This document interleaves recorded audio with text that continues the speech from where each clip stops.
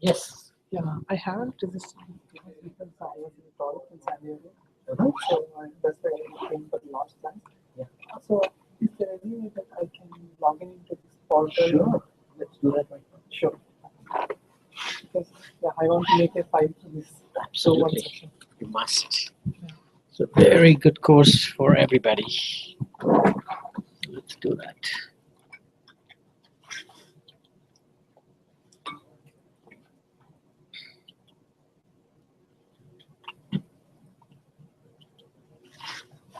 Is the entrepreneur What's your email address? mbn mbn dot majji at gmail.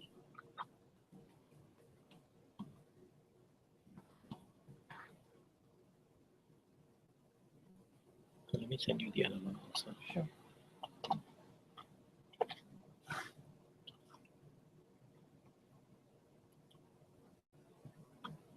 Can we still access the entrepreneurship one? Oh, That's what that's I'm doing. awesome. Yeah, I'm Yeah. giving you that. I already downloaded everything and saved. I already saved 101. Okay. Yeah. Same.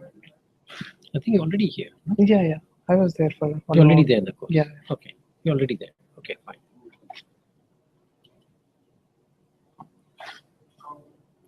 Okay, so you can register for the Sure. show. Thank you. Great.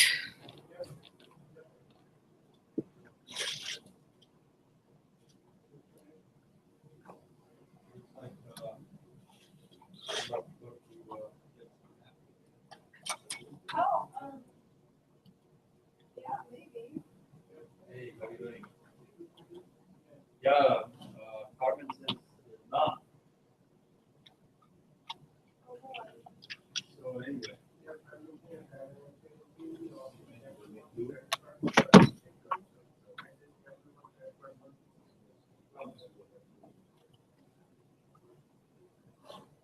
This side.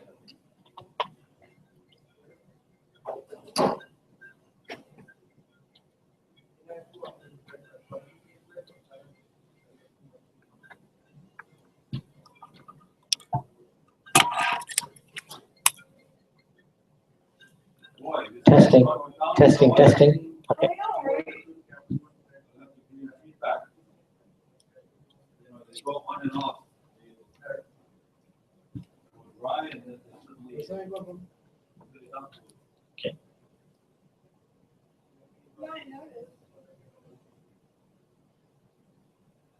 Testing. Oh. Testing. Barabar, can you hear me properly? Excellent.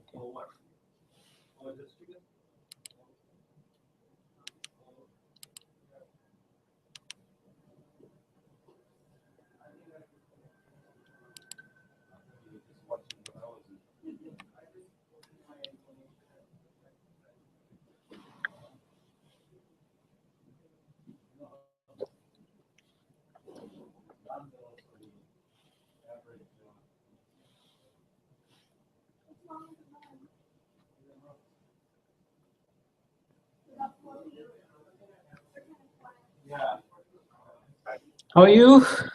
Good, how are you? Good. We have a few questions for you today. Sure. Whenever you have a chance. Let's see if there's anything.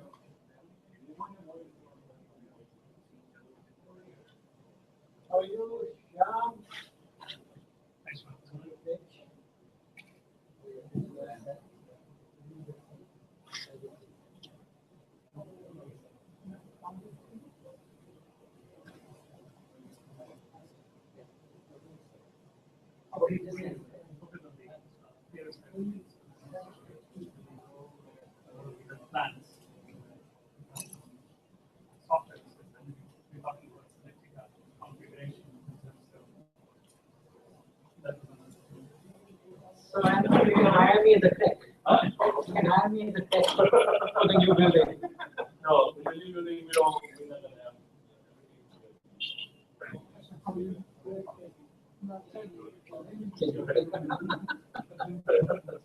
Yeah, the problem, yeah.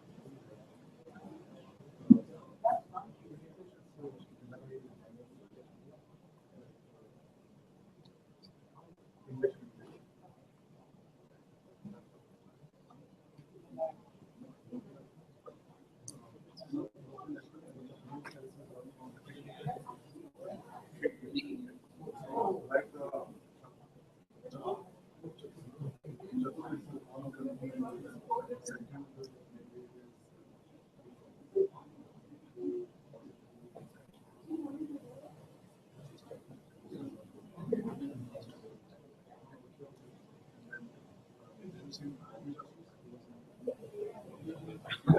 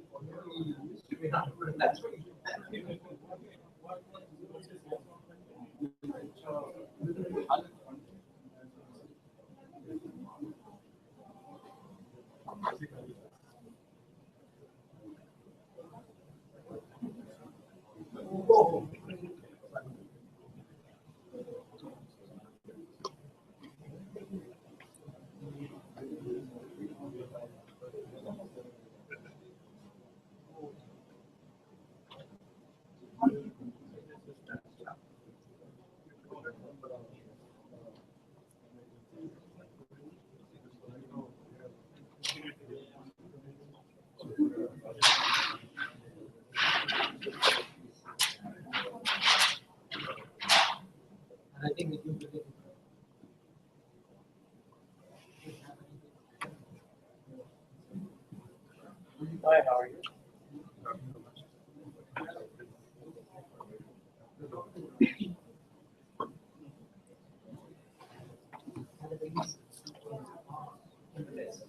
That's on the list.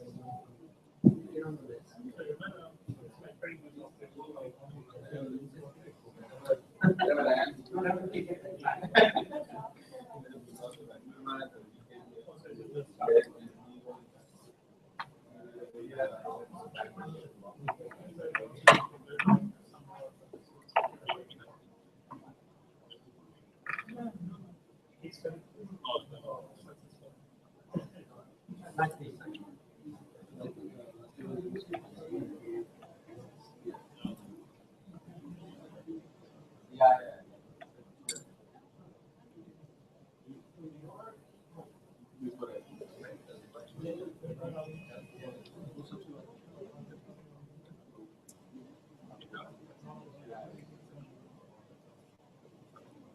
Thank you. Thank you.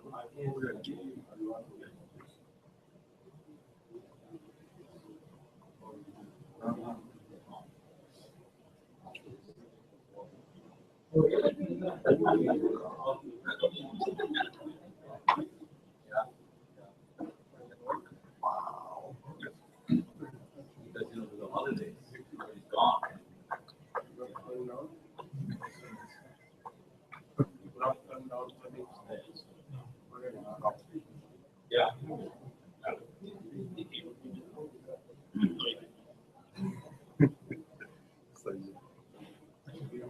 This place, not for that.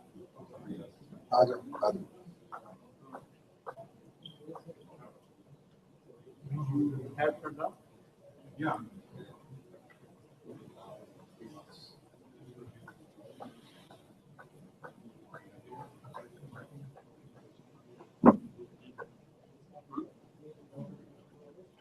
Right, we can afford to.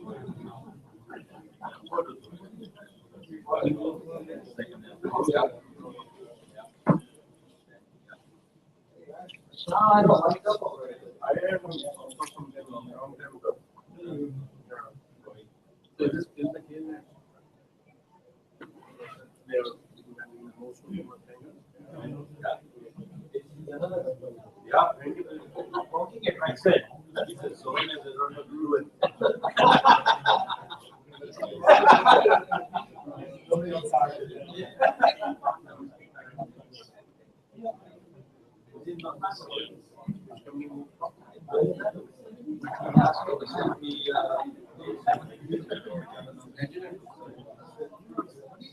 I have to ask for the money.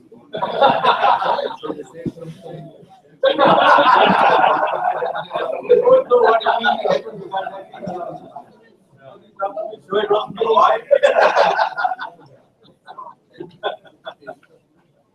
still have the same user, but I think What a problem. And wait to have students.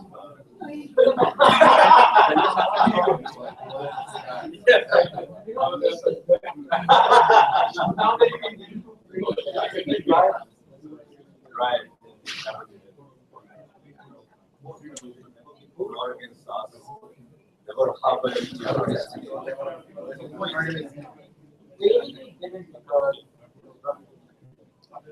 We have to do it before. We have to do it after giving people. So why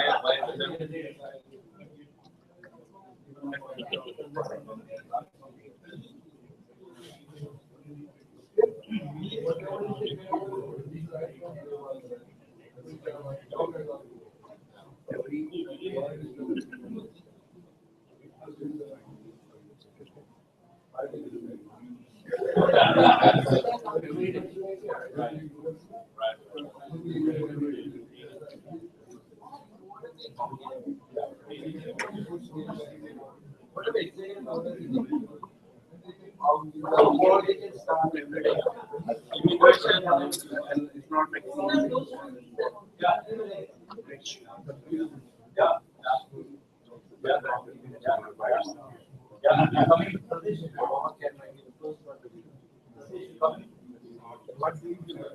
Oh yeah.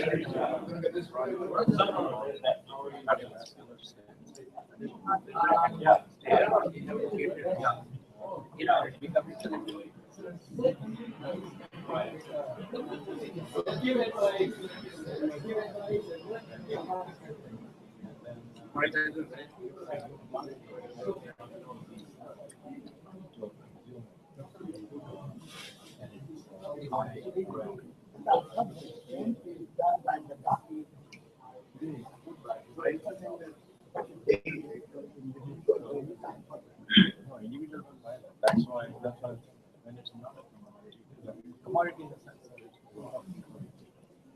but it's not a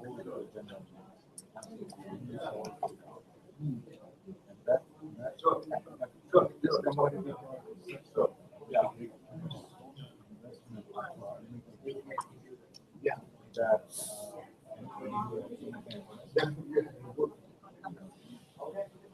Sure. Okay. But it depends on. No, I'm fine. You don't like what? No.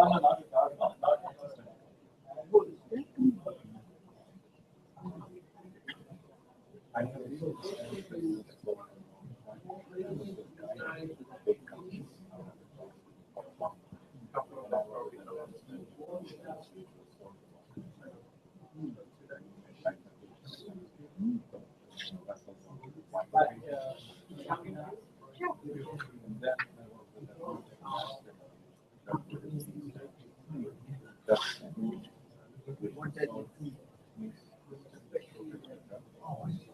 and then like also the RTO how do they look at each other? So they're that company it was sold to Japanese. Really?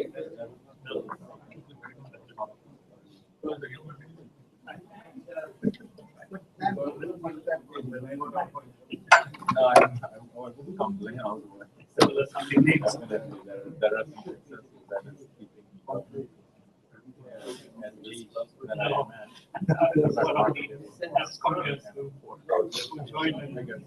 I am participating remotely. Because you market on your own. Since you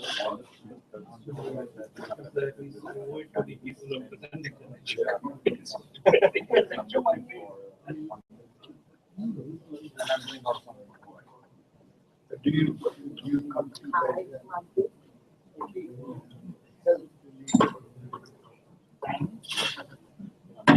what do you do? Are you startup mode? There are but I work at I need to get some So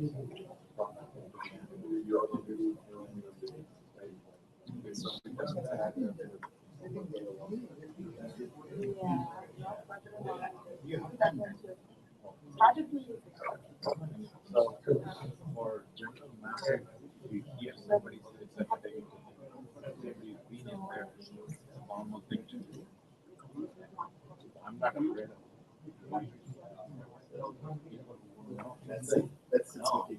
It's just like any regular.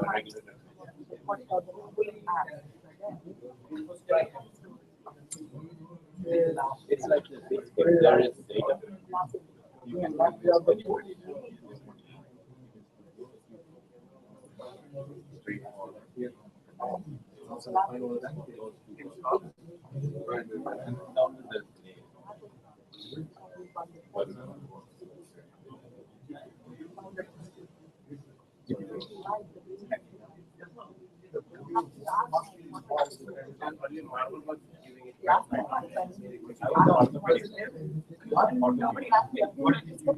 fine, many is fine, but not mobility. This one is fine. And acceleration is things that goes into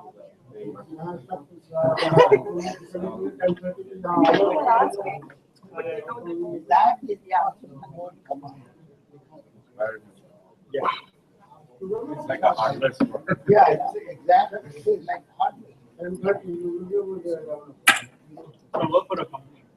Yes, if you look at the environment of a doctor who's doing surgery, it is literally hardware. Blades, screwdrivers, pliers. See many surgeries.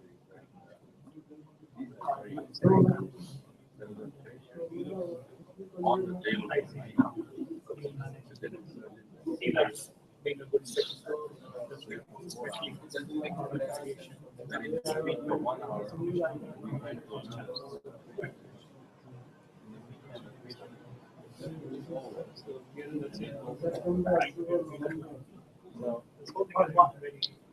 for all the things that they do, the lumbar, very good problem.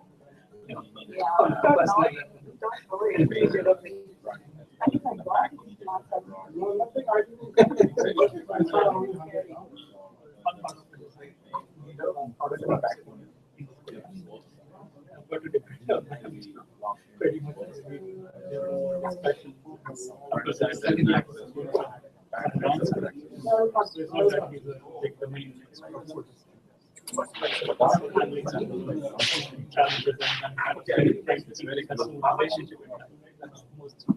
But Sky, hardly any. This is development. No, I am not. I love Python moving. Go talk to people. Get them interested in my work. most of the conversations are doing what are 6 plus. Most of the conversations is about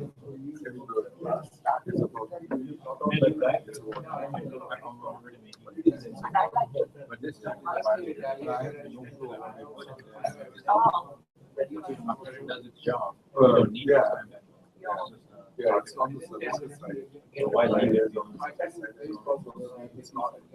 So There's common. But there are people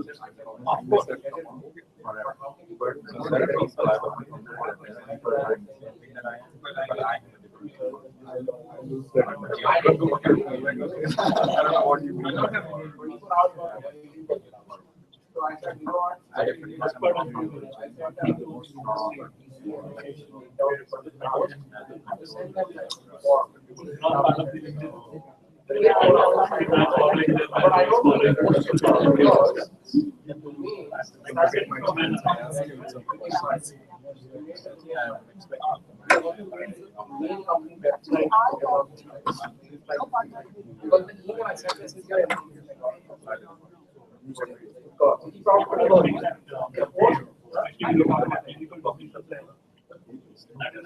now what I the toppers how to really thought about because now I register my whole day after my what I takes a very long time. You know that, right? If you're already comprehended, I had this done before. I would have told him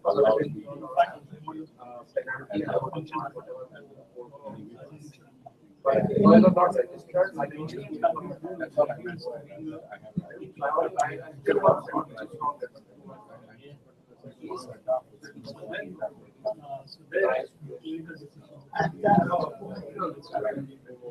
you can file it yourself. No, one guy that line you're not going to file.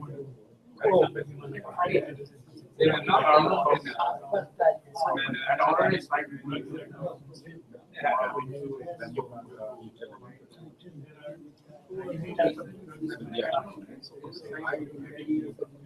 Right now, condition might and I it is treated in isolation. Somebody might go ahead and say, okay, this is fine.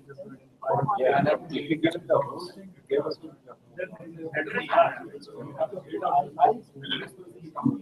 claims and then let them finish that. I mean, I was surprised. That's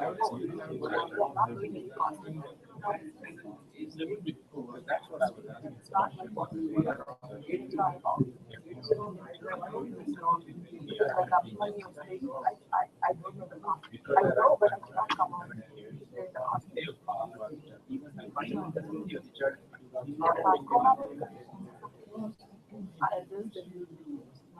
Yeah, right now.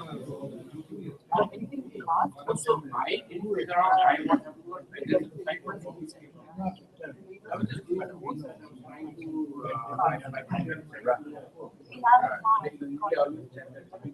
formatted, for example. Yeah, just looking at just sending and sending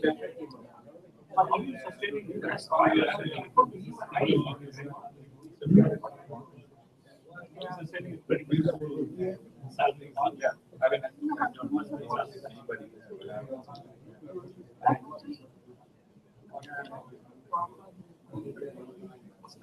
But you don't find interesting. Yeah.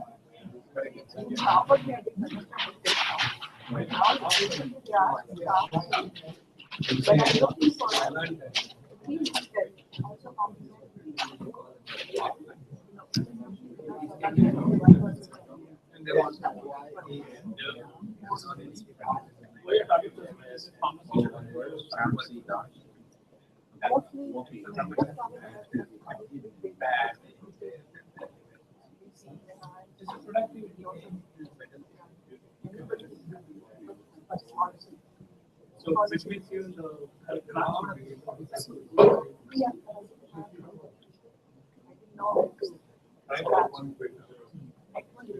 he does image you would consider just change the background. That's all he did. Something else. That's why I'm not I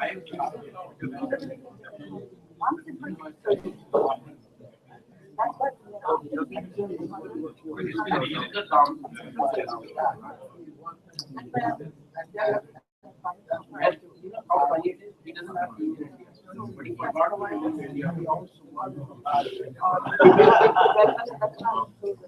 He still says I have professional in India and all that. Yes.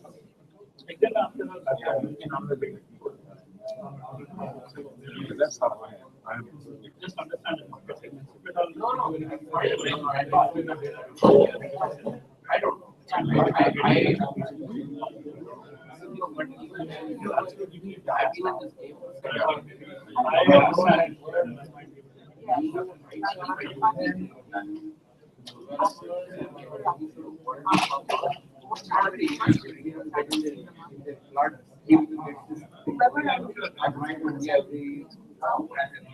Whenever my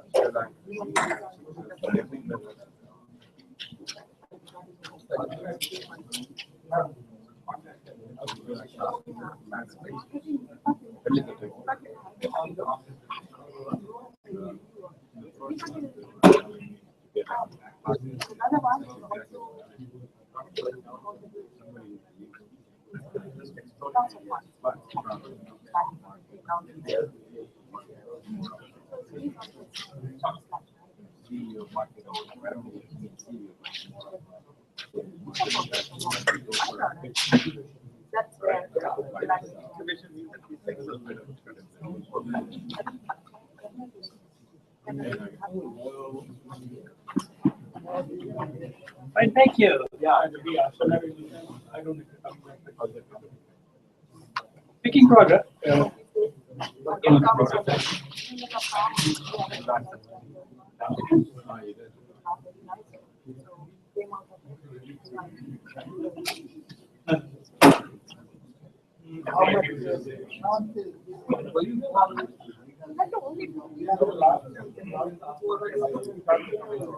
Is involved as a mentor, guide. There are these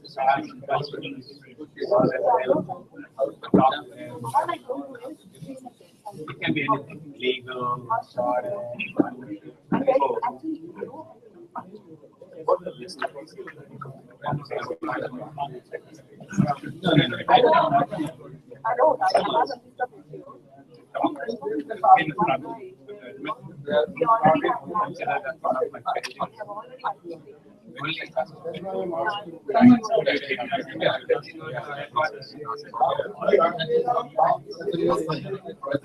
only where I have real friends. I mean, social media. Yeah.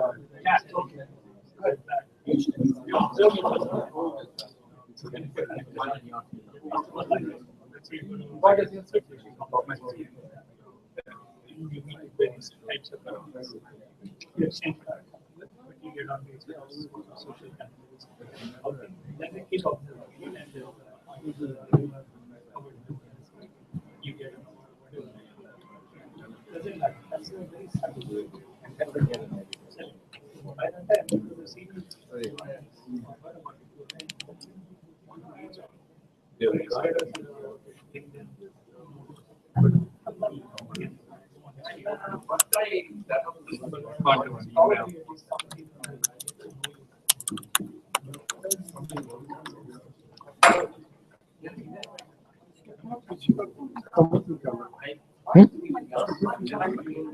थोड़ा पीछे करिए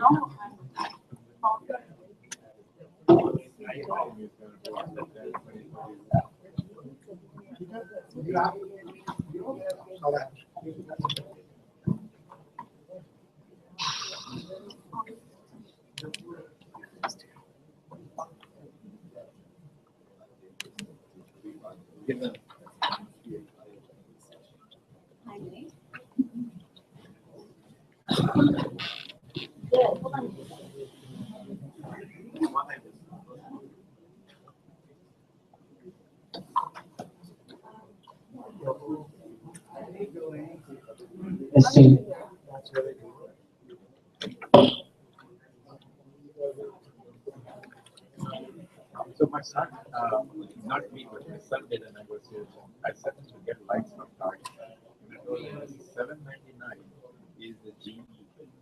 And so he goes there and there are no GB likes. And there's like $15.99. And it's just like at the store, at the sales guy. So he says, look, there is nothing you can do. You're not going to buy this. This is exactly what he wants. it can be plus. Comes back. The other guy decides, well, whatever, let me see if I can give you 10%.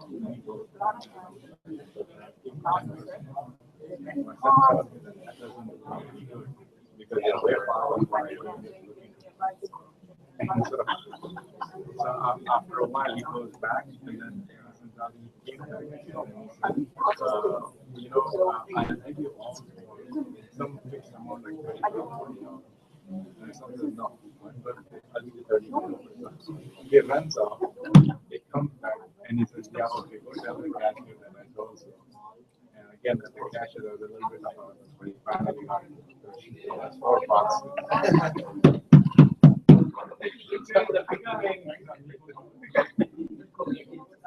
Yeah. You know, in fact, here in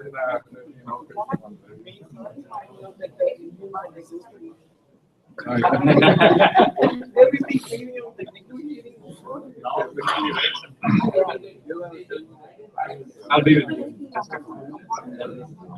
From my side, I was also getting a vendor the chassis for delivery. And the guy is beginning his probably wrong for $300. I wanted it for myself, and he still comes up with yes, delivery rather than Chicago. For some reason, this guy I had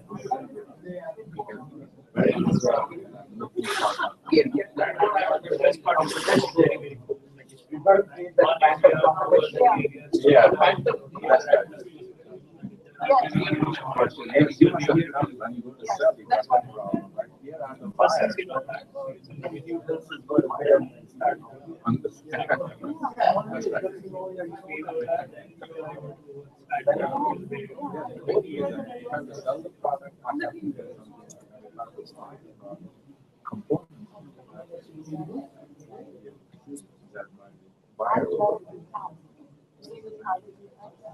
don't know where to go. But then he actually went over there. He said, I'm being very transparent. These are my issues. And then at the end, said, I have to put my 20% up. I said, why do you have to put your 20% market?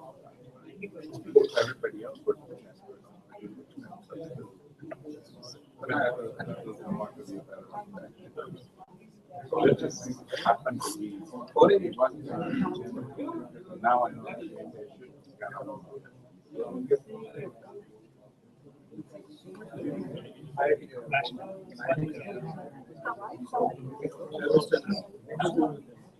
Yeah, he knows.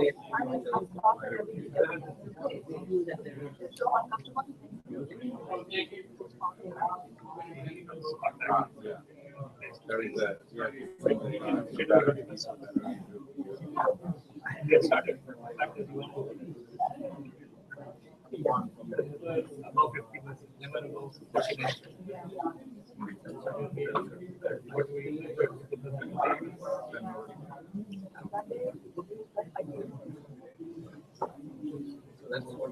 Because I was always afraid that, the guy finds out that he thinks we know how. That happened at the stage. That's not. Cognitive part of it, like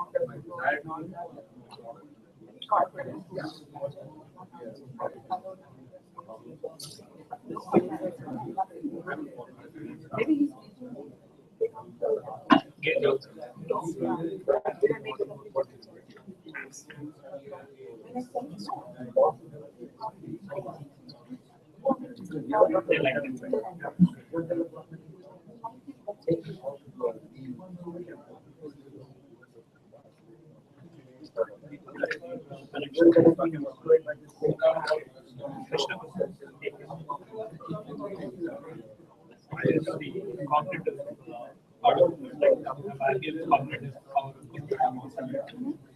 He's probably doing something like that. The point is that you're Probably not saying it doesn't have that. Machine learning.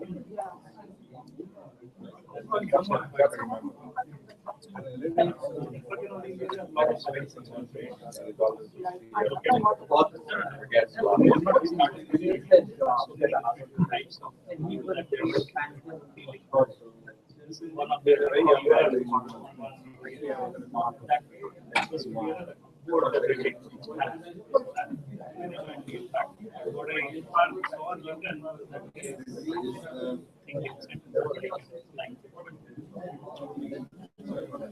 so he seems to be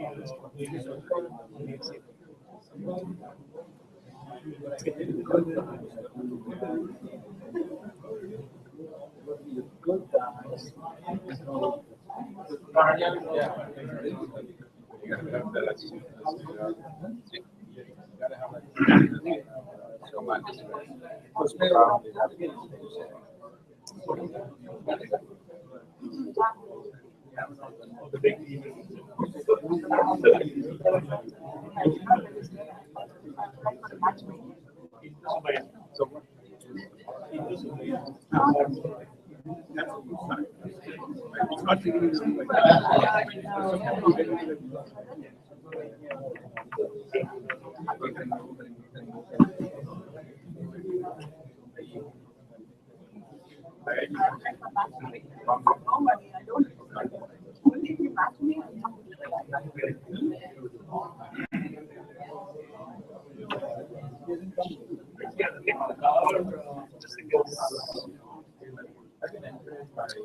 because it's small provider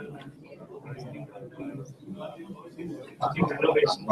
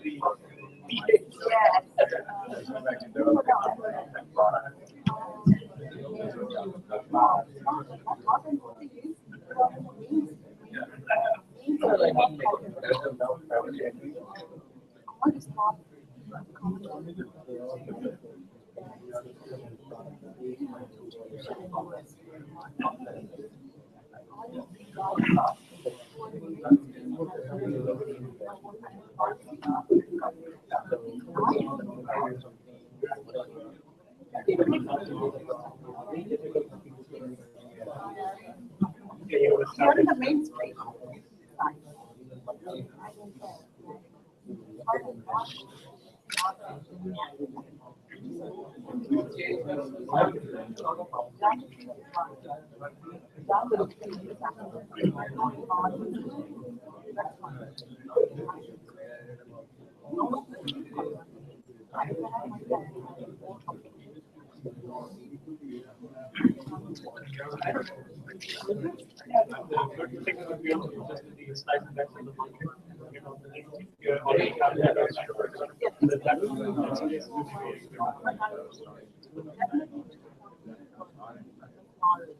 Small company, that's where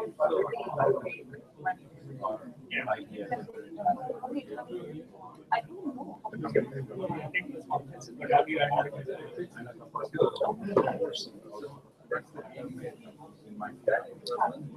I don't know. We have to set up, we have to still understand specific market segments. It can be ACOs, it can be provider organizations, hospitals, it can be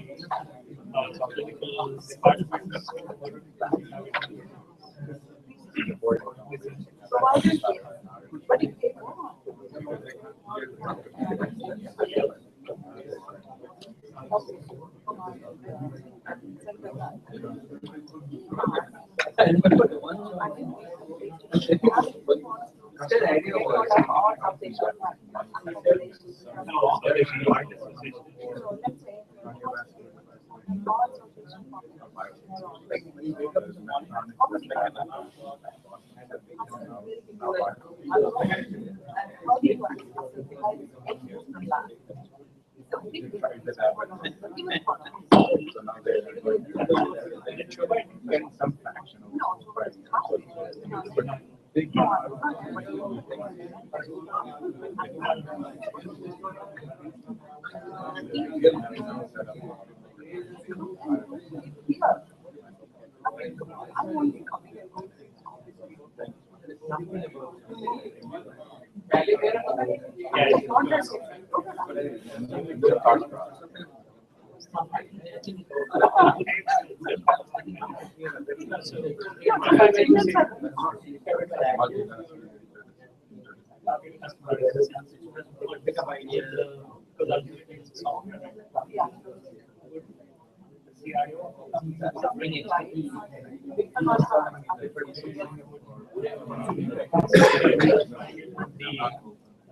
Person who's slicing and dicing, they want to know, okay, this is the market segment. The city in terms of state, culture, people. And this kind of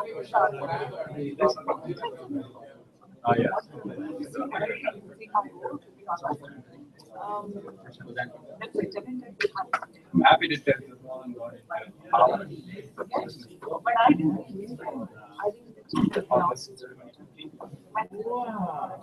because you would understand that better.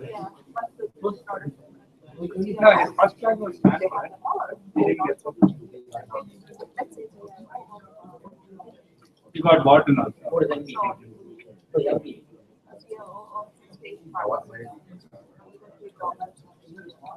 The brand value is practically is even better than Stanford. Stanford is much better. Sorry, Harvard gets better. Yes, because unless you click on this. They have increased their funding on entrepreneurship. That market segment is also good.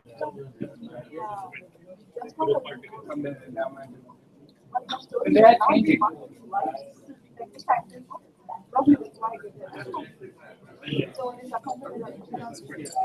Probably change the language, which kind of you need to understand the rules.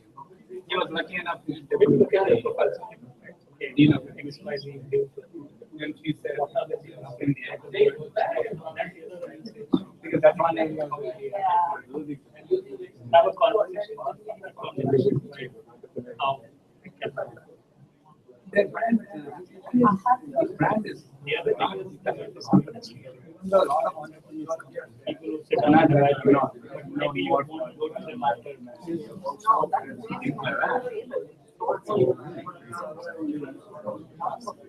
yeah. They have created they have created a fund help students.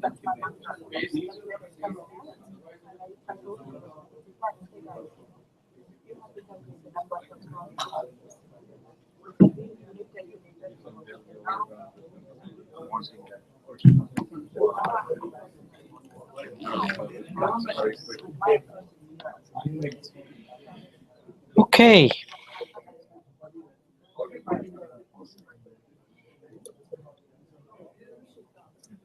It's done.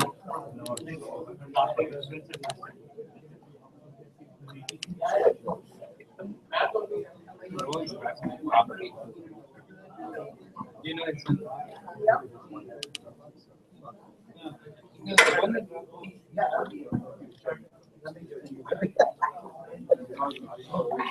Okay, why don't we kind of get started on, the class will start at 7 o'clock, but I think one of the things that we are going to do is, Sham? So one of the things that we are going to do today is hand out the winners for the homework assignments, and you know, we've got $300 $300 gift certificates. Okay, so I will just put them up.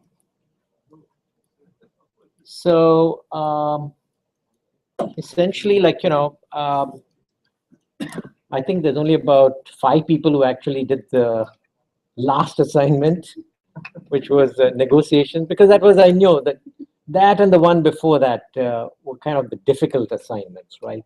Because you actually had to do something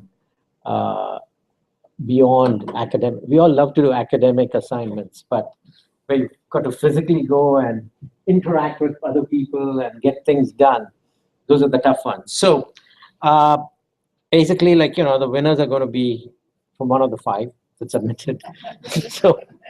so the winner number 1 is going to be Kittu Nagesh. This is his homework, where he did 3 negotiations. So maybe I'll have Kittu talk about the most interesting negotiation he did among the 3, and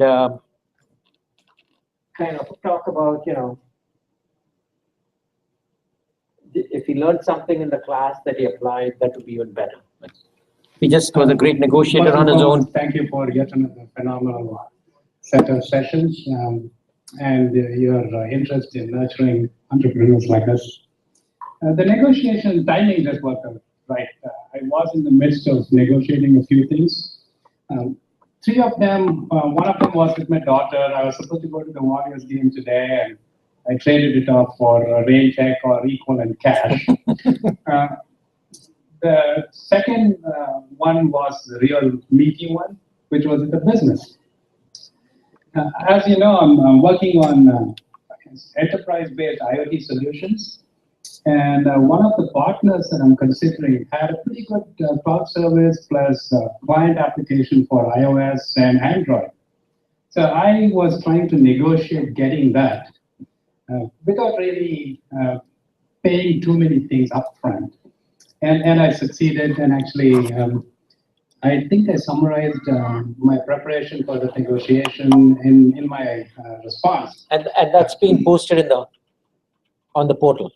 So you guys should read it, because you should read all the ones that are posted, because I think classes are one thing, but actually what some of you end up doing, it's really where the learning they're going to be there. So some of the principles, he was a friend of mine from Cisco, but I didn't let that come in the way of preparing for the negotiation, because the timing worked out right. I just taken his class. I decided to have this discussion at my house, because we are in the midst of building a demo. So the venue was convenient in some sense for me. Second, I wanted to negotiate a few things. One, getting the client with the logo for Cognito Networks, which he has agreed, and he has also given me a deadline and timeline for how we'll do it. The third thing was getting the solution without any encumbrances. So it's a revenue share model. If we make money, then they make money. I'm not giving any equity upfront. I'm not giving any money upfront. So that worked out pretty good. It was still win-win, because he really believes that our approach is complementary to his company, and therefore it was truly win-win. And having nice masala dosa and other things didn't hurt really the negotiation. The other key was the trust. I think we reached a stage where there was so much unconditional trust that the negotiation process itself was really easy. We also felt that in the short run, it's better for the two companies to be separate and then see if 1 + 1 becomes 3, because there are possibilities of combining the assets and making the company bigger. So all in all, it led to a good meeting of minds, and outputs included software, customization, and the timeline. And that was Great. Super. thank you. Okay. Great. So, number 2 is Nidhi Gupta. Is Nidhi Gupta here? Okay. So if she comes, I want her to share some of the negotiations that she did, because I think they were a lot of fun, the way she did them. So we'll let her speak when she's here.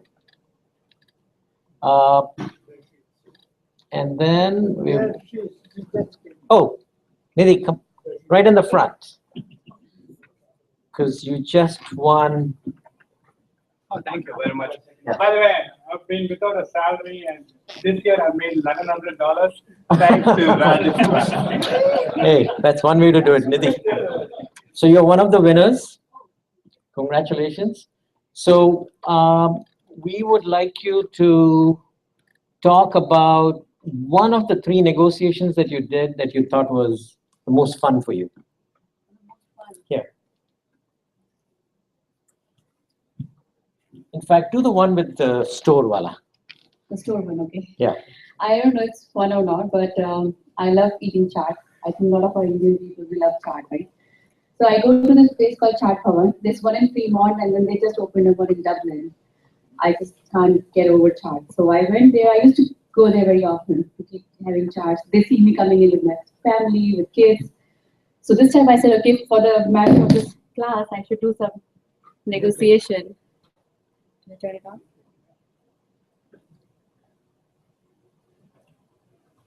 Hello? Hello? Oh, that's your mic. Can you hear me? Who's our helper? I can speak Yeah, louder. can you go and check at the back? Well, you can use the other mic.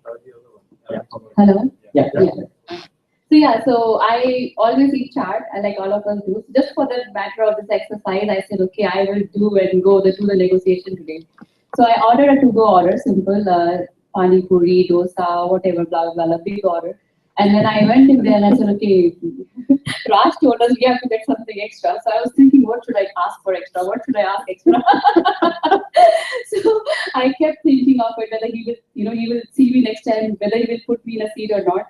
So I said, after I made the order, I said, okay, can I have some extra pani with this? Because the pani is always very less, So he agreed to it. I said, okay, I could probably ask something more.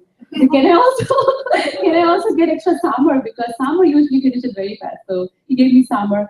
And he agreed to that too. I was like, okay, now I should ask something more. I said, I come here all the time. You should consider giving some regular customer discount. And he said, yeah, man, I'll open up a card for you. Every time you come in, you get a discount. I was like, whoa. So with the pani is never less, but with that extra pani, I went home and I made extra pani puri, because you always carry puri from Indian store, right? So I had extra puri. I made 3 times the pani puri that day. And I had the sambar to go to the next day. So it's very funny, but for the matter of the class, it was very, very good. So I enjoyed doing it. But And she can buy more pani puri with this $100. Congratulations. Thanks. Well done. So now if everybody goes to Chaat Bhavan and starts asking for this, I think it's going to be fun to see what happens. Okay. Okay, the third person that was interesting was Mohan Mahal. Is Mohan here? What did I negotiate? Okay, so I think you should talk about your negotiation with the family, because you got to live with them. This is the toughest one to do, and usually you will not win it. But I had to play little games with it, So the thing is that, I've been wanting to do a lot of things in my house, and my wife definitely has her eyes on the kitchen. And I keep telling her, Arvinder, we need to kind of make some improvements, look how our bills have been, everything is getting very expensive. So I do not want to, I cannot do the kitchen. Kitchen is very expensive. It's going to cost us at least $40,000, $50,000 to do the kitchen. He says, no, we have to do the kitchen. So, but I said, you know what? Let's see what we can do. I will do the kitchen if you can start helping saving energy in the house. Let's turn the lights off. Let's kind of make sure we conserve the energy. Otherwise, I want to buy some solar panels for the house because the PG&E bill in the winter time was going $500-$600, with the gas and electricity. So it was really, really high. So she said, no, we have to do the kitchen. I said, okay, let's do it this way. If we can bring our bill down by $250 in the next 3 months, then I will do the kitchen and will not do the solar panels. And I knew that's not going to happen. So eventually, we decided that 3 months passed by, 2 months passed by, the bills were really high. I got a great deal on solar panels. I worked with these companies and I did the analysis on it. And I said, this is wonderful. I'm going to save the money on the tax. I'm going to save the money on my PG&E bills. And I definitely build more energy efficient homes and I'll do that. So we got the solar panels last year and it saves us $200 every month now just for doing the solar panels in the house. So now, but I'm under, God, I have to do the kitchen in the next 6 months. So that was my negotiation with her. And then definitely But you talk about this, how you negotiated the solar panel.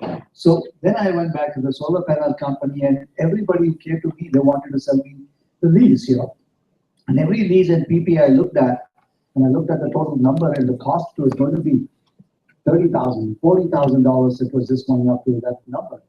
Then I kind of did the analysis and I said, the best number for me is to be able to go buy them out. And then they gave me a really good discount. And on top of that, which I did not put in a negotiation, for every referral I do, I get $1,000. So if I've already done 3 referrals, I've already made $3,000. So in fact, my part of the kitchen is going to start coming from those. So if I do have solar panels for you, I get $1,000 also, and you save the money too. So that was my negotiation in the house, Okay, well done. Hey, that was wonderful. Congratulations. Thank you very much. Okay. That goes to the kitchen budget. Okay, Prashant, if you can join us on the stage. Shyam, maybe you can join us on the stage. Yeah. Okay.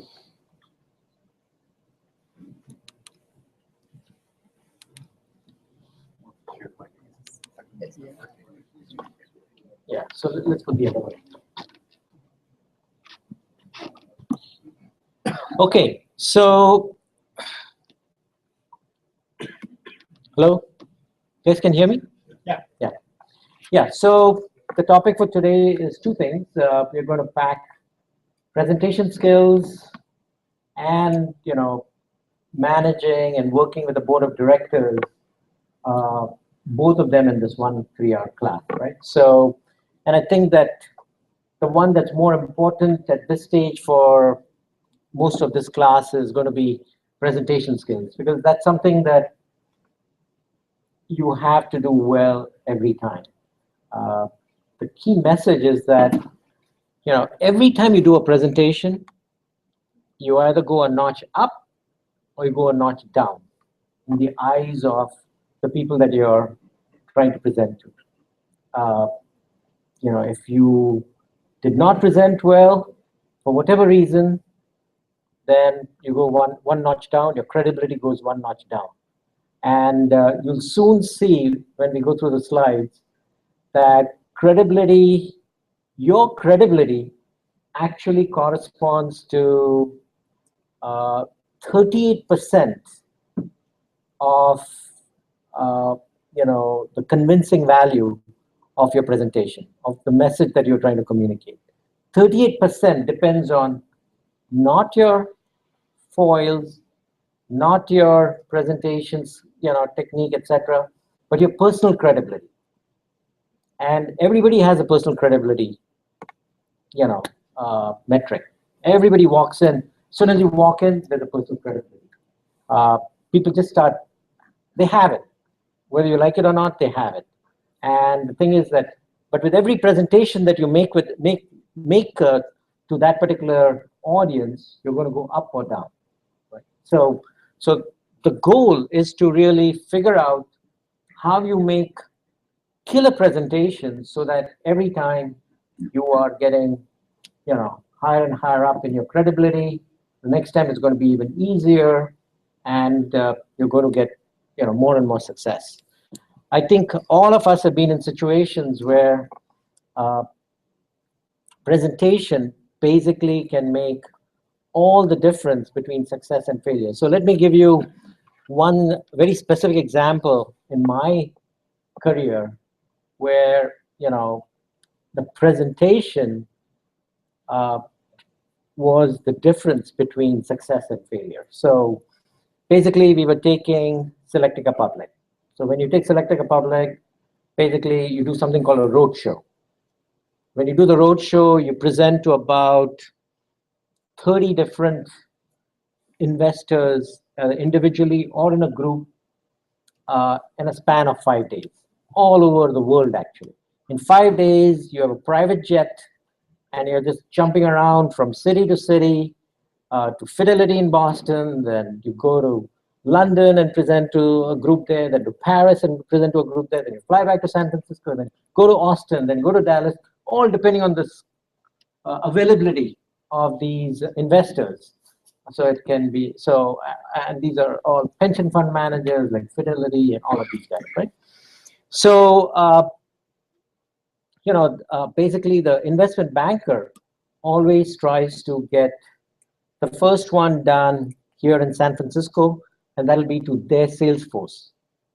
The people, so I had CSFB, Credit Suisse, as one of my underwriters. So I was presenting to them and to their sales force, San Francisco, California sales force, right? Or the West Coast sales force. Just so that, we can get this, get them fired up so that they can promote it to the investors.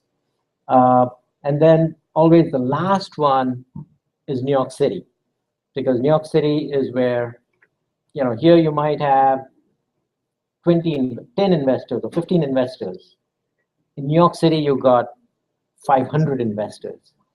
That's, believe it or not, the financial capital of the world. And so you always start at whatever town you are in, and then you always end in New York City. And Boston is great, it's number 2, but number 1 is always New York City.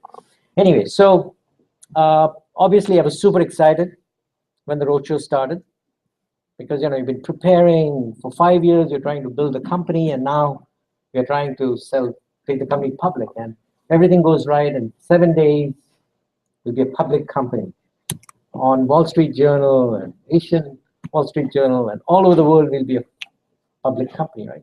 So obviously you're excited about it. So, the talk was at 8 o'clock in the morning, but at 5 a.m. I'm already up. By 5:30, I'm already ready, and then nothing to do. So I said, what shall I do? So I said, okay, let me relax. And, so I did yoga for 45 minutes and all that. And I was so relaxed. And then at 8 o'clock, when I went for the breakfast presentation, meet the presentation, I was so relaxed that the words wouldn't come out of my mouth. I am not joking. The words wouldn't come out of my mouth. I mean, I could not say a sentence properly. I could not, because the energy was not there. You just relaxed, So basically when I presented, it was almost like reading the presentation slides. That was my presentation, because that's all I could do, right? And I could see that after 30 minutes, they don't want to be negative, because the investment bankers want to pump up their company and their sales force. But I could see that their hearts had fallen, right? I mean, they were saying, boy, this is going to be a tough IPO. If this is the CEO can only give this kind of a presentation, no energy, And then, what happened was that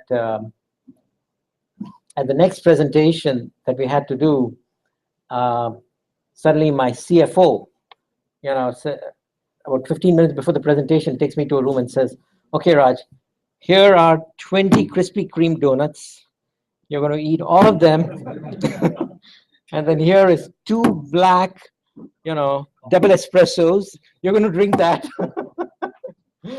and then you're going to give your talk.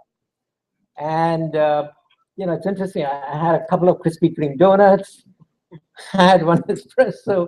And it's amazing. Like, the presentation was so powerful. So, you have to be passionate and excited about your own company and your delivery that, it's like by the time it was done, basically the salespeople were out ready to go and kill, in order to start selling the stock. And and then after that, I think I must have had more Krispy Kreme donuts and black coffee, because every day you make about 8 presentations, 8 o'clock presentation, 9:30 presentation, 11 o'clock, every hour and a half you're presenting to either 2 people or 10 people or whatever. And you're even in the middle for 2 hours, you're flying from one city to the next city, getting down, getting into a limo, and making a presentation. So it's like 8 presentations, same stuff over and over again. And you just have to deliver every time. If you don't deliver, that investor is not going to buy, right? So it's as simple as that. So anyway, killer presentation is definitely something that can be learned. It can be, and you'll get better the more you practice. And the value that you get out of making killer presentations is really it cannot. I don't think you can put a value to it.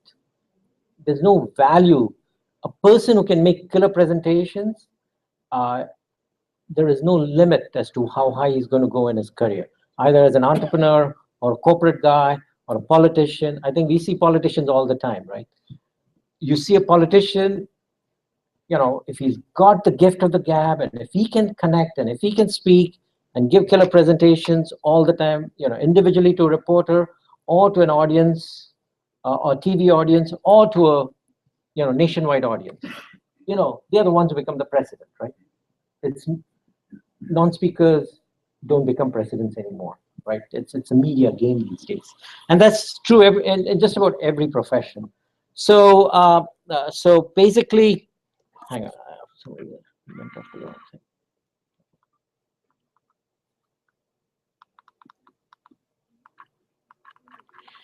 So basically, killer presentations and knowing how to make them, and that's what we're going to do over the next hour and a half, as to how do you actually create presentations, and when you deliver, you really succeed with your delivery. So so the most important message that I'd like all of y'all to take is that every person, doesn't matter whether he stutters, or whether his English is poor, or whether he's a nervous type, or because I was everything. I was all of that stuff and more. And but you can become, an outstanding speaker.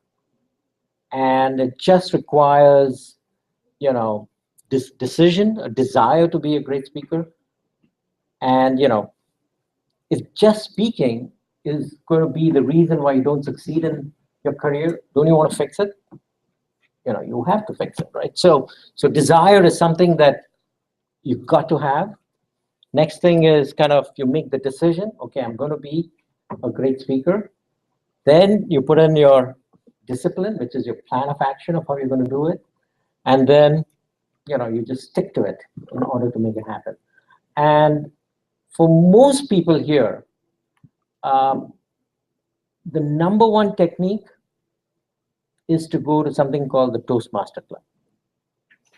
There are Toastmaster clubs all around. And, I think after this 6 weeks class, I think the next thing that all of you have to become a part of is the Toastmaster Club. And the reason is that, you're going to speak continuously every week with other people, and speaking repetitively in public is going to solve a lot of speaking problems.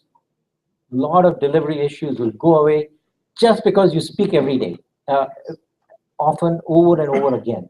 So don't think that you want to be great at Toastmaster Club from day one.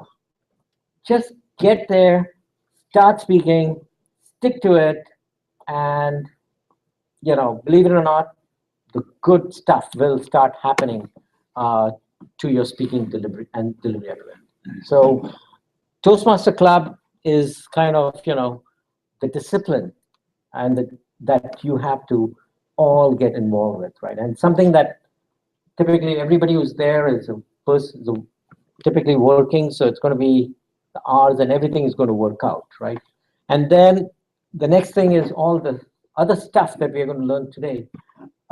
You have to start applying it in every presentation that you make, right? You have to apply it. Whatever you apply will become a part of you. Whatever you don't apply, you just go over your head, right? It will feel good, but has not changed your life, right? And there are lots and lots of examples of people. I think the greatest speaker in ancient history was a guy called Demosthenes or somebody. He used to stutter so much, so he used to put rocks in his mouth, stand in front of the sea, and speak for hours on end till the stutter went, and he could have a loud voice and he could deliver, right? So anybody and everybody can speak, and and everybody has the right to speak. So anybody want to add something to me? Okay. I think you put it up there, right, which is it's desire, decision, discipline, determination. Really what it comes down to is that your presentation skills are being critiqued as soon as you walk into the door. I'm sure Raj is going to ask me a little bit later, but I think from the investor side, I've been in venture capital for a long time. I run TiEngels, I run the Ti Launchpad program that Nagesh is part of. And every entrepreneur that we see, from the moment that entrepreneur says hello, that person is being critiqued over their presentation skills. Can they deliver? Can they deliver confidently? Can they speak clearly? Can they communicate logically? And most importantly, in presentation skills, the goal of it is not can you speak clearly, but the goal is can your message be heard? And that means that you have to understand how the audience is perceiving what you're saying. And that's a really, really big leap that a lot of entrepreneurs don't make because they're so buried in thinking about their features, their benefits, etc., and they don't understand the art of getting that message heard. So I hope you're going to be covering some of that. Absolutely. Yeah. Perfect. Okay. So basically, just to give you an idea, presentations are very logical. And there's just a standard flow that all of them have. It's a question of kind of how much effort you put in at different steps in order to make it flow smoother, to make it impactful, to connect with the audience, all of that, right? So I'll just give you what is a good presentation so that nobody is got any confusion when you start doing a presentation, how it should be structured and how it should flow, right? So just the basics. So the first thing is that, people basically remember stories. So when you make your presentation, there has to be a flow, like a story has a flow. So the presentation, whether it's a technical presentation or a business presentation, there's got to be a flow of some sort or the other. You can make it like a journey. You can make it like a problem to be solved. You can make it like a detective story. This happened, this happened, this happened, and then this was missing, whatever. But it has to be framed into some sort of a story. And the best place to kind of see this in action are TED Talks, right? These are 18-minute, 22-minute talks on just about anything and everything out there, on every topic there is, whatever you're interested in, there is a TED Talk in that space. And you should just listen to them, because the TED organizers have mastered the skill of taking people who have a message to communicate and teaching them how to communicate that message. Right? They actually spend about 6 to 9 months working with the TED speaker for an 18-minute or 22-minute presentation. 6 to 9 months are put in order to do that. But look at the impact. Have you ever seen a bad TED Talk? Have you ever seen a TED Talk that did not grab you from first minute and kept you at the edge of your seat till the end, till the 18th or 22nd minute? Every one of them. And okay, TED Talk. Just search for TED Talk. And basically, you know, all of them are some sort of a story. Yeah, it's a journey or a story or on something or the other. And then,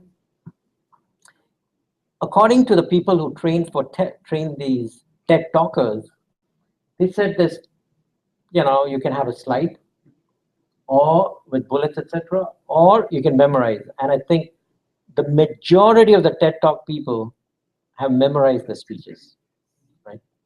And people who memorize the speech have the ability to actually go ahead and, you know, connect with different people in the audience, right? So one of the things you're going to learn in this particular talk is, you know, how do you connect with an audience? You can't connect with an audience all at one time.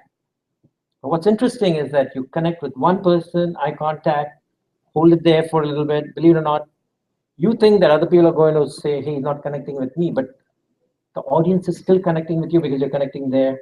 Then you move to somebody else, you connect with them. Then you move to somebody else. So as you scan, but at every point where you stop, you connect and you smile and you build that relationship, the whole audience is connecting at you at that time, right? So basically, by memorizing, you do that. So, and then they all talk about stage presence, right? And if you notice, all the TED Talk people, they make eye contact with somebody in the audience or the other right from the very first go, right? From the minute you say go, they develop eye contact. They all, for some reason, have a loud voice. People in the last row can hear them very clearly. You know, they've taken very good care of the sound system at TED Talks.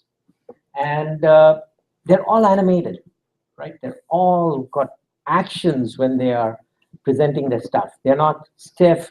They're not kind of keeping their hands together. They are, you know, moving around so that basically people respond to the body language of the speaker, right? And soon you'll see that body language is 55% of the communication of the message. I said 38% was your credibility, 55% is your body language. So what's left?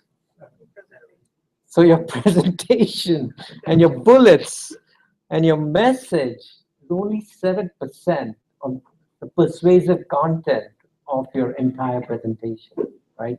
So, you know, your facial expressions, your gestures, how you stand, you know, how you hold your neck, how you hold your chin, all of that corresponds to 55% of the message, right? So develop stage presence is the third one.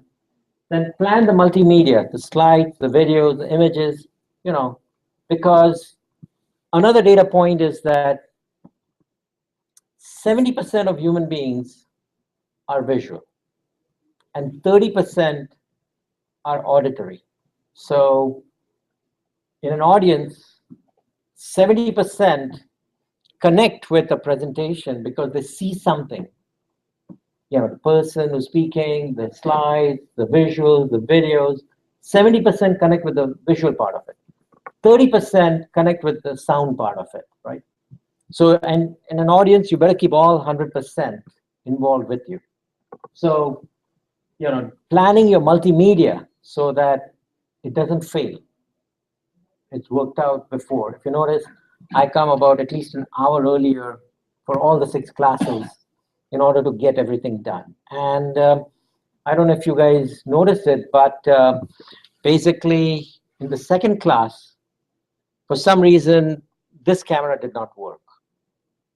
So I had to adapt where I took the camera from my Surface Pro and I used that for doing the Google Hangout.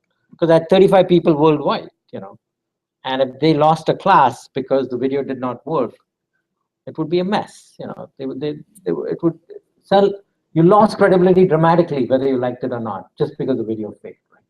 And so you have to plan your video and your audio and the sound system really well. I think, TiE has really got its act together in the last 4 or 5 years, because the sound system here was horrible. And one day it will work, one day it'll be noisy, scratchy, some speakers, but now they've got their act together. But in most hotels, etc., multimedia is not going to be in good shape. And you better be there the day before or with enough lead time in order to be able to handle all of that. But that's, if that fails, you can't give a good presentation. People can't hear you. And the last thing is, practice, practice, practice. So you have to learn how to deliver. And there are many ways to practice, right? So one of the ways that there's Brian Tracy, who's written this book called Speak to Win. I put that on the first slide, but everybody should write it down. Speak to Win. Great, great, great, great book. Kindle price today is only $3.79. I cannot imagine a more higher ROI. Karis was good, but this is even better. Karis was, I think, $13. I think most of you have recovered your $13. At least the guys, 5 people that did their homework, already recovered the $13 on the course, right? So, but here it's $3.79. Speak to Win. It's a must buy for everybody, and it's just going to be fun to read it also, right? So putting it all together, practice, practice, practice. You guys want to add something? As when you put the slide up, I was thinking about this a little bit. This is a good framework, but it's not a formula. So you really, again, relating it back to entrepreneurs, I think this is a good general guideline for presentations of any sort, whether it's back at your company's some team meeting, etc. But it's just, especially with investors, it's just not a formula. And so these are the right ingredients, but how you actually put them up is going to make a difference in how you do this. What that means, for example, frame your story. Frame your story by making it very personal. You can make it very personal by talking about how it personally relates to you, but you can also make it personal of how it relates to the audience. So these kind of decision points that you have to try to think about when you're creating your story. One of the biggest things that I always tell companies, and Nagesh has heard this before, is investors have heard these stories repeatedly, and they hear the same stories repeatedly. So a story is not something where you come in and say, we have the biggest, fastest, cheapest product that does X, Y, Z. That they hear over and over again. You have to come up with a very novel way of explaining why you're different and why that investor should invest in your company. So that's just kind of a generality to think about as we go through these slides. I just want to make a comment on that. As you guys know, I do enjoy presenting and talking, and I have actually won many awards. But the reason I'm saying that is there is a dose of humility. You can literally never. I've watched a presentation, right? And it is so humbling that you botch it up. And actually, I've learned a lot. Different people have different styles. Prashant has his, I have mine. But Prashant actually is the optics of the presentation. Because what happens is sometimes, in my case, even though I do believe I'm a good presenter, the optics was different. I was thinking my company is the best, my product is the best. But Prashant said, Nigel, they're comparing IoT to IoT, right? They are comparing IoT with the biomedical. or there's some other investment. It's so fundamental, right? I missed that, and in fact, I want to thank Prashant in public. Have a dose of humility. You will learn in every presentation from everybody, but you build your style. It's not like you have to copy somebody's style, and have mentors. And it doesn't matter, you may be the best presenter, but have mentors. Learn every presentation, learn something. So I have to thank Prashant because he has focused on my weakness. I missed the optics in one or two presentations, and actually in the next presentation, I made it a point that I tell the story differently. It's still a journey, but hopefully you have mentors like Prashant in yours as well. Thank you very much. Okay. Continuing on. So basically, like, just to understand presentations, you're going to give a lot of different kinds of presentations. So you have to adapt your presentation style to the presentation that you're going to be giving, right? So again, this is from one of the articles that I posted in my reading material. So basically, they said that there is a continuum from a report, where it's just data, informative data that is being presented, right?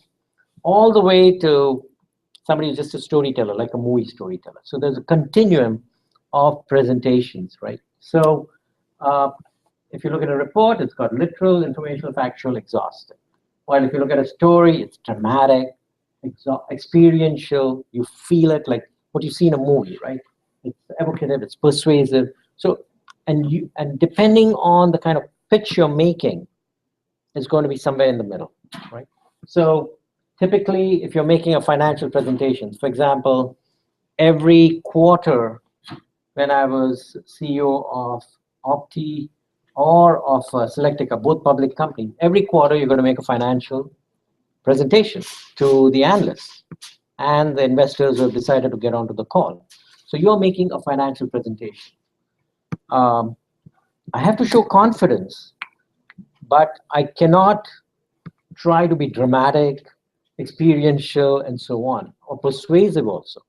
I've got to be persuasive, but it should be done very, very carefully. It's not something where I'm trying to convince them to buy my stock, right? I cannot do, it's not selling per se. In fact, you're not allowed to sell on the roadshow, by the way. The roadshow is there to just communicate the company's prospectus. The prospectus is a big fat document, which has got more horrible stuff than good stuff that you're allowed to write in that about your company, right? So you only less than 10% of it is positives. 90% of it is all the wrong things that can go wrong with your company, because you want all those disclosures in place so that if any of them go wrong, you don't get a lawsuit doesn't get filed against you for not providing adequate information. Anyway, so financial presentations, the data is there, but I also want to tell the company strategy, the product strategy, the competitive landscape, all of that stuff. So there's a little bit of a story too. Moving on to a product launch, obviously more of a story. What are the benefits that the customer is going to get by using your product? When you talk to the media and you're doing a product launch, what market segments will get benefit of it? How this is superior solution compared to competitive offerings out there, and so on. Why it's going to create a new market, all of that stuff. So there's more of a story to tell when you go to product. Then you come to the VC pitch. And I personally think that, VCs are jaded, because I believe that each of them reads about 200 to maybe 500 business plans a year. Every day, 3 or 4 business plans just pop up on their tables, and they have to pack in studying those, reading those business plans, along with hearing 2 or 3 pitches, along with sitting on, one board or so. So they are,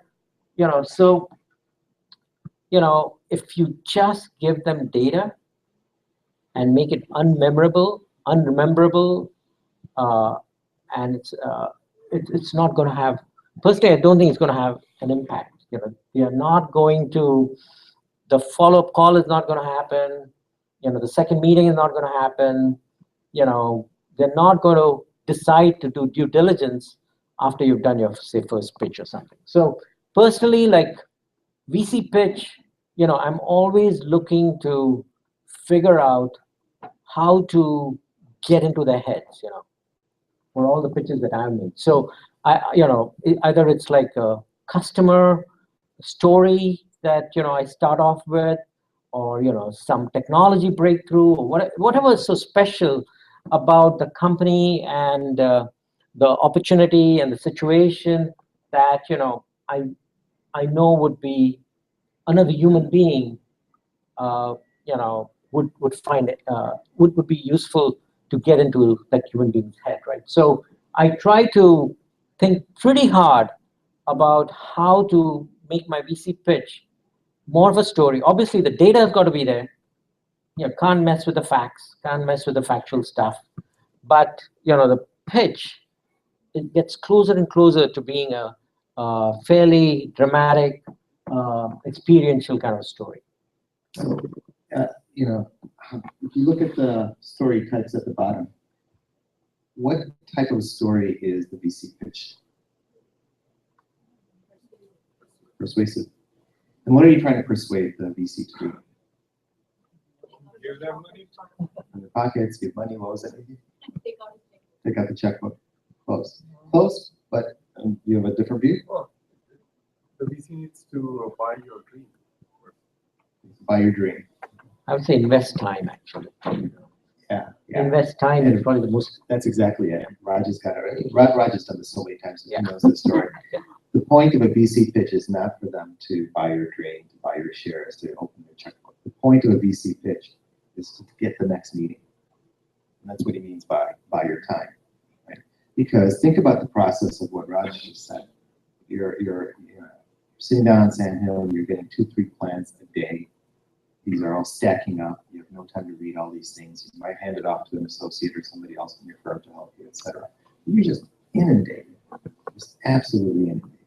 And so they're not going to make a decision anyway, even if they weren't inundated, on just one pitch. And so you shouldn't try to sell your company on just one pitch. You have to understand it's part of the process.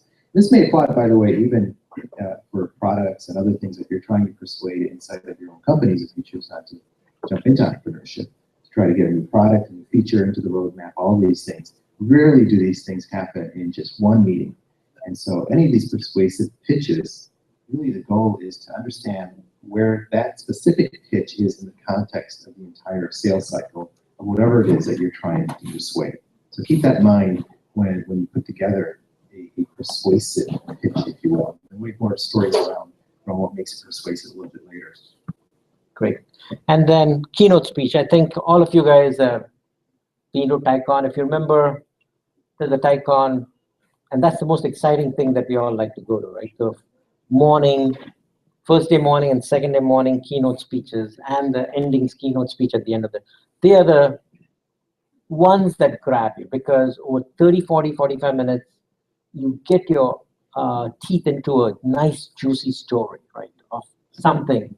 Whether it was Arnold Schwarzenegger, telling his story, or Ted Turner telling his story, the way they communicate, the fact that, Ted Turner comes and says at the TiECon keynote that, he's got 2 statues, and only 2 statues on his desktop. And one of them is Mahatma Gandhi. Now, when he says it this way, guess what? To this audience, which is highly Indian, first of all, he connects very well. Instant connection. What a beautiful way to get instant connection without even doing any work, right? Without eye contact, no eye contact, 3,000 people are connected with you. The minute he said that one of them is Mahatma Gandhi, right? I think the other one is Martin Luther King, but he's in Atlanta, right? So, but the point is that, these guys, when they give their keynote speech, it is, keynote speeches are great because, as you'll see in the presentation, is the one where a lot of effort has gone into creating a nice, interesting flow that that spans 45 minutes to an hour, right? And so we'll come more to that later. Basically, let's go to the structure of a speech. So the first thing, and probably the most important, is the opening, and then this, probably even the more important than even the opening is actually the closing, because the opening and the closing are the two things that are most likely to have been the one that left a lasting impact and something that created a change in the behavior of the audience, right? The whole goal of a speech or any presentation is to get some action out of the listener. In the case of the VC, he should be motivated to do some due diligence or set up a meeting or call you in again a week or 2 weeks later, or get an associate assigned to do some work with you. But to get some action is the goal of the VC meeting. Same way, from every speech that you give, every talk that you give, you want action. If all it is thank you very much, and then he goes back and the customer or the prospect just goes back and continues doing what he was doing before he walked into the meeting, you really wasted your time, guys.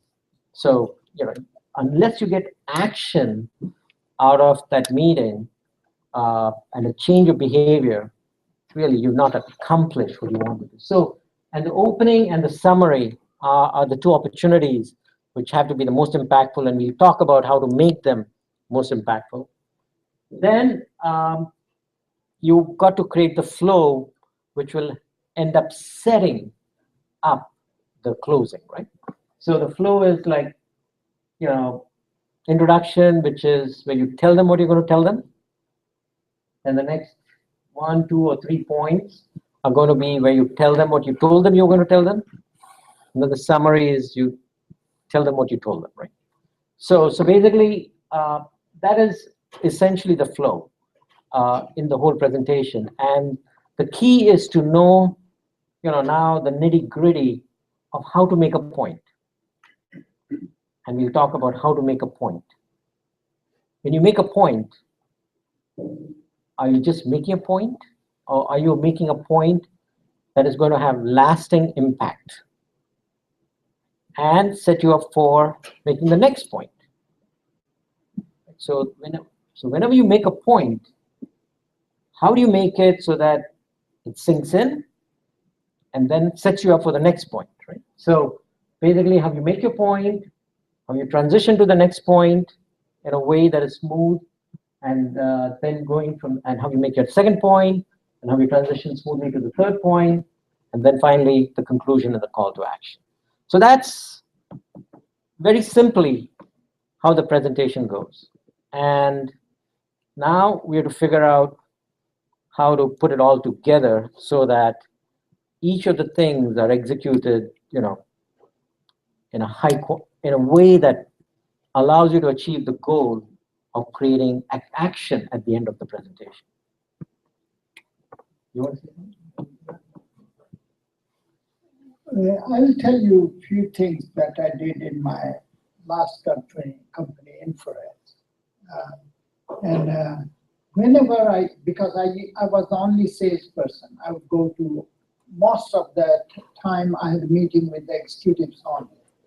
Therefore, whenever I went to any meeting, I had 3 things I had already decided in my mind. These 3 things I should accomplish. Therefore, the number 1, highest priority, number 2, the second one, and the minimum I have to get this much. Therefore, every presentation, I evaluated myself. What did I accomplish against these 3 things that I had in my mind? And that is what helped me to grow and improve. If I couldn't get, I don't think I usually get up to the minimum, but I would like to get all the 3. And if I didn't get it, evaluate what did go wrong. Why didn't I do that? Once you you evaluate yourself, you will improve next time. One thing I was going to suggest on the structure of the speech about getting the attention, etc. Again, a lot of this, just to tie what Raj said about Ted Turner's talk, is it really means understanding your audience. It means really knowing who that audience is and understanding the context of the world that they live in. So if you're pitching, of course, to investors and they're seeing business plans all the time, they've probably seen the pattern all the time. They've probably seen companies come in all the time saying how they're the greatest things in sliced bread, all of them.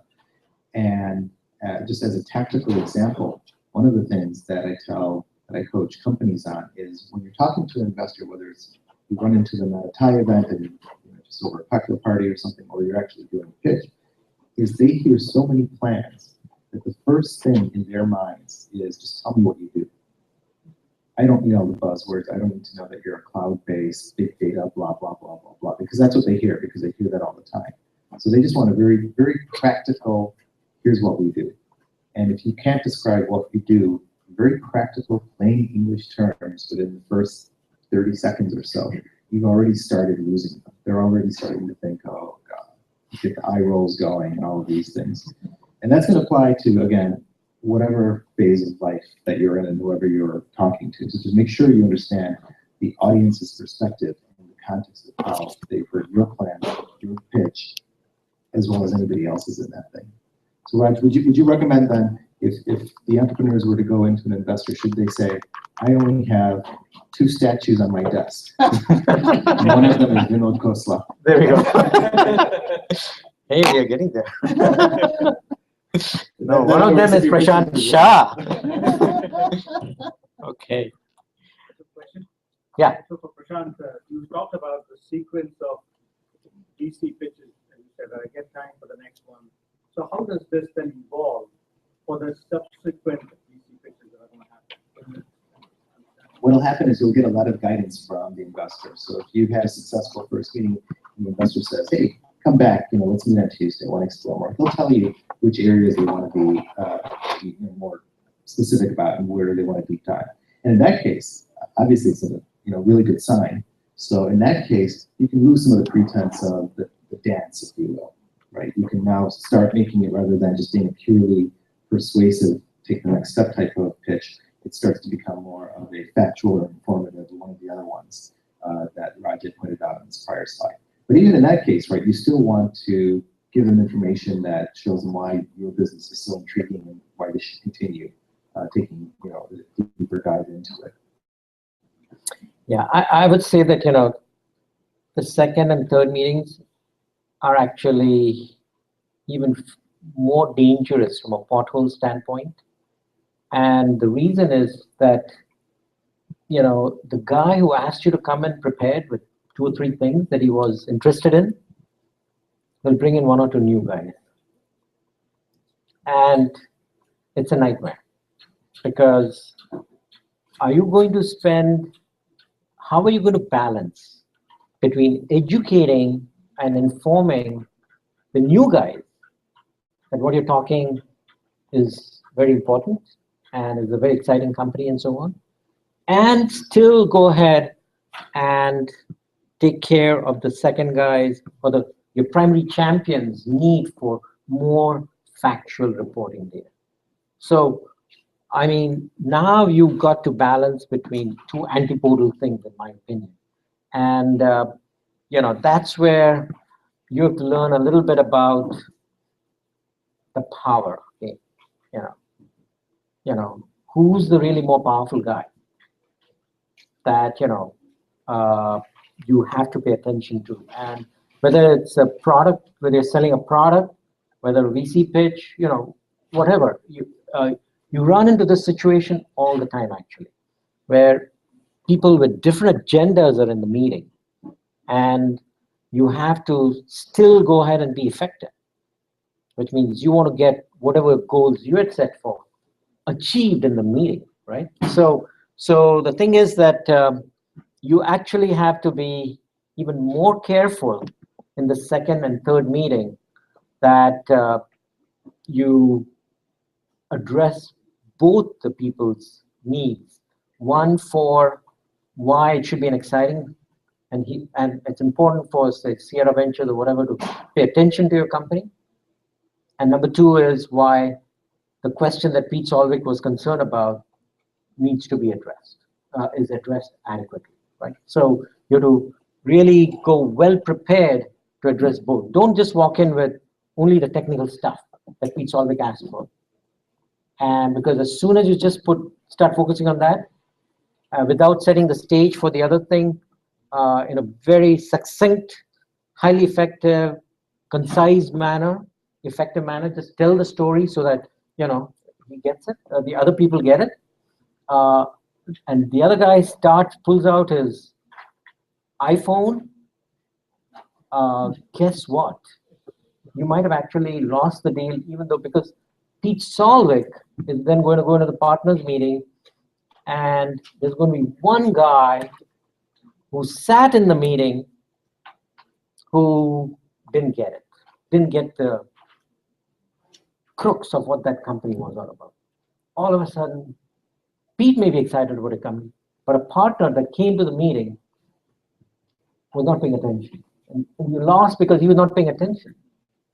And that's because you made the mistake of not, so what I would do in that situation is I would say, let me refresh everybody about, why this company is so exciting and why I'm so excited and why I've committed everything to this company or whatever. And, have a 30-second pitch that is really on the mark. And then guess what? That automatically convinces that other person who's come to the meeting that, this guy gets it, that, he's got to first set the framework for about this company and the pitch, right? And then whenever I'm speaking to Pete Solvik about the techie stuff, I will first set it up in understandable stuff for everybody in the audience. So, because the other guys may not be the techie guys. So I'll set it up first in simple English that will communicate the message that I'm going to give Pete, and then I'll go into detail, and then I also hand out, a full-fledged report, which is impressive, impactful, etc., to Pete at the same time. So Pete, we can talk more about this, one-on-one or whatever. I think what Raj is just reminding you is that the presentations aren't given in a vacuum. They're always part of some kind of a process, usually a sales process of some sort, whether it's with investors or internal. So just know where you are in that process and adjust your presentations and your pitches. And you have to think on your feet. If Pete brings in his partner who you weren't expecting it, you may have to give the same pitch again, but faster, and try to get the other new partner to really understand it over a 10-minute conversation this time instead of the 40 minutes that Pete took last time. Yeah, exactly. Is there a number of follow-up that is to be considered before you say it's not going to work? I was in a situation with a Japanese company, and there are follow-ups after follow-ups for 9 months. In the end, nothing happened. So at what point do you say that's enough in the presentation? Well, the thing is that, there are different cultures that have got different buying criteria and customer relationship criteria. And I think we covered that in the selling class quite a bit as to how the Japanese buy, how the Americans buy, how the Taiwanese buy, how the Europeans buy. And even in Europe, every country, Germans buy one way, French buy another way, English buy another way. And the Italians and Spanish buy but never pay. But, or pay very reluctantly. but jokes aside, but the point is that, with the Japanese in a nutshell, first they want to decide whether they want to do business with you, period. Do they want to do business with you or not is their primary criteria. If they want to do business with you, believe it or not, they will figure out a way to do business with you. They will, work with you. They will send engineers to your company. They'll move heaven and earth in order to do business with you. So they are amazing customers if they trust you, if they really want to do business with you. So there's a lot of skill that goes into getting basically the Japanese who are very relationship oriented to do business with you. And there's a lot of prep that needs to be done in terms of just understanding the sales process and the sales mindset of the Japanese. But the same thing is true with other places too. The Japanese in particular, there are books and books. All you got to do is, these days, everything's on the internet. So study it before you try to do business with any particular ethnic group. To clarify my question, the call of action, do you actually at some point say, are you going to write a check or let's call it? Number one is that, okay, first of all, you have to ask for the check. You have to ask for the PO. You have to ask for the PO. So the question is, you have to ask for the PO in a different way with different types of people. I mean, young people, old people, purchasing people, executive people. One ethnic group, another ethnic group, one country, another country.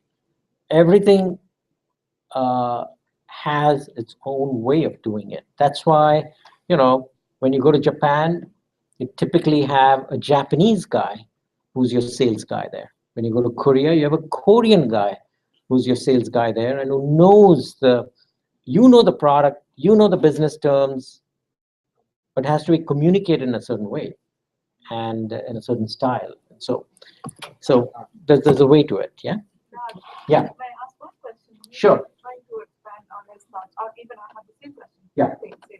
When a VC or somebody who's interested in the company says, okay, keep in touch, and you write to him and he's still interested, I'm looking into it, at what time you say, okay, it's been like 5-6 emails and you're still looking at, can I be, okay, stop communicating with him or, just keep on sending reminders. That's one thing. Number two is first is order versus VC moving a step ahead. Is there a difference between those two? I'm sure purchase orders will happen in a short span than VC being committed to your company or to you or whatever. So how do you balance this? Two acts. Number one is follow up, and then you can gently say, everybody is interested, but they're still not yet opening the checkbooks. And how do you mark this? So, on the VC side, the signals are usually pretty clear. And if they're not taking proactive measures to actually bring you in, have you talk to more people, have you get exposed to their partners, then they're probably not interested. They're probably just, when they say keep in touch, what that really means is, hey, let me know if you get $1 million purchase order from GE. Right? They're just, it's a soft pass, is what it's known as. They won't always tell you no because they want to leave the option open that you actually do all of a sudden hit an inflection point that they want to be a part of. So they won't say no, but they'll just keep it on the back burner. And if you're getting those, stay in touch with me kind of emails, you can safely assume that nothing's going to happen anytime soon over there. The other thing is, most traditional sandhill type firms, they have a process, and if it's squarely in their, if they're a Series A firm and you're raising a Series A and everything, all of that criteria matches up, and there's kind of a well-known process that you're going to need a partner, maybe an associate. Those two will work with you to get them comfortable. They'll champion it inside. Eventually, it'll lead to some kind of a partner meeting where you present the whole partnership. And so if you're not seeing a progression towards a partner meeting, then you can safely assume that they're just not interested in you. And so there's kind of a well-known. So that's where I think I just made the point. Having good mentors who understand that process and so on. For people who have been through that before and seen that cycle, you can tell if a venture firm is actually interested in you or not. With angels, it's different because every angel has a different personality, and some will write a check right away after one meeting, and others may not write a check until you've got at least 20 other checks in front of you, but then they will. And so there's a lot more variability. The standard deviation is much broader when you're dealing with angels. there's also like the profile types and how you would cater a message to, let's say, a profile type. Like the CEO would be go-getter, next market share, how do we conquer the segment. Exactly. Versus, let's say, the CIO or someone who's more technical driven or wants to execute on that vision. So I think that variation also is very, very important. Absolutely. And, again, I'm referring you back to the sales module that we did. You're selling to a team. And the team, very rarely are you selling to one person, especially for the high-end stuff. Even to a VC, ultimately you're going to sell to the firm as such. All the partners have to buy in. Even one partner can veto it, right? So it's really a consensus decision even in the VC world. So it's definitely multi-level sale these days across the board. Yeah. I have a question for you. So you're talking about different presentation styles when we are talking persuasive or giving more information in follow-up meeting. What in terms of the content of the presentation? When you go from first, second, third to the partners meeting, are you still giving the similar content of the presentation? Like because new people are joining in, or do you actually start giving more financial and more in-depth information at the time? Yeah, I think Raj hit on this a little bit earlier, right? When he was saying that if your champion starts inviting you to meet other people, you should be prepared to walk those new people through that same initial presentation that you gave 3-4 weeks ago to your champion as well. So you always do have to understand the element of how to persuade everybody in the room and understand how well they know you, how well they know your industry, all of those kinds of things. What's different is as you go through subsequent meetings is that you now have a champion. And that champion, if, again, this is another signal, is that champion should be helping you saying, hey, my partner is more technical, so make sure you can address why your machine language algorithm is better than these other guys or something like that. If you're not seeing those kind of signals from your champion, then as a firm, they're probably not interested in you. So these are kind of the telltale signs. But until you actually get into it, you won't really know that that's happening. Until then, it's just going to feel like you're just doing the same presentation over and over again. So basically, you should have your slide deck ready with always, yeah. Information. Yeah, you should but always keep giving stay with the same content overall, and then keep adding the stuff as soon as they ask you. Yeah. A typical VC presentation will have roughly 10 to 12 slides and about 50 in the appendix, right? So that you can whip out whichever one you want. If somebody wants to talk about more about financials, go into that, or more about the product technology, go into that, etc. Okay. So I was just getting back to your question. Yeah, I have. Okay. When to give up. As a real entrepreneur, I don't think I give up anywhere. Okay. And you have to also maximize your time of return. Therefore, if you think it is a dead end and you're so busy with so many great prospects, then you can, slack in one area and then move into that area. I'll give you one example, which I'm doing right now. I had one introduction with the Kings, base basketball team.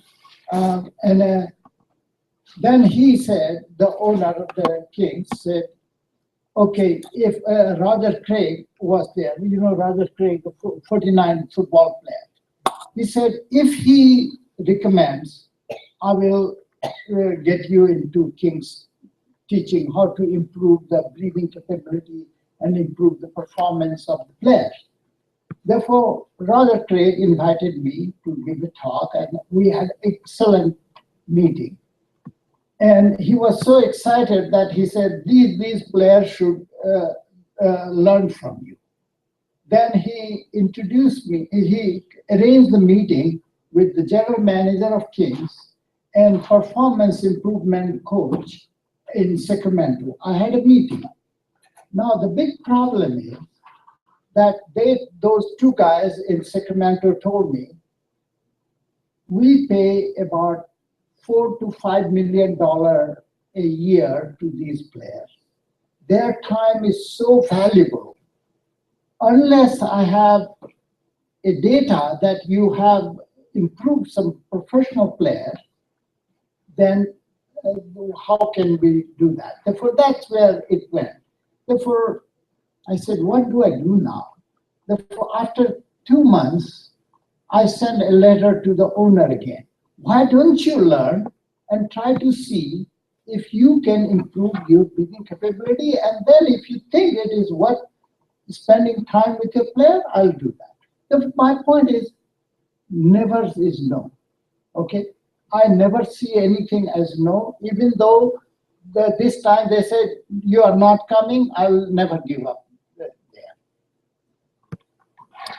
Okay, so let's come to the next one, which is, how do you communicate the points that you want to make about anything, product, finance, company, whatever, effectively, so that they are memorable, right? So that, you know, they have a lasting impact that causes a change of behavior, because that's the whole goal, right? Change of behavior is what we're looking for. So 3 basic methods to do it, and you can use any one of the 3, depending on, you know, what you're comfortable with, what you feel works for you. So the first one is called prep, which is just state your point of view. Like, you know, this sort of network, you know, will go ahead and improve the efficiency of data transfer or the reliability of data transfer by so much. Yeah. So just state your point. Then you give a reason. The reason it'll improve it is because, you know, based on all this analysis that has been done at UC Berkeley, and then you give an example that, you know, this particular customer, Cisco, you know, when they were using this, this is the results that they got. And then you restate, you know, because of all of these reasons, this is why it makes sense for your network to incorporate this particular piece of hardware, right? So basically, it's a 4-step process to get your point across. You state the point of view in 1 sentence or 2 sentences. The reason for why you holding that point of view. Then you give an example to support it, and then you restate that point. So it's, you know, completely packages the whole thing.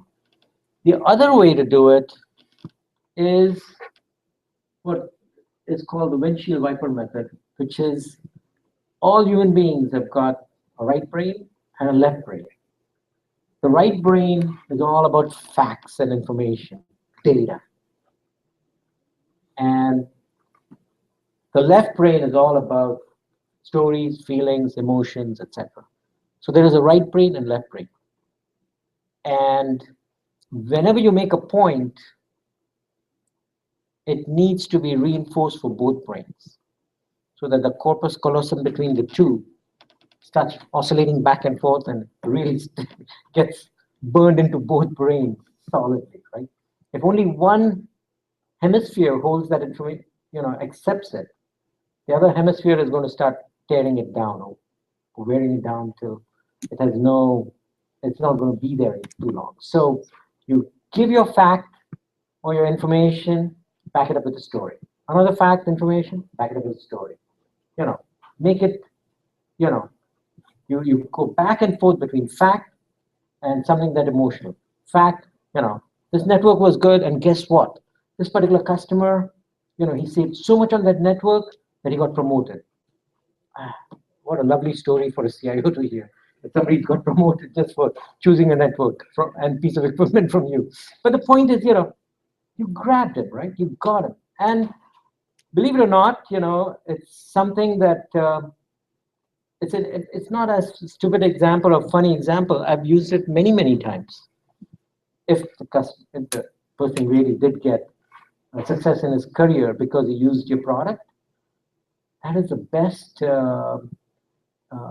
affirmation for what your product can do, right? So right brain, left brain, addressing both one after the other It really keeps the momentum of your presentation going, and the audience is going to love it. They're going to remember it. Everything works. So windshield wiper is the other one. And the third one is, you create a picture, either a staircase or a circle or an illustration, and then fill in all the building blocks. So basically, the image, as it's filled in, graphically, your words and the image and everything come together, and it's solidly stuck in the guy's brain. Whether it's a VC's brain, customer's brain, investor's brain, doesn't matter who, right? Professor's brain, whatever. So I was wondering, looking at this, how effective is an infographic in such a situation? That's number 3, right? The So infographic. number 3 can be a build-up of things, Yeah. right? So you have the entire story there. But typically in an infographic, you've got data, which with some common to relate pictures and on one piece, but it's not telling the entire story still. A series of infographics is what will make the story. But again, But each point should be communicated like the windshield wiper thing, right? so Say something with an image, with some emotion, with a story, with a feeling, you got it hammered in, right? So basically, the whole idea is to have both of them as a part of your presentation, or for every point. I was going to, Yeah. I don't know if you have a follow-up question to that or not, otherwise I was going to make a different point on this slide. yeah, so in the VC circles, primarily, is PowerPoint out of date, and so put some God, I wish they were. So the short answer is, unfortunately not. I think slides still work. But although you make a good point, which is that unless there's something strongly visual about your slides or something like that, you should be able to give your presentation if you didn't have your slides, if your laptop failed, your battery died, your projector wasn't working, if one of those other technical challenges came up or whatever. So you should be able to at least convey your message without slides. But the point I was going to make is this is a very broad generality. If you look at kind of how Raj has laid out the different ways to communicate your points, the top point prep works really well for things that are kind of business-oriented solutions, B2B, things that are enterprise-driven, etc. So, point of view is the same as what I was saying earlier about state what you do very quickly and early on in the first 30 seconds. What do? We allow multiple servers to run on a single blade, on a real physical blade. Why? Because the pain that we're solving is that people want to reduce their cost of capital and buying more servers. Example, imagine that you have an IT administrator who can just put down this virtual machine, put 5 of them across on one blade, and now they've got 5 servers. Restate your point of view. Because now you can see that if you have all of this consolidation going, you can save on your capital expense for forever into the future. The windshield wiper method works really well with things that are consumer-oriented type of startups. So you can think of this as, right brain needs facts. We let friends connect online. What's the story and feeling behind it? Think about how you can just jump online and talk to your high school buddy, talk to your college professor, talk to your cousin who's in a different city. You're describing Facebook very quickly. The circles method works very well for things that are very visionary. Things where you're not solving an immediate problem today, but you're uncovering a problem that people didn't know that they had. I can put together on one device, I can put your music player on here, I can put your cell phone on here, and I can put the whole internet on here. Now you've got the iPhone. So just as a broad structure, you can think of it that way as well on these things. So slides never go away, unfortunately, but you can certainly use this kind of framework to help lessen the impact of the fact that you're using slides.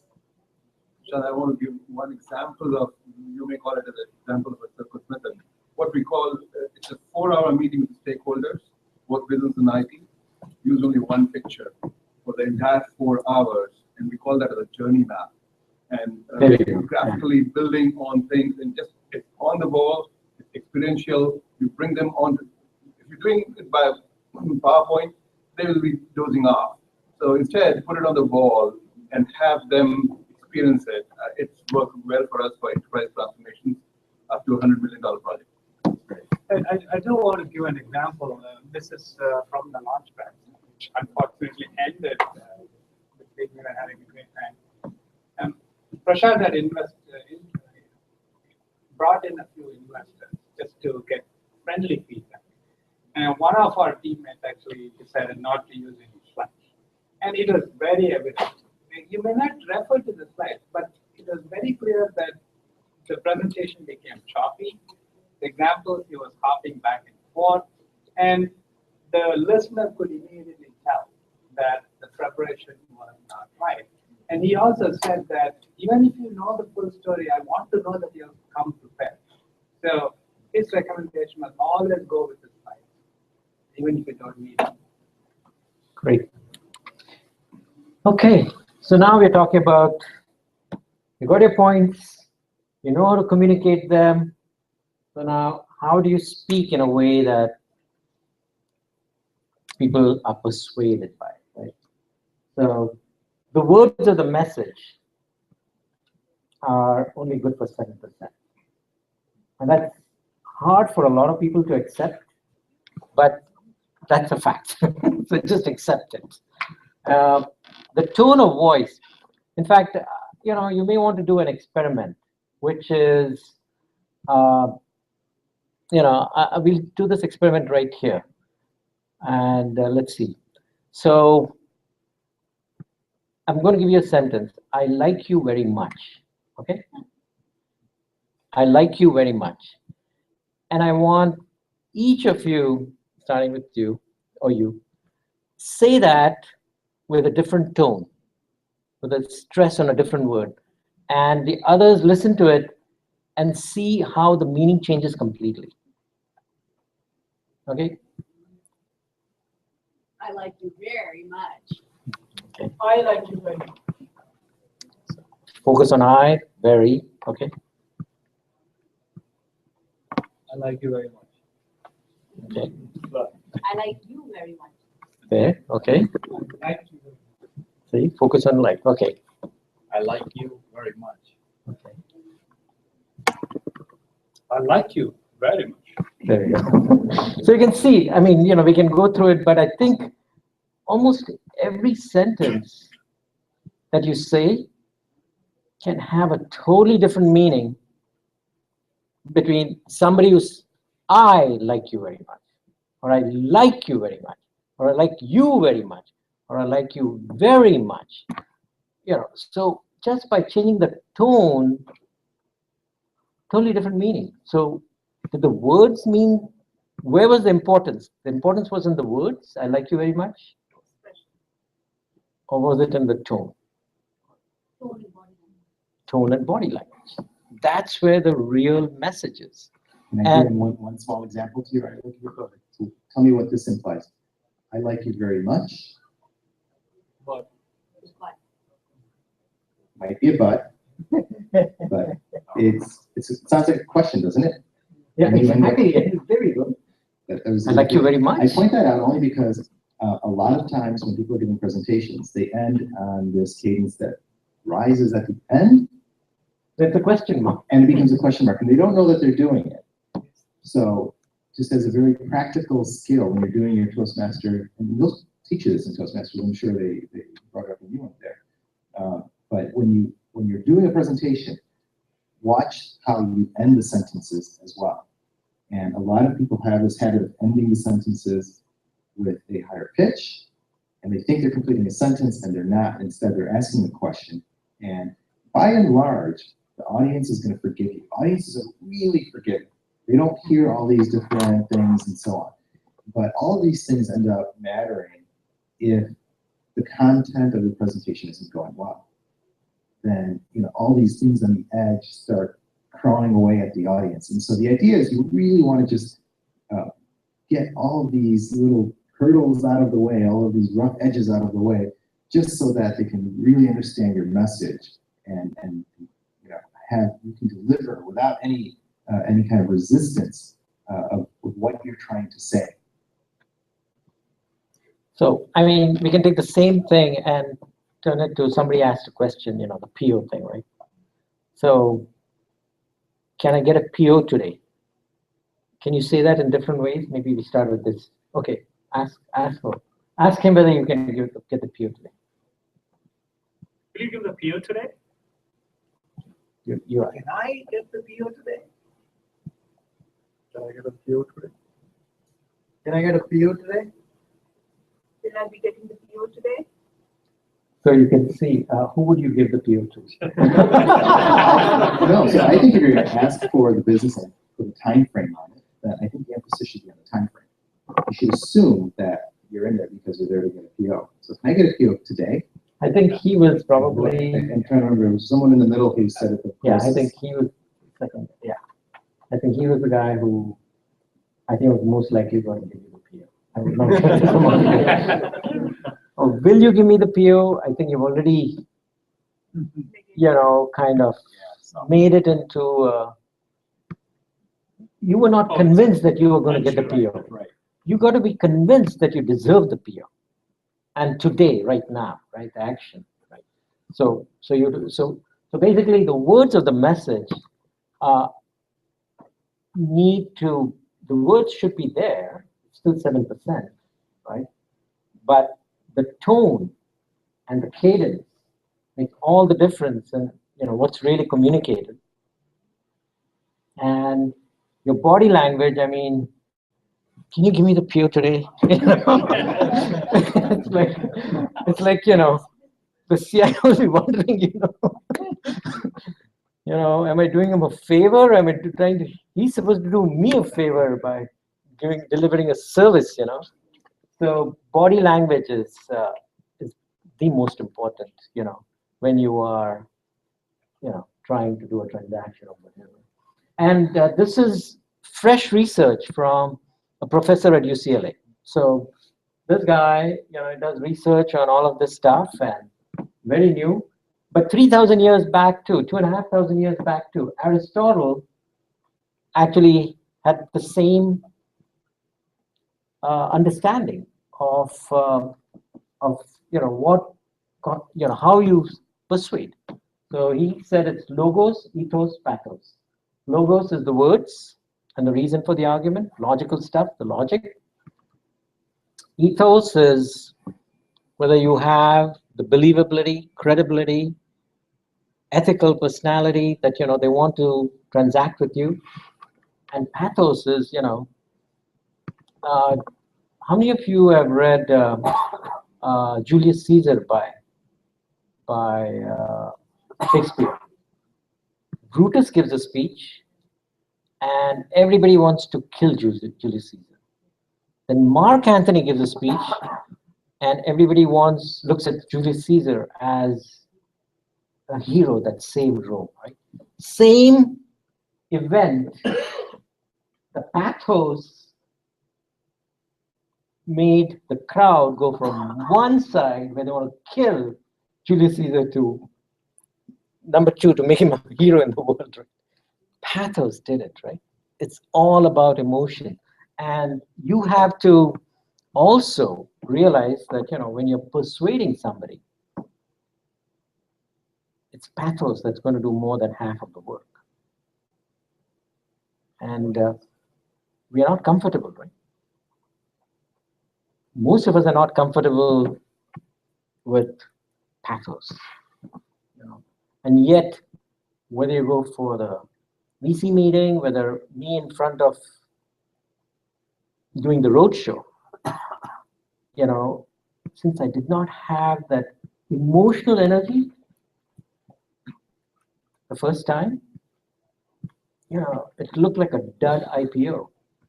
It ended up being the hottest IPO of 2001 with a $5 billion valuation because of pathos.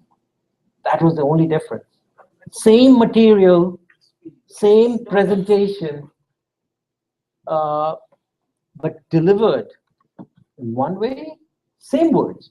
I didn't change the slide deck at all between the first presentation and all the presentations that improved after that. But, the pathos is what changed.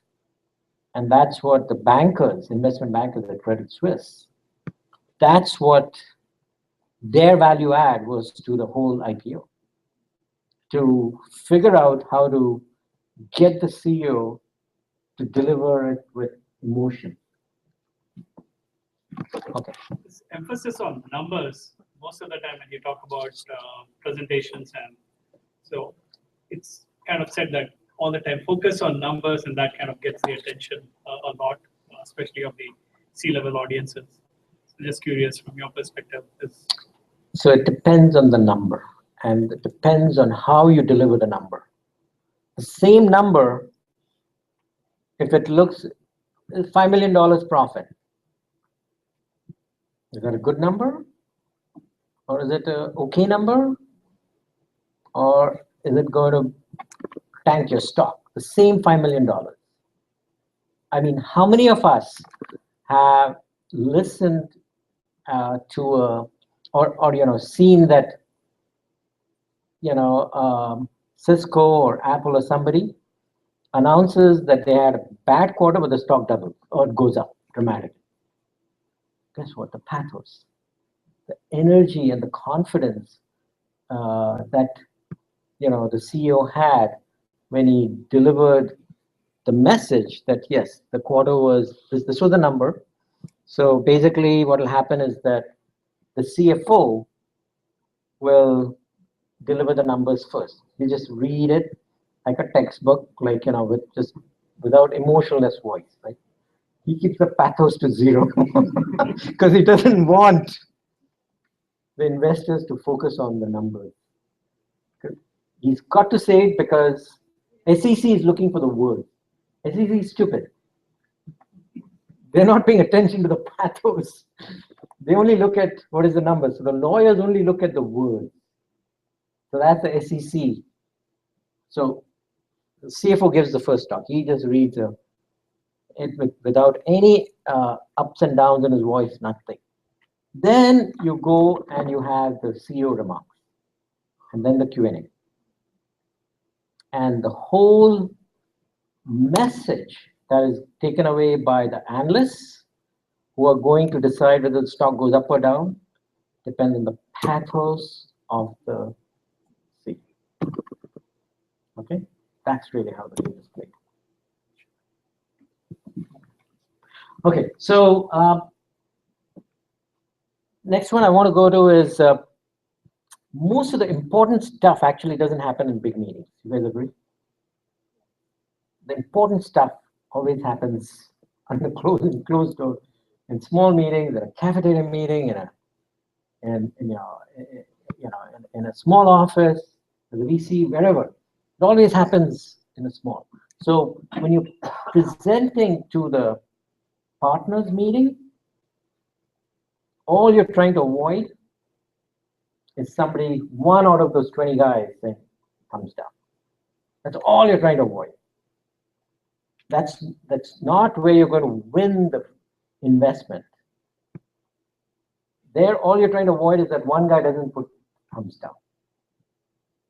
The investment is going to come when you have your meeting one-on-one with the GP and maybe his most kind of trusted technical advisor or whatever he's got that he really believes in or whatever, or reference or somebody. You guys huddle together. He looks into your eyes, and that small meeting, he's persuaded that yeah, I want to do this. I think it's going to be fun to build this company together. Or I want to buy a product.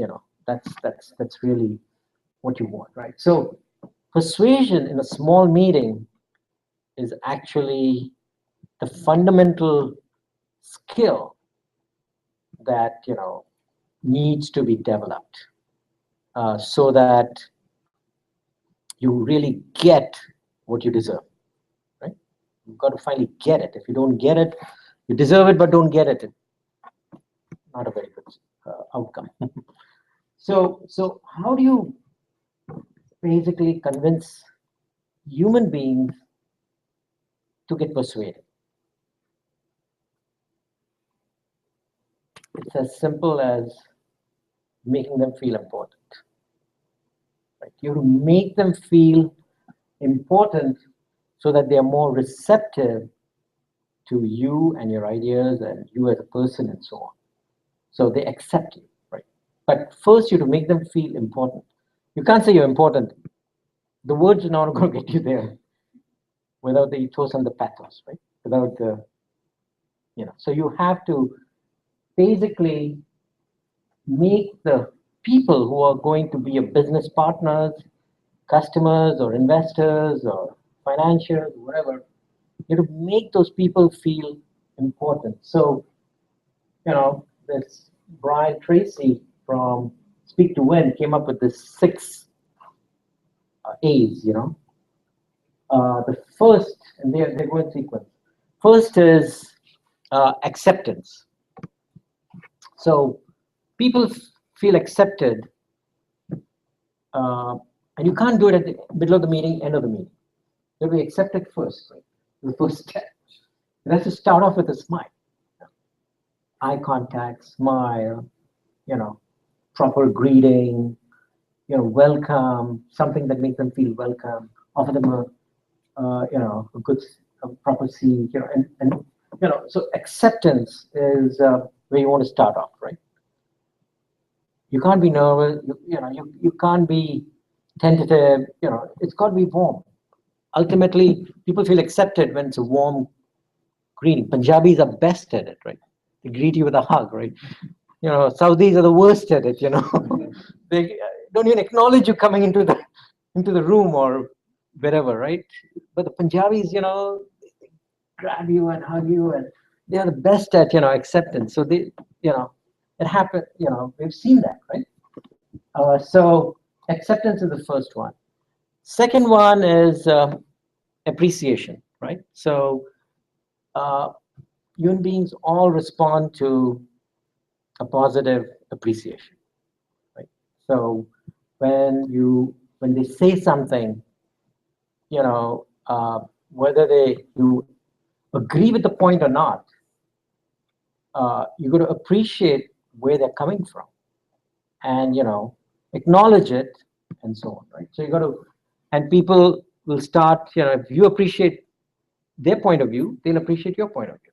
So appreciation is the next one.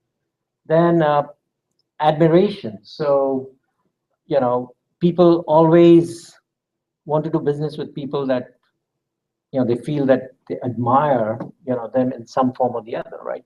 If you admire a CIO because he's running this 100-person organization, and he's running it with efficiency, and his people are working well, etc., and you give him some compliment on that you've got a very efficiently running IT system, your people are very well organized. Any compliment you've got to look for ways to compliment them, to admire something that is their personal trait or the other. So important to not forget to admire the people. Approval is where you're approving their comments and so on. So you're approving all of that. Attention. So you're giving a presentation, or somebody is talking and you're looking at your iPhone. That's death, right, to your ability to persuade them. When you start talking, you think you'll have any impact if they feel that you're not attentive. What are ways of showing that you're attentive? When they say something, you write down, you make some notes.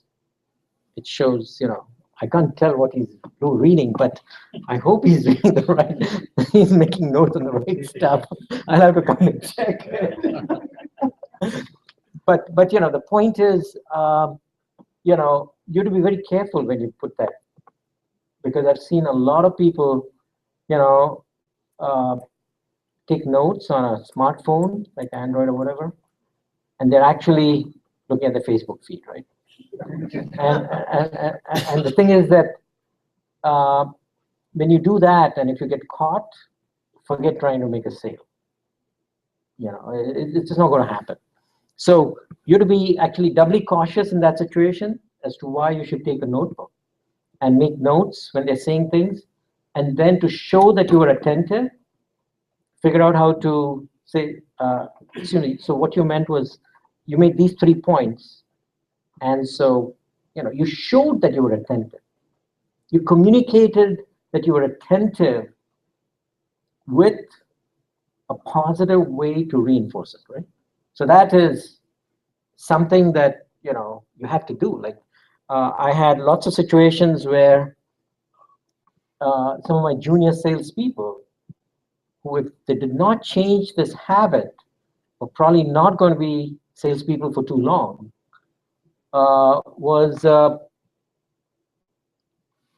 they would walk into these meetings with CIOs and others and CTOs and so on, and they won't have the notebook with them to take down the notes of everything that these guys were saying. And I would take down all the notes. I'm the CEO of the company that he's taking me into the meeting. I'm taking down notes about what the CTO said this, CIO said this, and I would make a, they all sat in the room in this particular way, all that notes I would be taking down. And I would say, hey, why didn't you take down the notes, And he would say, oh, I remember everything. And I can tell you that he doesn't remember everything, right? So, I actually had to make rules, and being the CEO, I could make these rules and say that, look, if I see that happen again, where you are not taking notes when in these sales meetings, etc., you're not going to have that account for too long, right? So attention, because I know that attention, if the sales guy is not paying attention to what the important people are saying and the actual facts, the nuggets that they're dropping in the meeting, he's not going to succeed in that sale, which is going to hurt the company. And the last one is agreement, which is, you do agree. So there's a very, that and the next point are very important, because very often you disagree with what is said. The worst mistake a sales guy can do is to contradict the customer or contradict his own team. In front of the VC, you can say, the VC, you don't know about anything about this market. But the point is that, you will have situations where, you want to contradict somebody. So essentially, the message is to actually acknowledge it in public, but in private, you can discuss it, right? You always have the option of saying, on this item, I'm going to follow up with you. I'm going to get back to you and make a phone call and so on, and have a discussion in a clarifying mode of this type of discussion, right? So the whole idea is that, and then of course there are all these things about where you sit. Very important to set up the seating arrangement properly, right? I mean, if you sit opposite somebody, it means that you're already on the opposite side. You want to sit next to the guy who's the key decision maker, right? So that, you're rubbing shoulders, you're on the same side together, because you want to have your investor on the same side as you, right?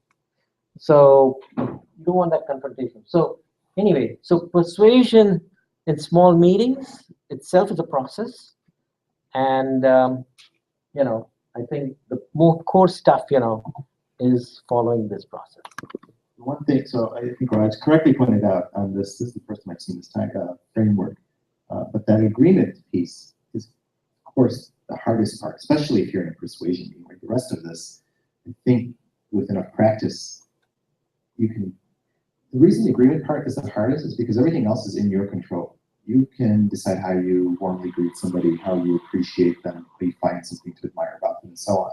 The agreement part is clearly out of your control. They have to agree with you.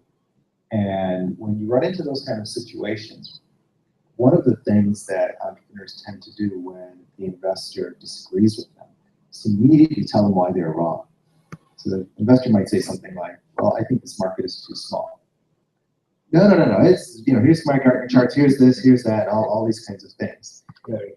And what happens is that there is metadata going on here. And what I mean by that is the investor, certainly if he or she says that the market is too small, you think it's too small, they probably do. But how you respond to that is something that they're also watching and analyzing and critiquing. Now, they may not be doing this consciously, but certainly in the back of their heads, they're watching you and watching how you respond to these things. So when you get into the situation when you have a disagreement about something that you're pitching, rather than just jumping right into it, one very effective technique, this works by the way at home too, so the next time you're at home with your spouse, try this. Just repeat what the objection was. So if the VC says, this market's too small. Oh, the market's too small. Don't embellish it. Almost repeat it verbatim and let them expand on it, because then they'll really clarify why they think the market is too small, what it is. And it gives you more ammunition now to understand why they think this market is too small and how you really should be responding to it. Because you might say, I've got all these Gartner reports, and they may not give a rat's ass about Gartner's report, but they think the market's too small because of some other various reason. And unless you give them a chance to explain that to you, you'll never get a chance to build up how you're going to retort to that objection. So just practice this at home. The next time your spouse disagrees with you something, well, that would be the right answer in 90% of the cases. But just as Raj gave you homework, I would say try this as homework. Next time you have a disagreement at home or in your office or something, don't embellish the objection, just repeat it as a question and let them give you more information about why they think it is that way. No, for example, like, the kitchen, right? The kitchen needs to be redone. And are you going to say that the kitchen is not going to be redone? I cannot say You cannot say that. If you want to have food the next day, you better not say that. No, but the point is that, you have to be in agreement. Exactly. And then he came up with a brilliant technique, right? It's brilliant. Because if you get her to explain why the kitchen is not, then as she explains, over time, maybe she'll be convinced that it does not have to be changed tomorrow. It can wait maybe 3 months, 6 months, 3 years, 30 years, whatever. By the time you sell it, whatever. But when is it going to be done? No. I have to put the date on. No. You're right. No, you don't have to put the date. You don't have to put the date. Negotiate. Never put the date. They'll remember. So, no, the point is that, the more people explain, if they say that the kitchen is not good, it is not good. Yeah, I also don't like it. I don't like it. But that doesn't mean that we have to fix it right now. We're going to fix the solar panels first, bring the cost down first, all that other good stuff, right? So that's really the sense of what we're trying to get to here, right? Yeah, go ahead. Then think about challenger sales, which is you pretty much sit down and reason it out and ask questions, and very quickly it can get into. So I think the technique which you said is pretty good. But I was just wondering if you have any thoughts around, how would you really need to ask questions in order to kind of take them in a particular direction that you want to go in, and that way you also kind of showcase your own strengths, right? By asking questions. This typically is true when you talk about, let's say, domain-related selling. No, Right? without discovering the needs of the customer, what's the point of selling? And the customer, might be thinking of something else, not about your product when he walked into the meeting. So you have to bring him from whatever framework he was thinking about. His boss asked him to get this project done in the next 2 hours, and you want to sell him, some product. And it's on the schedule, so he's got to meet you, right?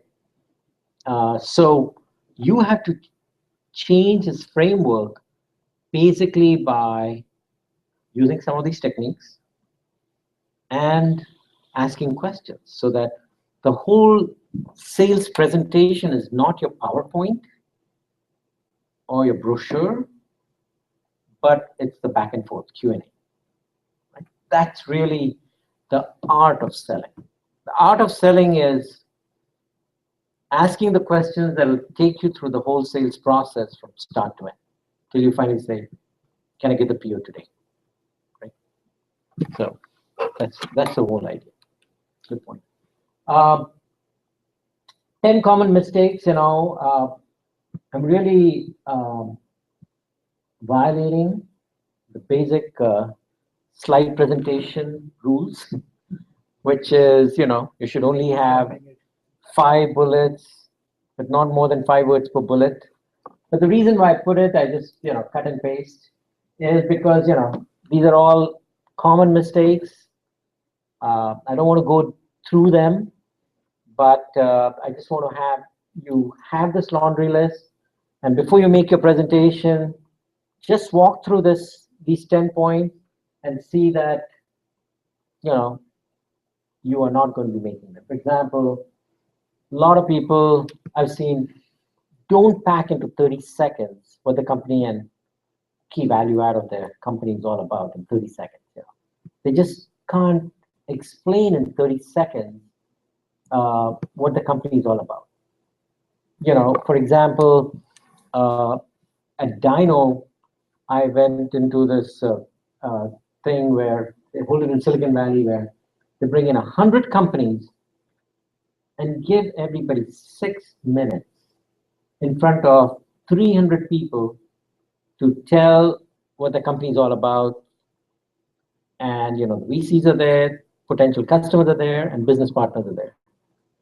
And in 6 minutes is all you have to pack in what your company does in 6 minutes, right? So, and there are other situations where in 2 minutes you're to pack in and you're going to communicate what your company is all about, right? So, and your standard PowerPoint presentation, tell your company story, might be 1 hour long. So what you tell in 1 hour can be done in 6 minutes, can be done in 2 minutes, can be done in 30 seconds. And that's the elevator pitch, or you can have a business plan, or you can have a company presentation. So really knowing how to, pack your what you're going to communicate in a short time in a very concise way is very important. And yet you're going to speak slowly, dramatically, with pauses, with proper stress on the right word. How to talk to everybody by meeting eye contact, etc. Not having too many bullets, which is number 5. Biggest mistake is too much technical jargon in presentations. I think we're all guilty of that. Acronyms that people just don't get, all that stuff. Spending so much time about you and your company and great things that it has done that you forget that you're really here to solve that customer's problem. I've seen that happen over and over again. Not checking, how much more time do we have left in order to, finish this off, because you really don't want to ever go over the time. Everything is memorized. There is no Q&A. There's no spontaneity. There is no human conversational interaction. All of these are very common mistakes, and I think everybody's guilty of them at some point or time. But the more you practice, the more you are aware of all of this, you'll start getting better at that. So how do you go ahead and build confidence? Because ultimately, you're going to perform. You're on the stage, you're an actor, you're going to perform. Whether in a sales meeting, a small meeting, meeting, big audience, whatever you're performing. So how do you prepare? So in order to get the confidence, without confidence, you can't do it. Right? You're never going to be able to be effective if you don't have the confidence. So there are standard techniques. And it's interesting that, when I was at IIT 40 years ago, so we used to have these election speeches, secretary of the hostel, marketing sec and secretary and this and that. So there would be election, right? So people had to come and give their speeches. And there was one guy, before he would go and give his election speech, he would go to the bathroom and say, I can do it, I can do it, I can do it, I can do it. And it was interesting that, somebody actually saw him saying that. But the point is that, human beings, we finally have to work with our own way. Our human mind is all structured, right? And our emotions are structured. And believe it or not, saying those first things over and over again, I can do it, or I like myself, all these things, if you keep on saying it to yourself, you automatically brainwash yourself into being able to do it, in terms of, or being confident about doing it and so on. So it might sound hokey, but it's really not hokey. It works, right? So verbalizing this, visualizing, which means like, before you give your speech, if you walk into the VC meeting, imagine that, you are super calm, you're confident, you're relaxed, you're smiling. Just imagine that, when you're driving to the VC office in sandals, just imagine that in your mind all the time, that you are going to be this cool guy and you're going to be all set. And imagine that he's also looking at you and saying, what a confident entrepreneur came and saw us today. And so that, you're doing this visualization both ways, how he's looking at you, how you're looking at him, and how you are going to communicate this great, confident demeanor and so on. So you're programming and emotionalizing, or you can even say, at the end of the meeting, he's going to just be so good, he's going to give you a hug and say, we are going to do this together. We are going to build Facebook together, or whatever it is. So you emotionalize, and then, you do all this just before presenting, just before you walk into the DC room. You got to do all of this stuff, right? Which is calm yourself down. Your heart is beating at 140 beats a minute, right? Instead of 72, right? So you basically can just breathe slowly in and out, just to focus on breathing, 10 times, 20 times, and automatically the heart rate will come down. It won't beat it if you just focus on that breathing. Then you can pump yourself up for that presentation, basically by moving your shoulders, wiggling your toes, etc. And then, before you walk in, typically always walk in 5 or 10 minutes before the meeting, because some people will come in early, always happens. And, just get to know them. Just communicate with them. Oh, you're the associate, you're the general partner. Who else is going to come with me? What are the companies that you invested in? What are your hottest investments? What are the things that, or obviously you would have done your Google study on all the people who would have come. You can obviously start a conversation, because then automatically, believe it or not, reduce your tension. It will also give you confidence. And because you'll have commonality with this guy, you will smile like this. And as he said, way up there, humility and humble, right? So you're there about helping them make a lot of money. Doesn't matter if ultimately you make a lot of money too, but you're there to really make them rich. You're there to make the customer super successful. They are there so that the company that uses your product succeeds, right? So it's all about them, right? So you get yourself into that mode of thinking and feeling and behaving, and now you're ready to go and win the battle. I forgot your Krispy Kreme. Huh? Okay. Quick one is, as we said, it's not about the words. So it's not about the words that we are presenting here. It's all about ethos and rapport, right? And pathos, right? Rapport, pathos, same thing. So it's all about that. So now, how do you start and get this ethos, pathos going, right? With the audience, because that's the opening thing that you do. The very first thing that you do is get that ethos and rapport established with the customer. So everybody loves a thank you. Automatically they feel connected. You can start with a positive statement, or as Ted Turner said, I've got this. Or how many of you remember how Arnold Schwarzenegger started his speech at TiESV? I don't know who was there. He said that in the end. I'll be back. How did he start? No, he actually started by saying, this is one audience where I don't have to worry about my accent. There were 3,000 Indians there. And he speaks English with a heavy accent, right?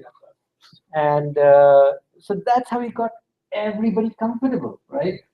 He complimented the audience. He said, none of us have to, and he doesn't worry about the accent. None of us worry about our accents. So we're all very comfortable and friendly, right? You can make a thought-provoking statement. You can make a shocking statement, wake them up. So many different, so many different ways in which you can start your talk, so that But the goal is to establish warmth, friendliness, and impact. You want to start becoming a memorable entrepreneur from the very first contact, right? The very first connection. Because remember, the beginning and the ending is where most of the memory is going to be. So in the beginning, if you can establish warmth, friendliness, and impact, and you've got 20 different ways of doing it. And I bet before you go to your meeting, if you've done your research, done your homework, you're going to find that there are ways of doing it, right? So that's how you do it. And the whole thing is to open and close with a bang, right? That's ultimately what you want. So because the goal of a speech is to think, feel, and act differently. And that's why, I was really happy that the people that did the negotiations assignment, because that one was act differently than you have acted before. Not so easy to do. And to have even 5 people try something different, and then by sharing their experience, you can see that, hey, there is fun to be had with every interaction. When you go to a restaurant, just paying the bill, everybody does it. It's another bill paying off situation. Nothing interesting happened in terms of relationship building and everything else. But when you paid the bill, if you ask for a discount, now a relationship is going to happen in some form or the other. If you get some pani puris at the same time, or you get a discount coupon, or the salesperson feels that oh, he's going to come back, so let me give him a discount coupon for the next visit. They feel they achieved something. You feel you converted that little transaction into something that added some joy and smile and stuff, right? So the goal is to think, feel, and act differently, right? From any transaction, any meeting, any presentation, whatever. So you might say, end with a call to action. Obviously, you close with a summary of everything, you say what you did, etc., etc. You close with a story that very often when you have great keynote kind of speeches, I have seen people, memorize, as he memorized, the little red hen. That was a big one to memorize. But boy, did it have an impact. A lot of people take, standard poems, you know, from Robert Browning and others, and just memorize these short 4 or 5 sentence poems that, you know, they can whip it out at any point. For any speech, you know, they can whip it out because they always have it in, you know, in the back of their mind, right? So memorizing, you know, some regular poems, etc., which are inspirational, etc., and then, you know, you take your applause and ovation with a smile, and you verbalize thank you, etc., all that stuff, right? So the whole idea is to open and close with a bang, and then, you know, wait for the applause. So I'm waiting for the applause. I just had a comment on that. Yeah. Since several companies here are working on web-related stuff, what I found is sometimes it's good to run our own product against the companies we're talking to. Sometimes they themselves don't know. In one of my previous companies, we had a web crawler that analyzed so many things. Mm-hmm. And for every meeting, we would actually go crawling their website and telling their stats in terms of broken links, this, that, too many logins. And it was actually quite an interesting opening. And then shifted to how that problem was solved. I hope you started out by actually praising the poor webmaster who's going to make the decision. So you praise him for how impactful the website was, how beautiful colors he chose, the font that he chose. Something must be good. Something you liked. And then you can say that, you know, if you fixed these small things, guess what? Your sales will go up 10x. More impactful. All I'm saying is, don't forget the 6 points about acceptance to agreement if you're going to get the order. Right. You know, ultimately, you know, we want to communicate the ROI for improving and changing and all of that stuff. But you're dealing with human beings who have put their blood, sweat, and tears into doing that stuff, and who are doing it every day. And you've got to convince them to use your product, which you think will make it even better. So if you don't get their agreement by admiring what they've done, you know, you have to build up that rapport as, you know, somebody that, you know, they want to be friends with, or they are already friends with because of the nice person that you are, that you're admiring me and you're accepting everything and you're agreeing with everything. And even when you disagree, you do it with an agreeable way to disagree. Those are the kinds of people you want to do business with, that you want to be with. You know, you want to go out for coffee with, or dinner with, or a football game, soccer game with, or football game with, right? So really, the whole goal is to learn how to sell by persuading, and that's the art, right? And that's what makes life fun, actually. I think if people only bought just because the ROI was good, I think it would be a dull world, right? It would not be human world, right? Then computers can do the transaction. Yeah. Sell them with passion. Sell them with idea. What's important is having the positive attitude. No matter whether you realize it or not, if you have a positive attitude, I believe that all the way. Yeah, a positive attitude is the start, right? The positive attitude has to be converted to results. And we are trying to learn how to use positivism to sell. Right? That's what we're trying to do. So let's take a break before we move to the next topic, which is board of management, board of directors, etc. So quick 5-10 minute break, yeah? Okay.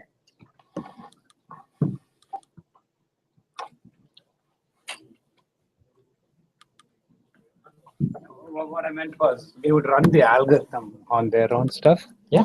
That way the problem statement. No, it's absolutely the right thing to do. We wouldn't open with negative. No, I know. What I'm saying is, No, I was just because explaining to the class. sometimes they'll ask, hey, which give me some examples, right? What better example than their Then own? exactly. And It is the absolute right way of doing it. No, but all I'm saying is, yeah, you do, no, start. there's a not process. start There's a negative, process. No, I agree. But we would Because if run you- the algorithm against them so that we know more about their own stuff. Anything I think. You should have the good. Thank you for all your advice. Sure, good, good. Start standard Toastmasters. By the way, we should start a Toastmasters club. I've started many. Toastmasters club. I started many in my life. But Thai doesn't have any Toastmasters. I know. We used to do work and during lunch, about to one every week. Why don't you go and propose it?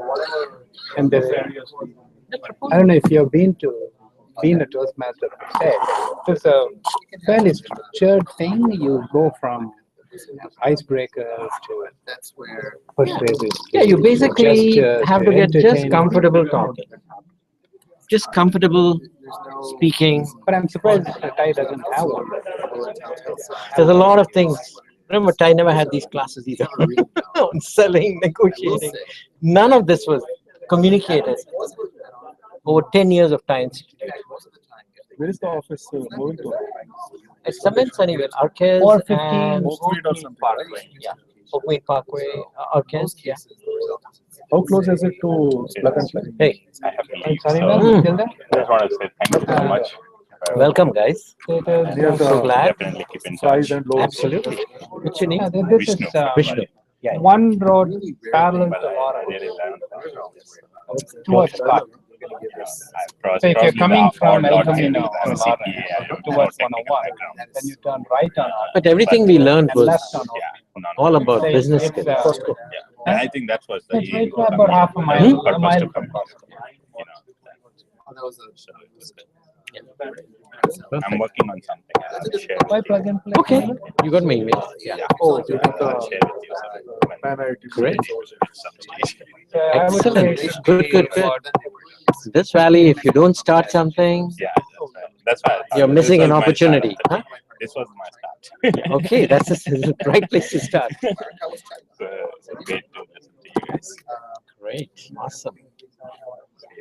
Okay. How do you bring in the different team players in a VC meeting? Got to a deal. He shook Totally. Well, the thing is that first of You all, don't want to.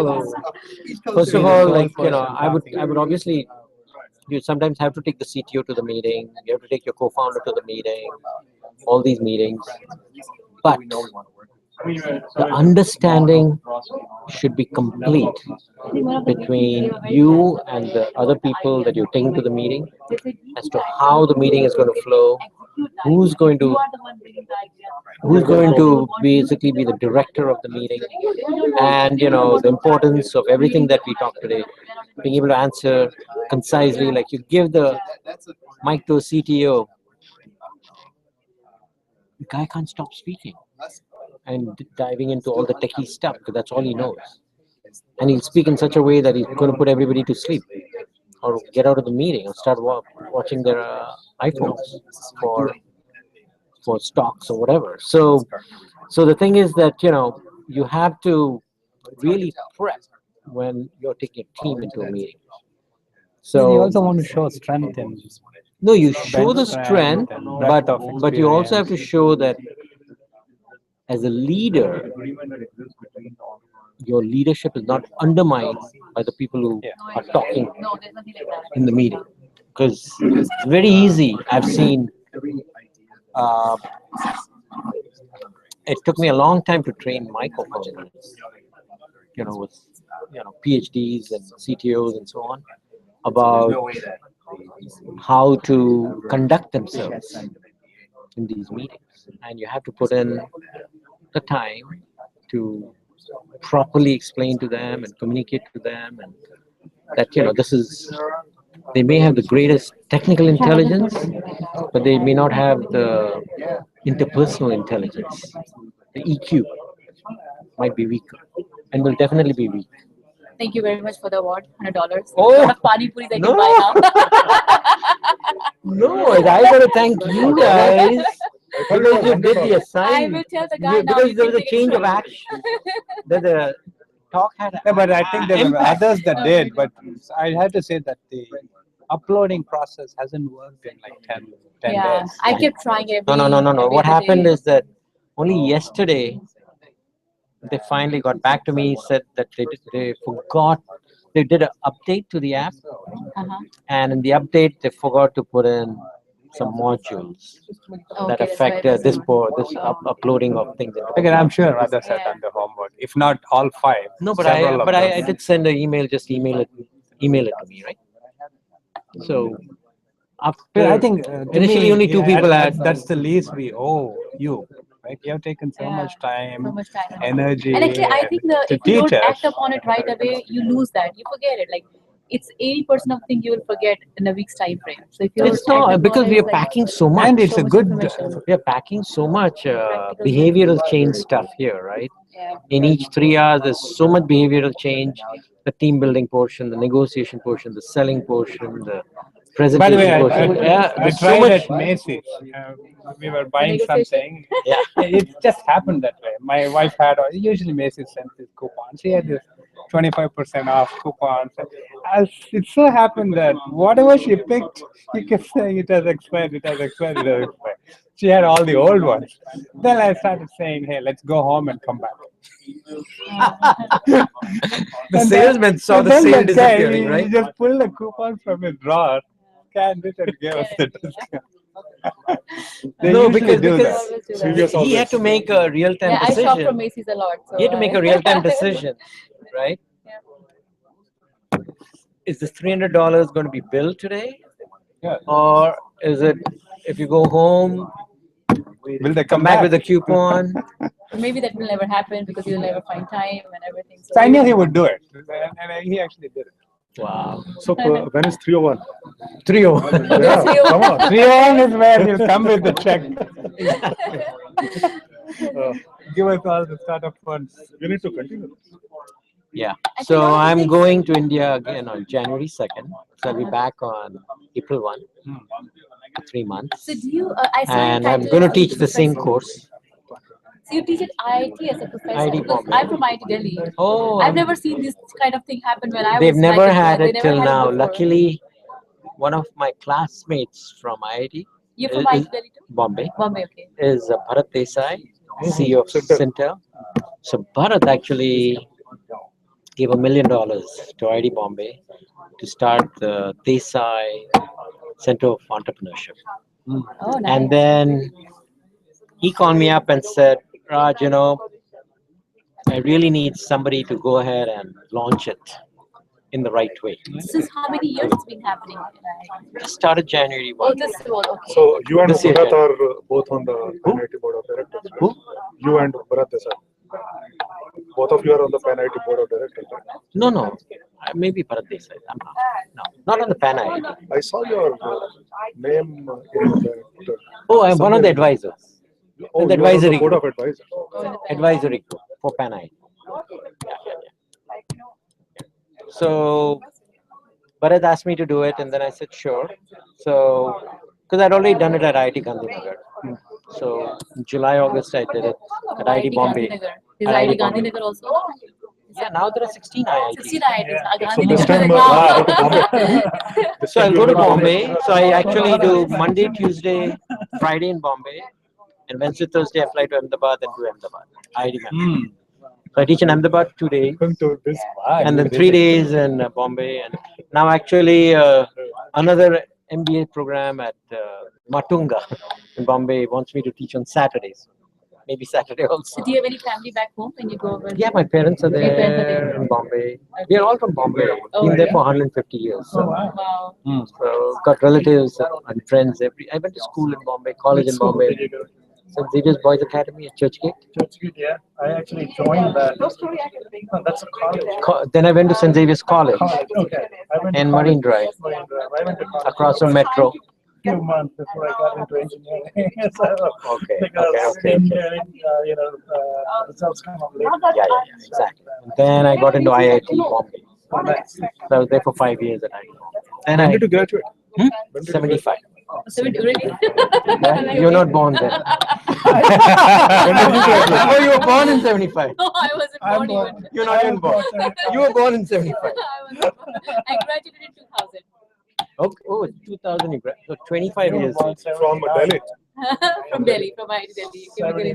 Because when I heard that you were doing these conferences in IIT, I was like, I went did it happen because it wasn't there 10 years ago, 15 years ago. It It's was actually, probably 10 years. I think now only IIT Kanpur, Kharagpur, Bombay, and Gandhinagar have this entrepreneurship education. But actually, I'm very happy to see that there's such a boom of entrepreneurship going in India now. Huge Like boom. Bangalore, Pune, all these places, they are like really a lot of people are thinking about, going into this thing. Bombay was having a lot of entrepreneurship, or is it just a very No, financial? Bangalore ton of and Pune is a entrepreneurship. lot of Even entrepreneurship. in Bombay. In fact, there are quite a few incubators in Bangalore.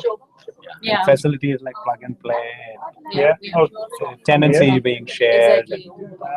I mean, Bangalore is really the Bangalore is hotbed. hot, Hotbed. Hyderabad is the hotbed too. Yeah. Pune, very, very good. But the Yeah. VCs are different mindset Who? in VCs, India. how are they different? I'm told. I talk It's to a lot changing. of people. It's changing very the amount fast. of money they want, percentage they want. I think Oh, it's it's supply very and demand, different. basically. Yeah. Everything is supply and demand because the VC funds are very less and the people are coming up with a lot more ideas and they're trying to be entrepreneurs. It's just supply and demand. I think eventually when India will pick up in a lot of entrepreneurs raising a lot of big rounds, the VCs will jump in and you will see the similar growth there. Yeah, like, one of the entrepreneur groups from IIT Gandhinagar, IIT Gandhinagar actually gave them 25 lakhs to the gold medalists and 4 other kids and said, instead of taking Infosys job, we'll give you 25 lakhs Nice. to build your company as a loan. Very low interest loan. So they just gave them 25 lakhs, which allowed them to build their first product and Prototype. technology and all that for about 18 months. And then they were ready.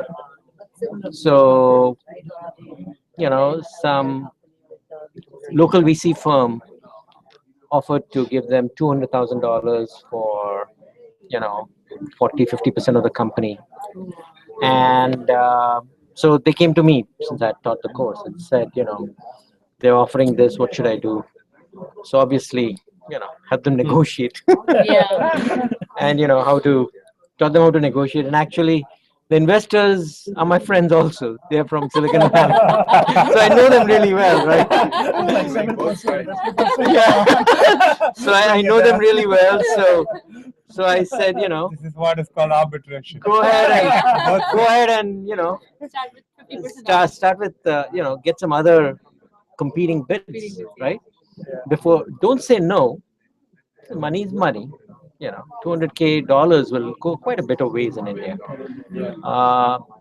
But and to get a real VC money is also good.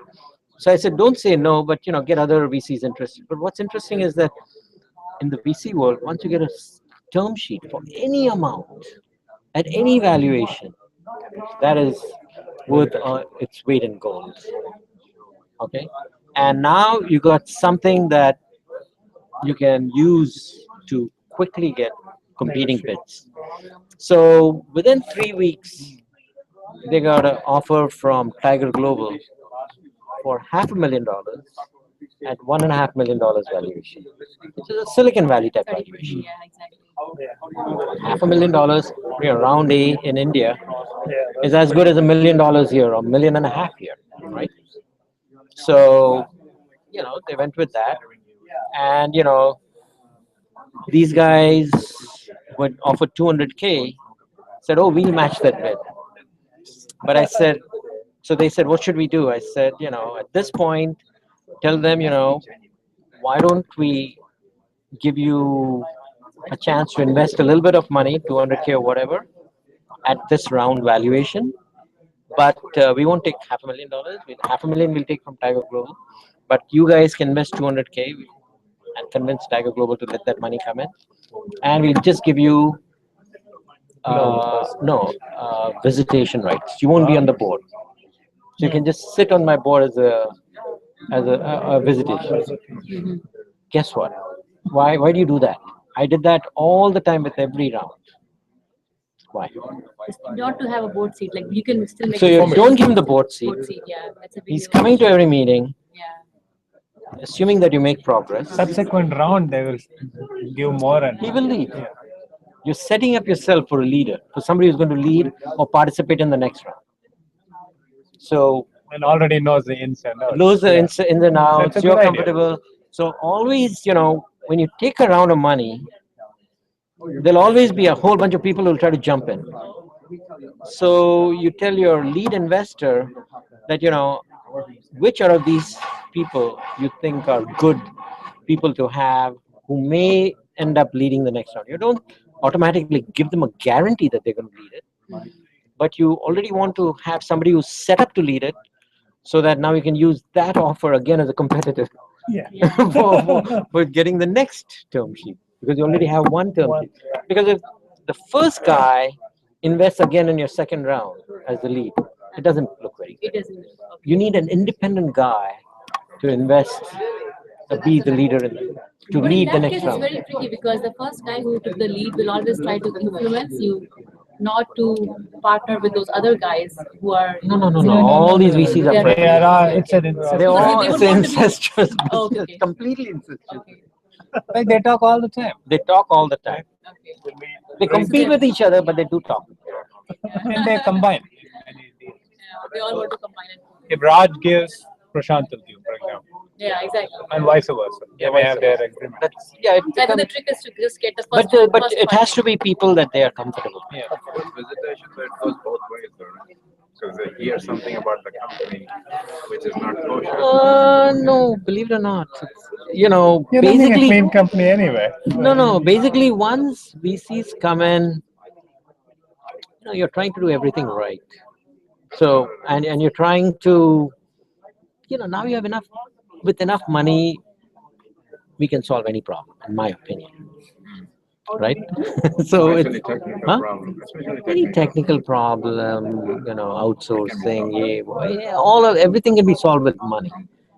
Biggest problem entrepreneurs have is not having enough money to get the idea off the ground. But actually, that's also not true nowadays. Like, if you heard the speech from Guy Kawasaki, nowadays with the servers available on Amazon and everything, this is exactly what we did. We already took off the ground. We have 1 million people downloads and everything. We didn't took a single money. We're actually making money on our own now.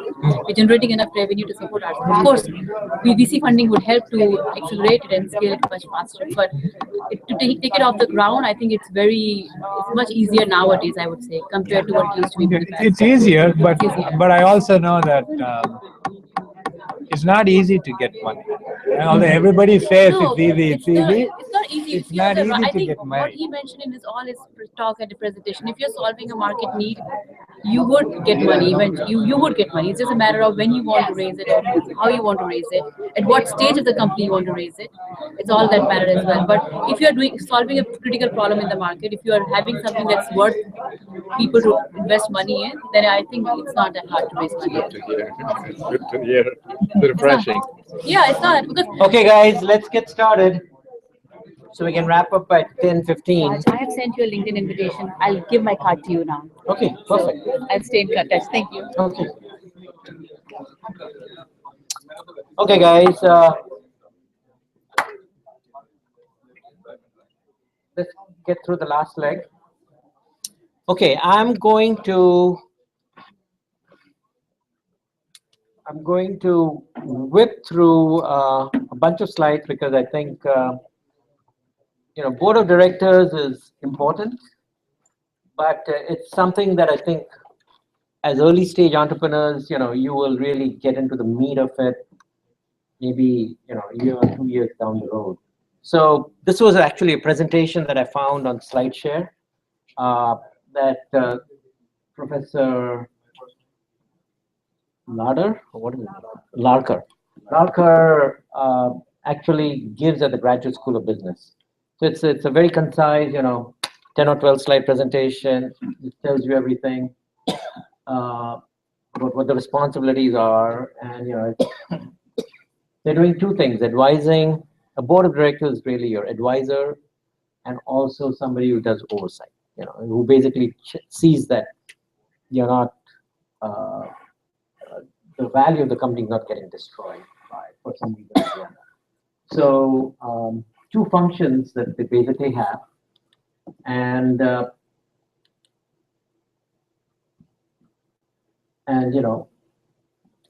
this is basically a summary of what they try to advise you on, which is at the start of the year, You typically will put your corporate strategy out there, your MBO or plans for the year out there.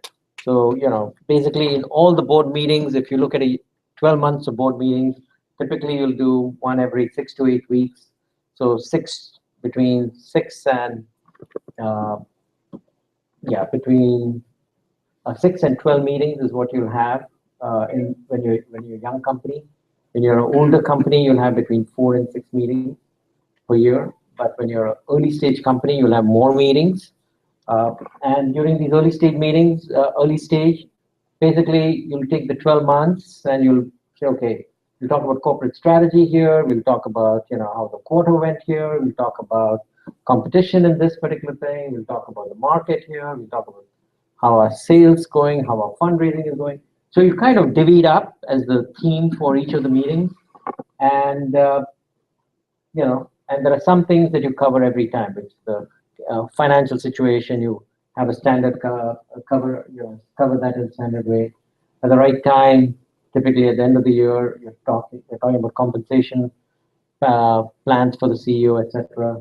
All of these stuff. So there is advisory and oversight responsibility, and you kind of divvy it out over the 12 months. Boards, even though there are VCs who have invested money, are, when a board member is there, he's not representing his interest. His job is to essentially be independent. So even though there are independent directors, everybody's supposed to be independent. Right? They're supposed to do the right thing for the shareholders of the company and do it in an independent way. I'm just going to go through it first. Basically, this is the process about how it works. Whoever is the chairman of the board, and typically it's the founder CEO, is the chairman of the board in the early stages. By the latter stages, you might have a specific chairman who's maybe a wiser guy, more experienced guy, somebody, or it might be that the founder CEO has been promoted to chairman because his operational responsibility has been transitioned to a professional CEO. So chairman, basically his job is to run the meetings, schedule the meetings, set the agenda for the meetings, get the board package organized, prepared in the company. The board package is, the theme for that particular board meeting, plus, the standard stuff that comes in with the meeting. And the whole goal is to communicate all the decisions that the management has been taking, which will have an impact on the company, on the strategic and the success of the company, right? Very rarely, maybe once every 12 months, 18 months, certain things transpire or happen where the board decides to get together with each other independent of the management or independent of the CEO or the company or the corporate employees who are on the board, right? So and they're getting together because they may want to discuss whether the maturity and the capability of the current CEO is up to par and has been growing at the level where the company is, at the speed at which the company is growing, right? The company should never have to face the problem of having the CEO and his maturity level and his ability to kind of be the leader affect the success of the company, right? The CEO should, if he's a first-time CEO or whatever he is, he should be maturing faster than the speed at which the company is maturing. But the company, sometimes they mature very fast. They explode because of sales, because of the kind of customers that they end up getting. They mature very fast, and it's very hard for CEO to keep up with the speed at which the company is getting established in the marketplace. It might be his idea, Might be his vision, might be his product, but he's not the kind of leader that can get the company from 10 million to 100 million to a billion or whatever. So typically they say that, CEOs or founder CEOs, have the ability to take the company from 0 to 10. Then you need somebody else who can grow it from 10 to 100, and then somebody else who grow it from 100 to a billion, and then a billion plus. So maybe there's 3 or 4 generations of CEOs that are needed because they all have slightly different capabilities of running a company. Yeah. There are a lot of CEOs like Mark Zuckerberg and Oracle CEO, Larry Ellison, so many other CEOs that have been going on forever. Yeah, very, very good point. So there are CEOs that have managed to mature and to be in leadership role, from start to, pretty much multi-billion-dollar companies and so on. But they are the exception. If you look at the majority of the companies, 98% of the companies, there's been CEO transition, typically at certain stages of the company.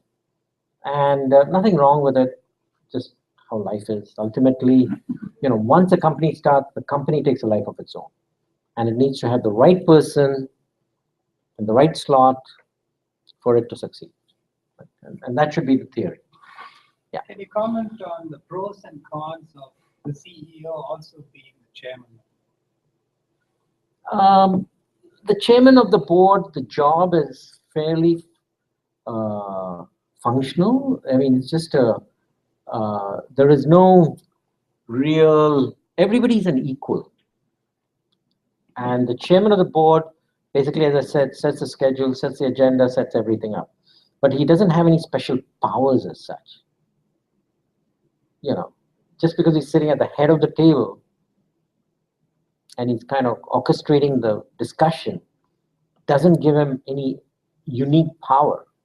He doesn't have veto rights where others don't have veto rights, or voting rights that others don't have. Everybody's an equal. All the board members have an equal vote, including the chairman. He's got just one vote, that's it. So it's a good title.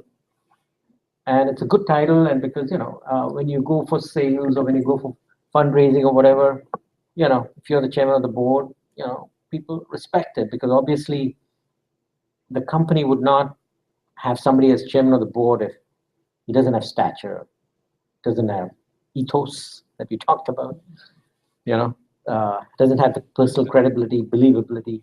Because ultimately, when customers trust you, partners trust you, investors trust you, they're trusting the leader, right, with that decision. For example, when Samsung decided to, make Dropbox the standard file storage system in the cloud for every Samsung smartphone about 4 years ago, they knew that they were taking this Mickey Mouse company and were going to give it almost 150 million new users per year, guaranteed. Because that's the standard one on that thing, right? And not a decision they'll take very easily. So it really required, them to have confidence in the leadership of Dropbox for them to make that decision, right? And so basically, even though I would say that it's not an important position, it still carries a lot of stature with it. Right? Yeah. Actually, what Raj is saying, essentially, chairman doesn't have any executive power. And other thing, if you see usually the bylaws that your attorney will write, chairman defines essentially is that he can call the meeting, as Raj said. It doesn't have any other power than that. Right? Exactly. Now, what does happen is that, sometimes the CEO transition is a very tricky thing, right? So since the chairman sets the agenda, what happens is that the chairman only can call the meeting.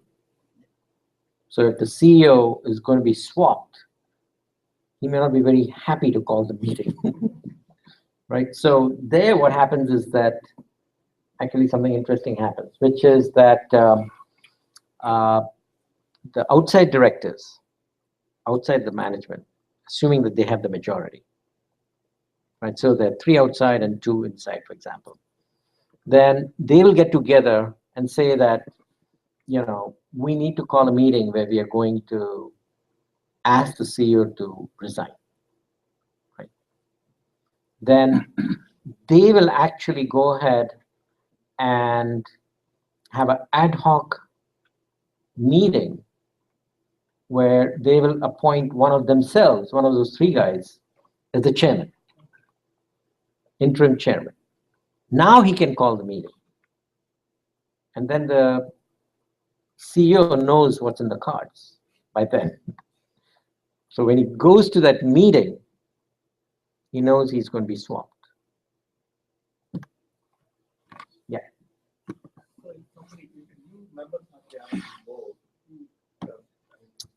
Yeah. So basically, there are board committees. Good question. So board committees is really how you do some of the board work. And essentially, there are kind of 3 main board committees. One is called the audit committee. So this is responsible for seeing that, the company is running in a proper fashion. The accounting is being done right. No bribery is happening. All our taxes are paid. All that stuff, right? That there is no, all the HR is being done properly. All that stuff is kind of audited and reviewed by the audit committee. And, 2 or 3 board, typically 2 people will be on the audit committee, and they will meet with the respective departmental heads and actually study and look at the paperwork, etc., in order to see everything is fine. So there's the audit committee. Next one is the compensation committee, because essentially the CEO cannot give himself a salary. His salary has to be approved by the board. The CEO reports to the board of directors. So the compensation committee's job is to decide what the CEO got to be paid. So Satya Nadella, for example, when he got his $80 million package, so the compensation committee came up with the $80 million number. And they have their mechanisms for getting whatever these numbers are. And then basically, in a public company, it would actually have to be approved by all the shareholders. The compensation committee decisions have to be approved by the shareholders. So, and typically, if the compensation committee has approved it and put that motion, it'll get approved. That's typically how it happens. Anyway, so the compensation committee is the second one. And the third one is the governance committee, which typically will nominate additional board members and so on to the board. Now, for technology startups and Silicon Valley startups, there is almost a rule of thumb that every time you do a round of funding, the guy who leads the round has the first right of refusal to nominate somebody to the board, right? And typically only the guy who leads the funding, gets that right. And if he decides he doesn't want to be on the board, he just wants visitation rights for whatever reason, he can give the opportunity to another investor or whatever. But typically, so, with each round of funding, you end up adding a board member. But you also want to have an odd number of board members. You don't want to have an even number of board members in your thing. So typically, most companies will start off with, say, 2 inside guys, 1 VC for A round. Then for B round, you add your B round leader. But at that time, you also bring in an independent director. So you end up with 5 people. And then, so independent director is typically industry luminary. So you're looking around, for an industry luminary who will add a lot of stature to your company, give you introductions, and the fact that, that industry luminary is associated with a small startup that nobody has heard of means that maybe the startup is doing something important. Because typically the luminary's reputation is 10 times or 100 times more bigger than the reputation of the company. Right? So not that easy to get an industry luminary to sign up to be an independent director, but a lot of people, if they believe in the technology or the vision or the opportunity or whatever, love the idea of mentoring and fostering and creating a next generation success. So it happens. Can they be called as advisors, or do they actually take a check, or how do we? No, independent directors, typically in a startup, you don't give them dollar checks. So you might cover the travel expenses and so on. But you typically give them, a reasonable option package. So the option package is typically between 1/4% to maximum 0.5% or 1%. Yeah, in that range is what an independent director gets. Yes. You mentioned in the first round of funding, to say you will have 2 board members for the founding team, Yeah. 1 VC. So this still is not a neutral board. So do the VCs require a neutral board? No. This is a 3 board members. Yeah, because at the early stage, really, it's all about executing the vision of the founders of the company. So it's not a big deal. Yeah. Okay, so that's board committees, responsibilities of the audit committee, compensation committee. Can I point one thing out, Raj, to any of these questions? So, I think under guessing that what you're asking really is, hey, if it's 2 founders versus 1 VC on the initial board, then don't the 2 founders have the power in the company and on the board for the company? This is not part of this particular session, but this is where, I don't know if you've covered term sheets with this class. So when you get into term sheets and negotiating the actual structure of the board, there's board seats and who controls that, but then there's also special rights on who actually controls certain matters. So you may have, for example, even though you have 1 investor on the board and 2 founders on the early stage board, it may have worked out that that investor has the right to approve any merger or acquisition or something like that, even though they don't have majority shares. So there's the way you manage control of the company and different voting actions and so on can be specified differently. It doesn't have to be exactly a vote across the board members themselves. What do you mean to say there could be a veto power for the Exactly. on certain matters? Exactly. Will not go to the board decision. Exactly. So the VC may have very specific rights to veto or approve certain measures that come up,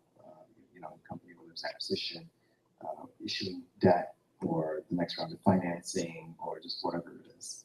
So what are the typical veto rights that a typical VC would ask for if the board is not valid, right? Not usable? Typically, they're going to, at the very fundamental level, what they will do is ensure that no matter can harm their ownership without their approval. That's kind of the fundamental thing that we're going to look for. So that means if you're raising another round of financing, they'll put in clauses that say they have a right to what's called pro rata. It means that they can buy additional shares in order to keep their ownership. So if they buy 20% of your company, then they have the right to continue to buy more shares as the company issues more equity, such that their ownership still stays at 20%. So it's going to be things like that. Or if they have a preference, a preferred share means that it has higher priority than common shares. So they'll make sure that if the company gets sold, that their preferred shares get paid out first, as an example. So they'll make sure that those kind of rights are in there so that their own shares are not harmed in any way without their own approval.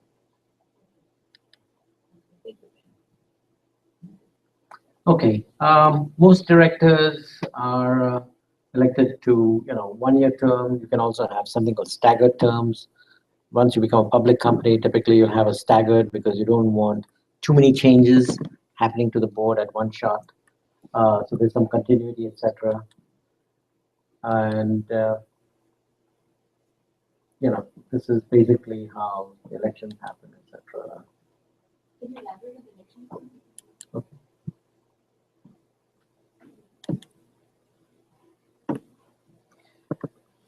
So all elections, are done by board members. The voting is done by board members on a one share, one vote basis. Sorry, not by board members, by shareholders. So everybody, there is shareholding, right? So when you have an option, it's not a share. When you purchase your option, it's a share.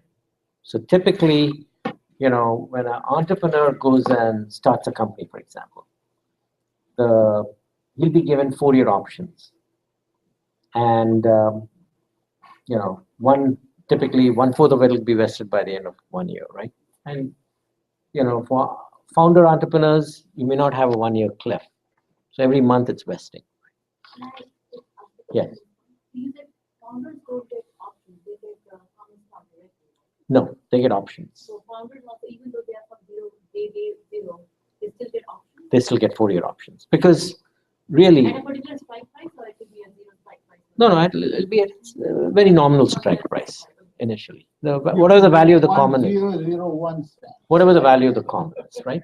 So, That's really. so for 100. No, I thought common shares are there in preferred shares and then stock options. Stock options in my mind was. Yeah, stock option converts into common when it's vested.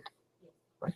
So the whole idea is that as an employee adds value to the company, he gets bigger and bigger ownership of the company, right? So the option just gives him a right to that ownership. So say 6 months have gone by, the person who already has the shares is the investor.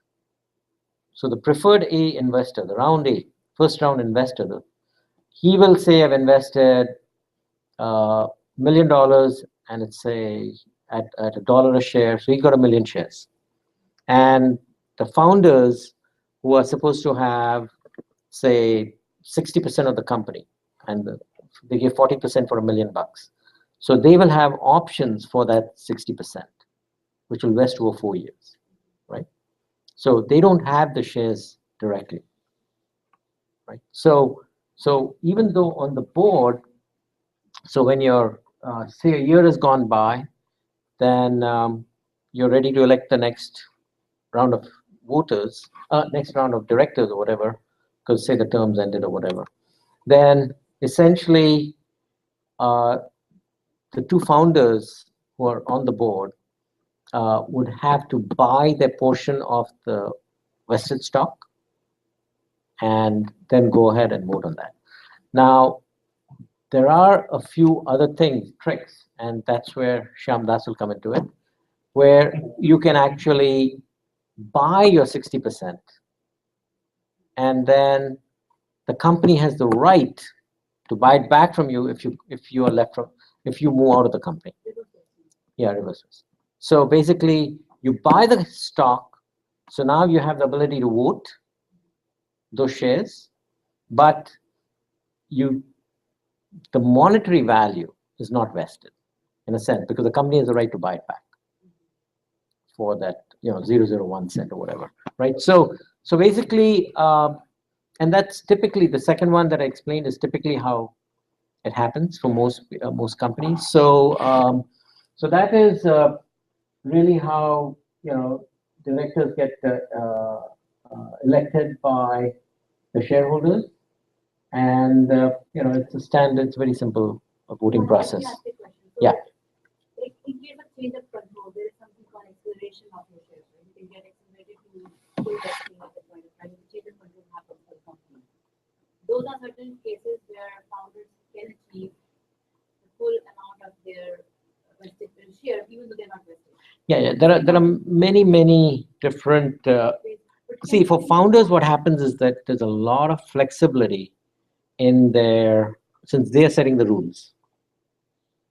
Even before the investor came in, they can set up, what their employment terms are.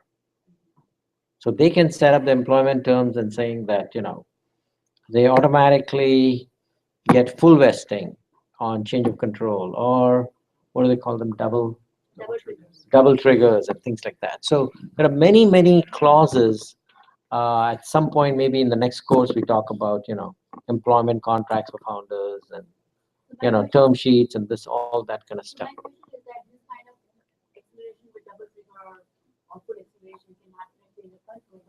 Can it also happen in the change of the CEO, for example? So is it typical for founders to ask for the acceleration if it gives their control stage to a different CEO? Typically, it's not when you change from CEO. I think it's typically if you move out of the company. Yeah, if you leave the company, then a lot of these triggers happen.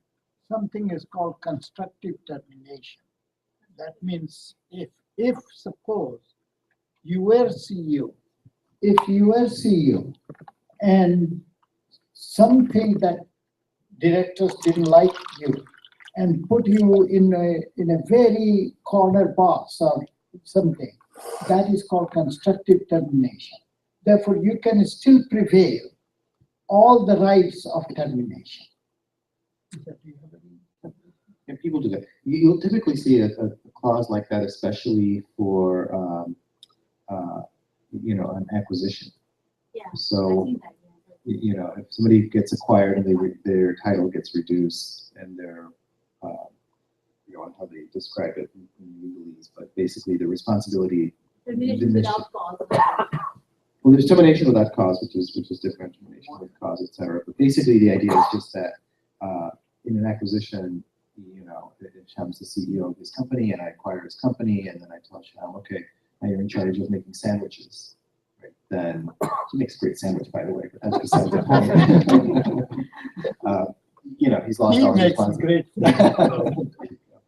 But he's lost all his responsibility and authority, and so that's effectively we've terminated him without actually showing him the door. And so then at that point he would have, if it was in the contractual agreement, then he would have the right to come back and say that I'm effectively no longer running this company, and therefore I want my shares. So should this be in the contract with the company when you are starting it by intent, or should it be quoted into the clause when the investors come in? Actually, I do put all these conditions in because as he said, when you are founder, you are the person who is in charge of it. In my case, when I propose certain thing, my attorney said, this never happens. I haven't seen anywhere in Valley. I said, but I want you to do that because you're working for me. And then he did it.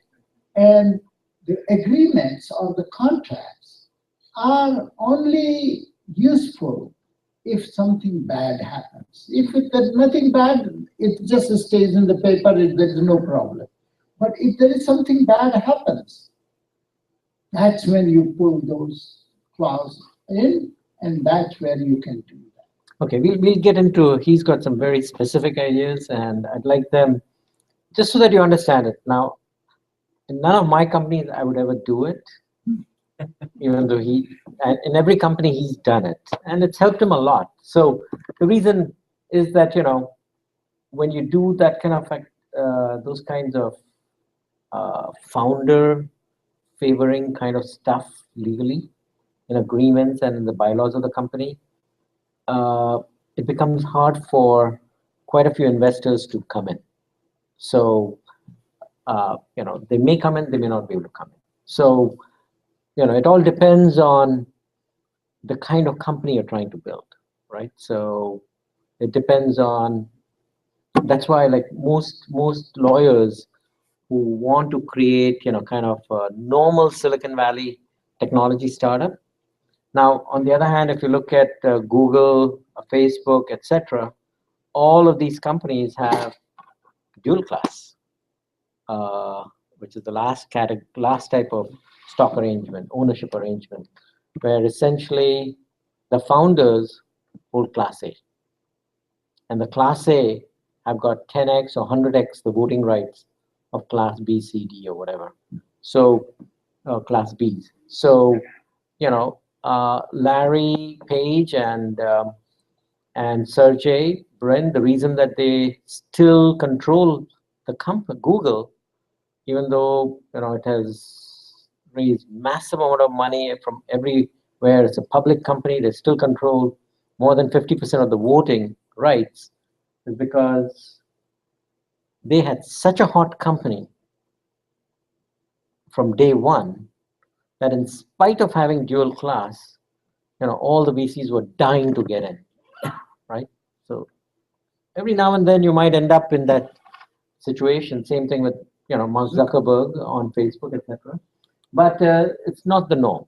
The norm is, we want them to be equal partners, right? So anyway,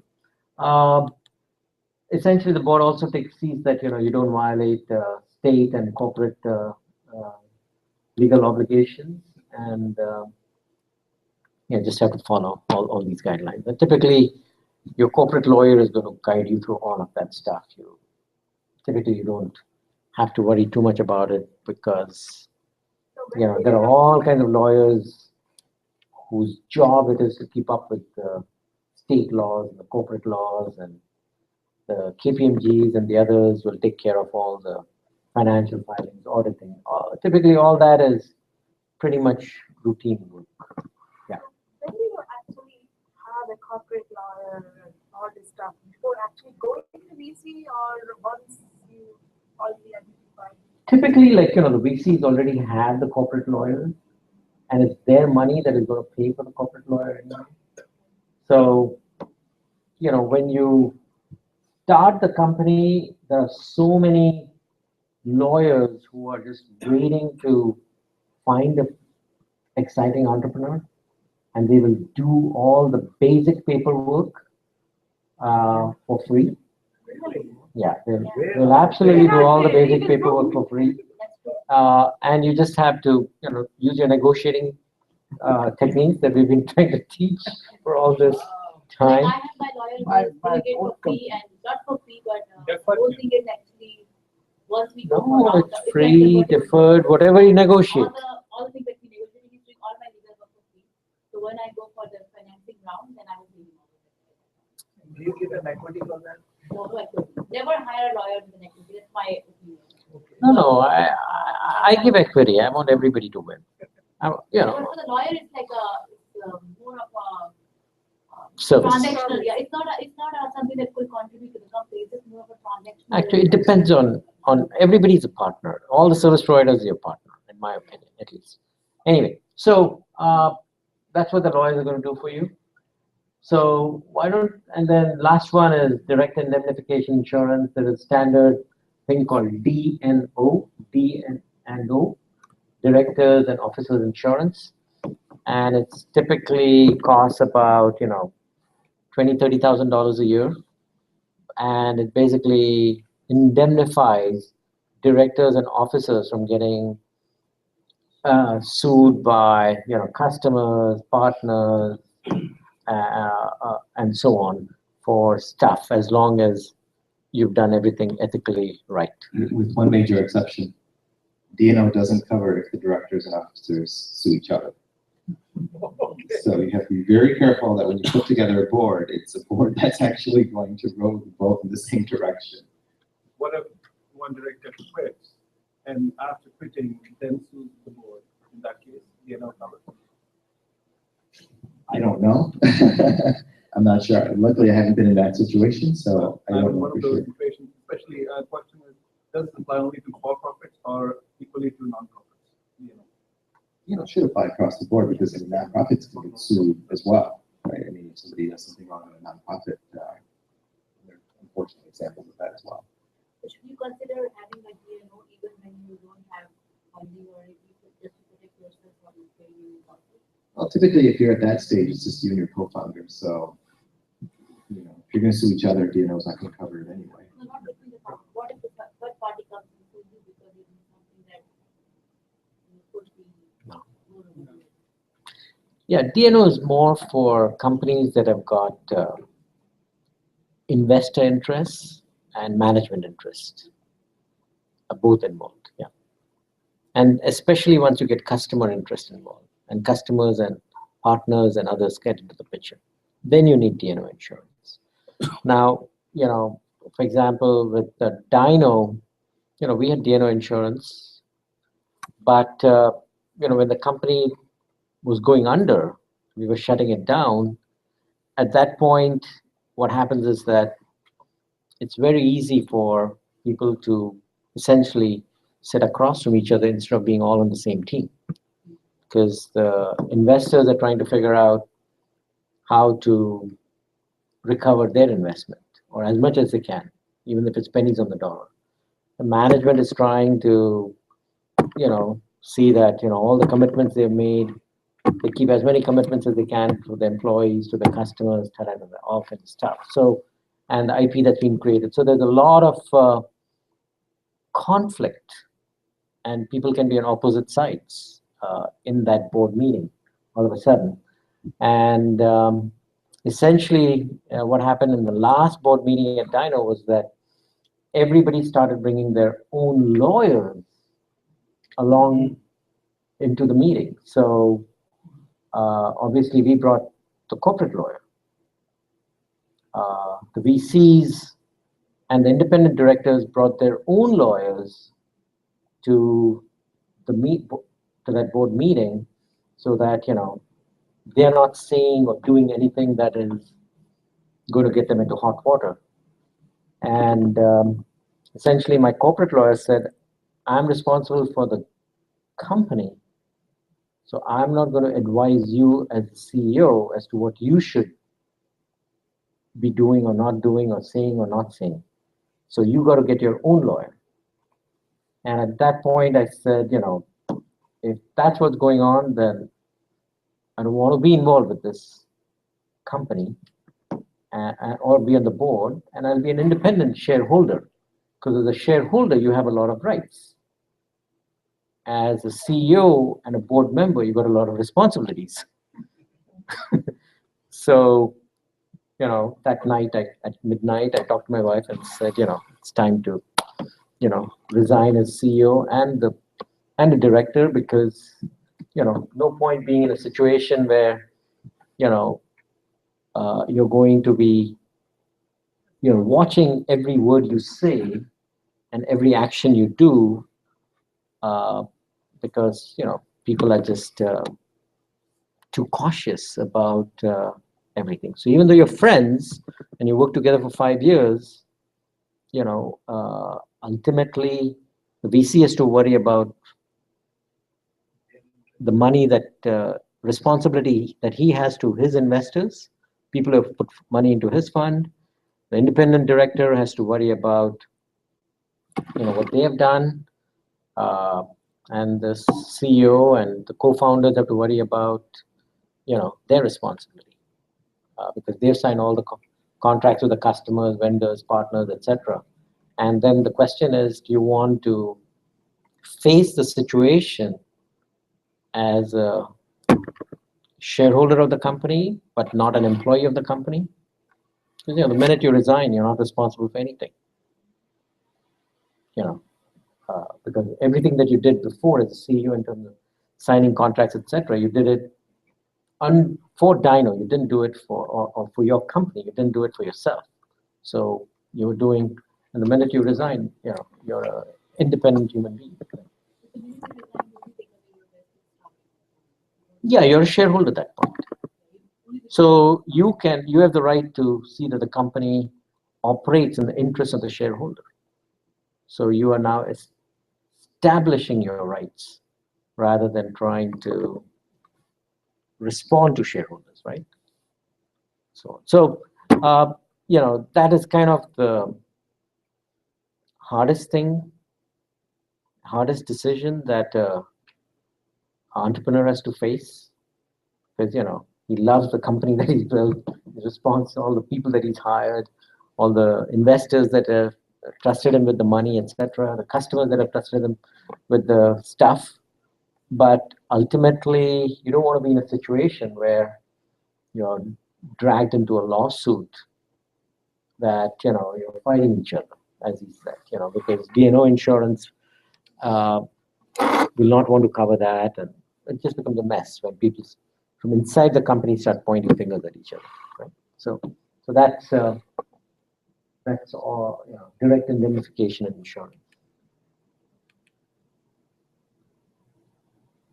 Okay, so let's end it with, Shyam talking a little bit about how entrepreneurs should protect themselves. And it'll probably be more of a debate rather than a... Ultimately, how did the diner situation No, the company shut down. Nothing untoward happened. No, basically all our customer contracts had a 30-day provision. And, we had to give them 30-day notice to shut off their service. And so the next day, certified letters went out to all the customers that in 30 days, we are shutting off your service. And then for the Amazons and others who are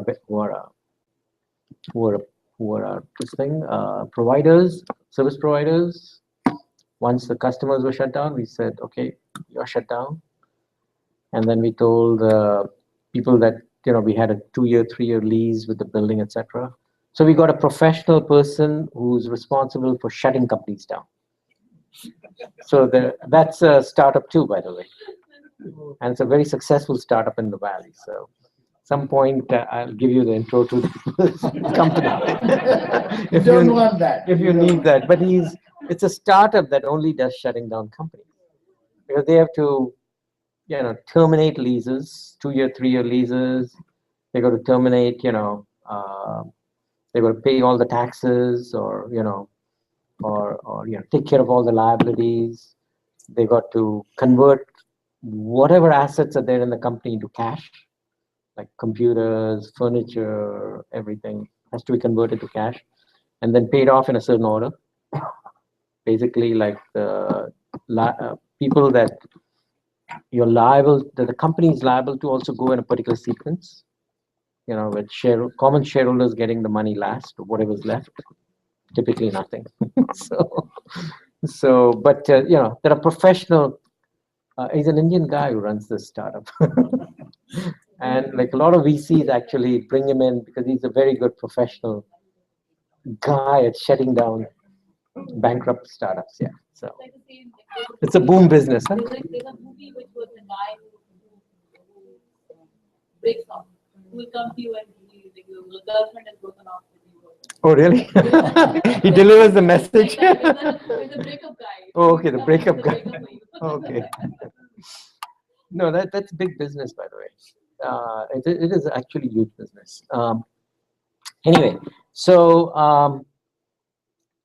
and the beautiful thing about this valley is that it's all professional. You don't have to take anything unprofessional because remember, only 1 out of 10 startups really take off, right, and succeed. So there's a lot of companies that have to be shut down, right? So it's done properly. Yeah, there's a lot of experience. When you explain your points, can you tell us what is the normal Silicon Valley? Of course, we can be on one extreme to be very defensive, or one extreme to be very vulnerable. But what is the general norm in Silicon Valley also? General norm, I think what Raj is saying is that is general norm. Okay, but the exceptions to that is the one that I might be talking. But you can ask me question when something happens like that. There you go. Entrepreneurs, protect yourself. Okay. So can you stand here? Yeah. So that you're in the kitchen. Oh, I see. Okay. The way that I started, but before I start, since Raj has already showed some few slides and what is the right presentation, let me tell you a few things. Before I knew reading and writing, my father had already decided that I will be a lawyer. And when I became, when I without his information, I got admitted in science, and he was pretty upset. Therefore, I don't know what is the reason he decided that I should be lawyer. Even in my family, my children and my wife keeps talking that, you know, he should have been a lawyer. And any agreement comes in my home, I am the one who has to read it, whether it is a buying a house or anything, you know. And right now my daughter is getting married, therefore all the contract I have to go through. That is the only way I'm involved with the marriage. Anyway, therefore what I do is whenever any paper comes, I read. And I read in legal where I have to sign, I have to read that. Without reading, I don't sign. And there when I read, I don't just read blindly. I read and always keep my brain working. And anything which is off the common sense and off my extreme interest, extreme means reasonable interest, which I'll illustrate in few of the slides, that's when I put my remark. And then I tell, this is not acceptable or this is what it is. Anyway, therefore, when you see this view graph, here it says CEO works for the board. This CEO is not the boss by itself. You also have a boss. And therefore, as Rajwa described before, he decides the compensation, he decides whether you can be terminated and all those things. Therefore, unless you are, you know, I put Zuckerberg, Page, and Gates, like that type of people, think that when you start a company, you will not be the CEO. There are only a few people who can be like that, you know. And they have also put like a Page and Zuckerberg, they have put that conditions that you have heard. And actually, from Page it started. It wasn't used before that, right? That 1 to 10 or 100 before that. Anyway, therefore, I plan that when you start a company, think about it that you will not be a part of the company. That is the way that I start my company. Therefore, if you are not a part of the company, then what do you gain? Actually, when you start, many people come, and when I talk even in Thai with a lot of entrepreneurs, they say, oh, I want to change the world, I want to do this. Whenever they talk like that, I say, you are wasting your time and you are wasting my time. The purpose is, are you trying to make money? That is the key of making a money. Therefore, what you have to see is that you are trying to start a company predominantly for financial gain. Therefore, when you are thinking that you will be not a part of the company, how do you get compensation in return when you are removed from the company? That is how the basic logic I work with. Okay? Okay.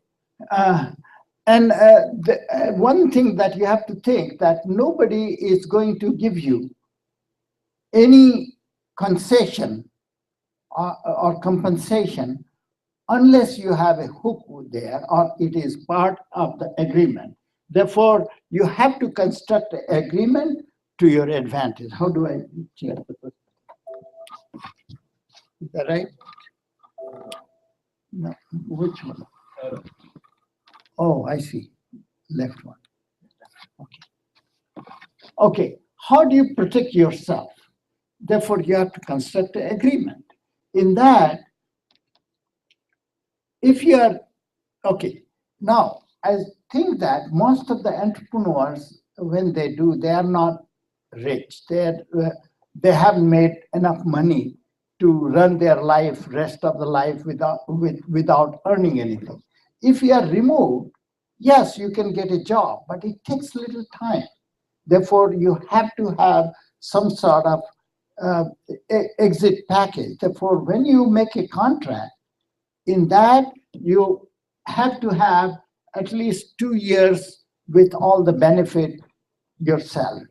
But usually VCs, actually Prashant will never fund, after he hears my presentation, he will never fund me. And if he funds, he will try to remove all these clauses. I would need to take your breathing exercises just to be able to negotiate that with you. Okay, therefore, I'm going to give this to Prashant. He can argue with. okay. Therefore, like in my first company, TAS Devices, when they removed me, I had a contract, but they negotiated. And I didn't want to fight too much. Therefore, I took that 1 year package instead of 2. That is 2 is, It depends a lot on the CEO and the context, but typically, it'll be 6 months to a year. 6 months is probably closer. That's what I've seen in most of these contracts with the CEO. Sometimes it can be down as low as 3 months even. It just varies a lot. I mean, broadly speaking, what Shem is saying here, is the ask. And just as he pointed out, he didn't get everything he asked for. So even if you, when you create the founder stock, you put all of this stuff in, and fully allowed to do that, there's nothing stopping you. The issue that it causes more than anything else is, will you be able to get outside investors to fund you if they see all this stuff that's, in favor of the founders like this? Yeah, thank you. Okay. Okay, now first thing is that you have to get your compensation. And second is, this is unusual, okay? And therefore, all my companies, including my third company, breeding company, I am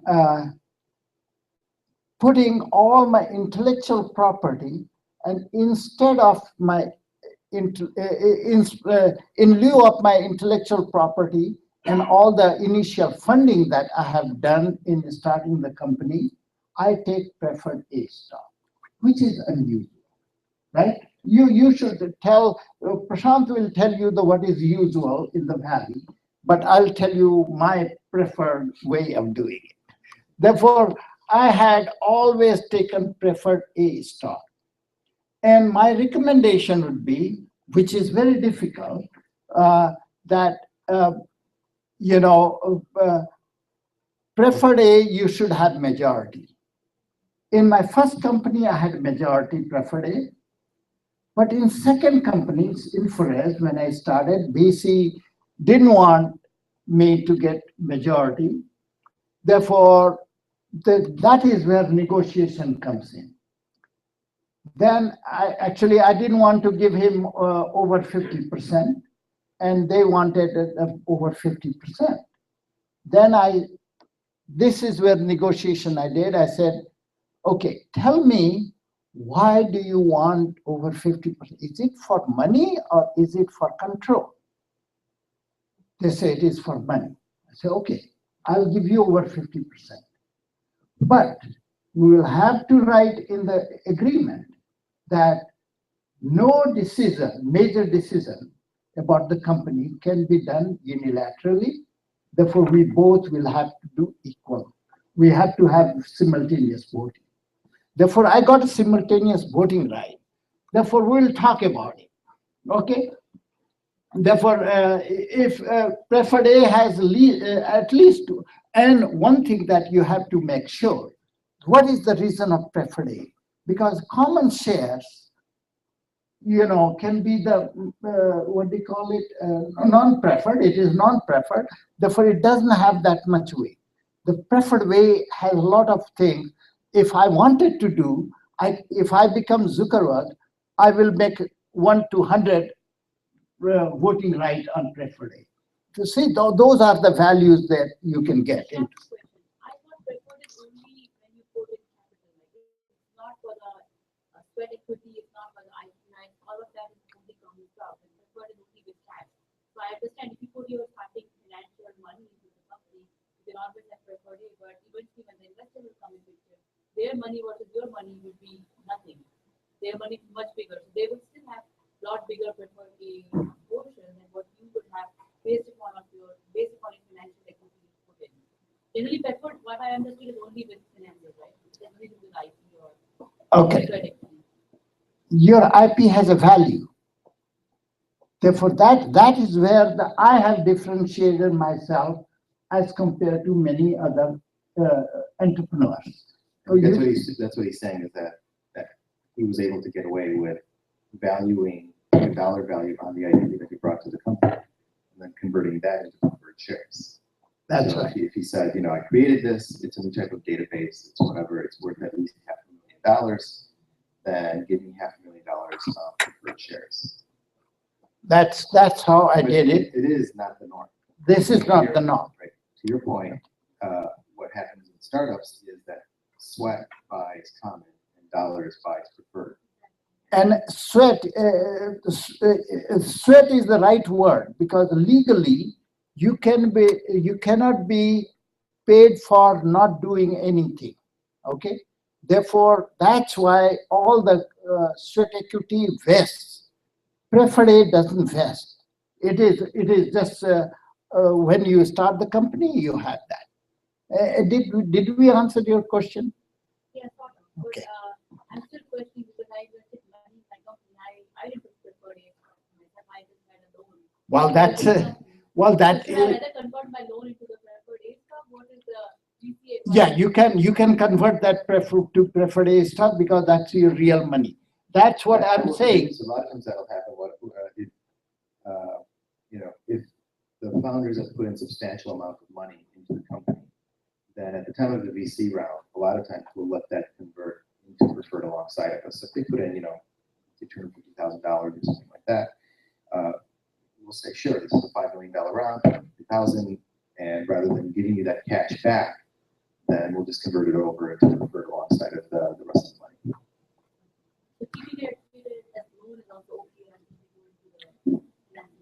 Loan is that you got the money, your money back. That's all. But if you want to become like investor, it is better. I would encourage to invest rather than taking, if you can afford it, rather than giving loan. Anyway, okay. Can I ask you a question? Your intellectual properties, are they patents per se or your idea?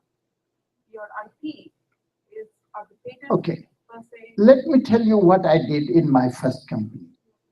I wrote a patent and filed the patent, and of course all the idea and based on was on that, and the company was also acquired based on that patent idea. Okay. Therefore, the second company I did also I filed the patent. Therefore, those becomes a tangible intellectual property. In the third company that I'm doing, the breathing one, I have my copyright, like Bikram has a copyright on yoga, which is people say 5,000 years old, but he has a copyright. I developed that, therefore I have a copyright. Okay. And I have a product, how to lose the weight that people, I give them the supplement. Therefore, those are my intellectual property. Therefore, if the company has the rights to use this, then I have the rights to get something back on that. Can I ask you one more question? Now you have the patent, the product, or the copyright. Assume I have those in the company now. How do you equate to, how did you make the math? Is that versus X amount of money which we see is coming, is giving, and that goes to business. Okay. How did you monetize? Yeah. Okay. Give a number. How do I monetize it? I didn't monetize it. That's why I said Prashant is not going to fund me anymore. The way that it happens is, I will take, I make whatever the value you want to put later. Actually, in IRS, I have to do that. Okay. Therefore, you put them, I say, I have to have, let's say, 50% of my share of all the preferred A, or all 100% of my preferred A, in lieu of all my intellectual property and all my cash investment. Okay, that's it. And let them decide what happens later. The, yeah, but well, company didn't have any common stock at all. second, Your company yeah, I do. I had also common stock. I had a 5% of my common stock of my first company. You know, therefore, but that had a vesting schedule, 4-year period, as they mentioned. You know, or if you want, you can also say, if you have worked for 3-4 years, you can, but you incorporate the company today, you can take all those 100% of common shares vested. Something you can do, all those things you can do. Anyway. Okay, therefore, how did I get advantage of these conditions that I was talking?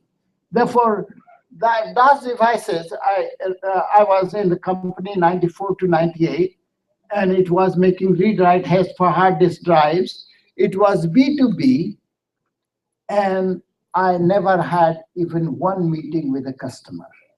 Okay, and I was a majority shareholder, and preferred A had a guaranteed board seat. Therefore, they cannot remove me for any reason. Do you see the point?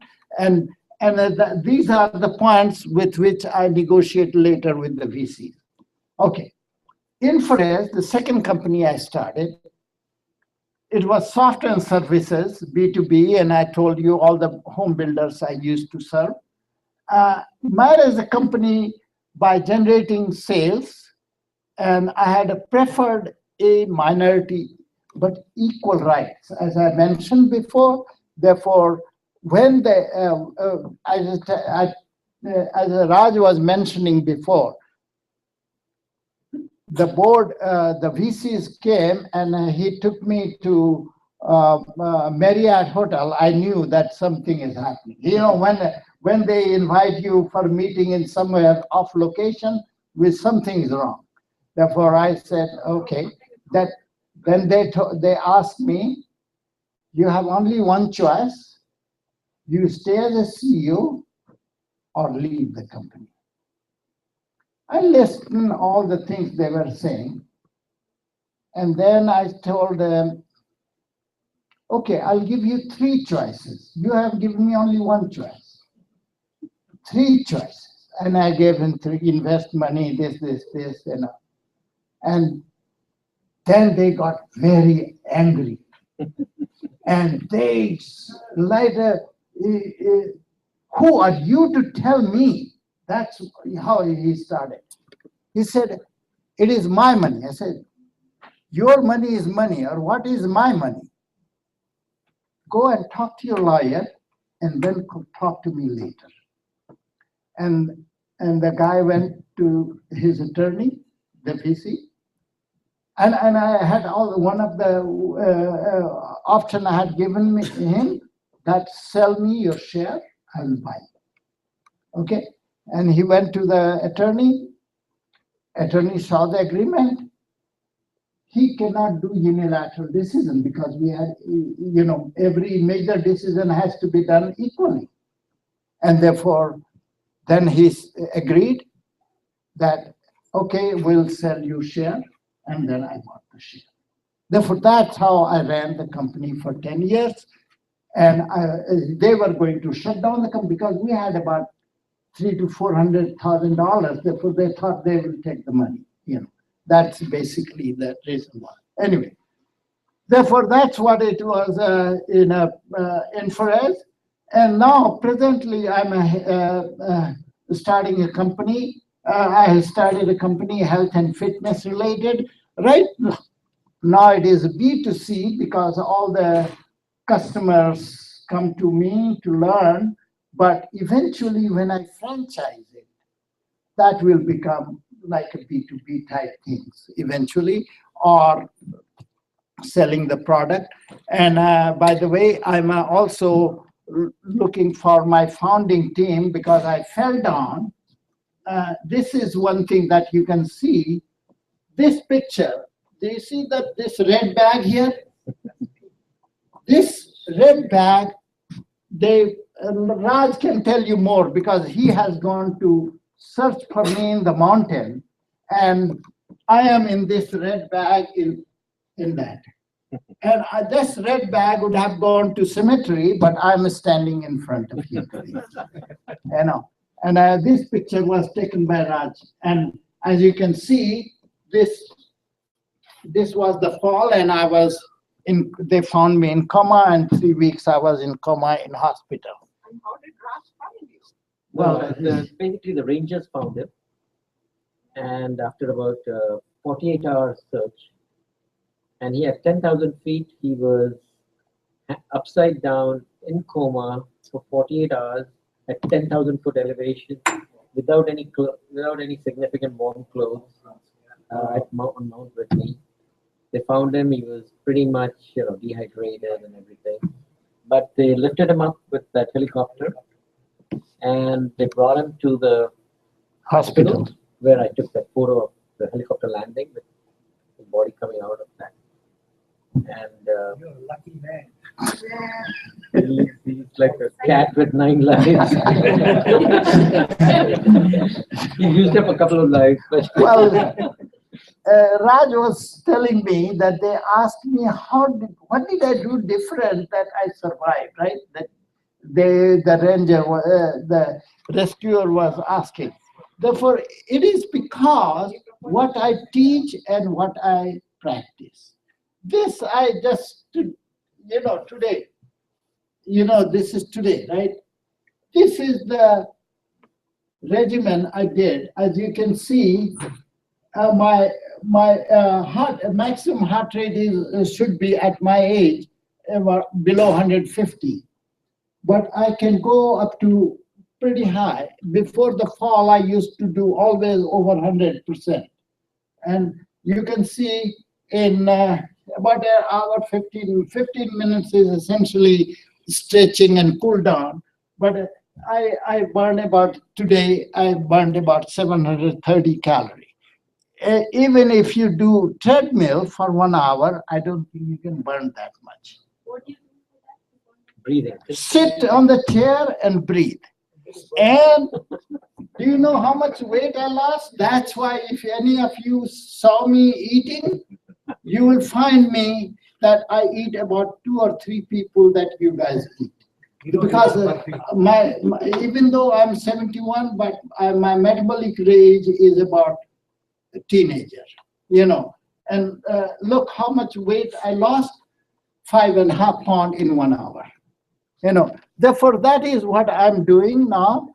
And because of some reason, I just shut down my personal reason, shut down the infrared, and I got interested in health, and I studied medicine that people read in MD schools. I read the only textbook and the journals, and therefore, as a matter of fact, tomorrow I am invited again in Palo Alto Medical Foundation to give talk. Therefore, I'm going tomorrow afternoon to give talk. Therefore, Stanford and Palo Alto, they invite me. Talk is okay, demonstration.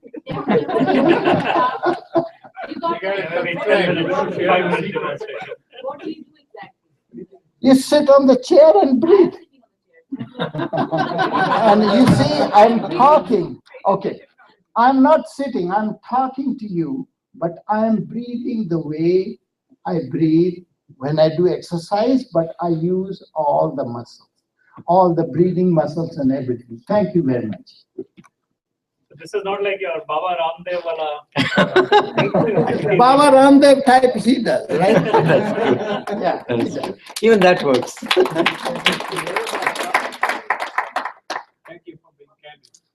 No, the thing is that, I think he's got the ranger, when he found him, he said, in the last 6 months, they had brought down like 8 or 10 bodies, using these kinds of, and he said that all 10 people had died in less than 24 hours.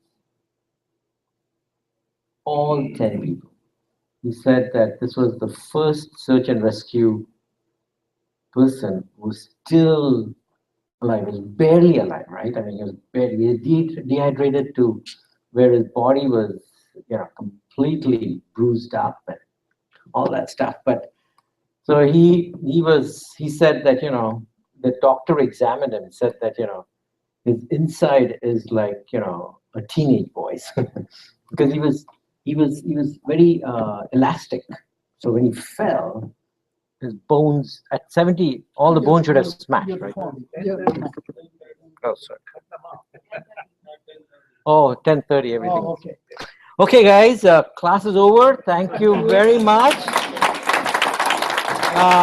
Can we take a photograph? I also want to point out one thing. So, Raj, when you became TiE president, what year was that? 2005 to 2008. So this building was our headquarters from before Raj was TiE president. This session is the very last session in this building.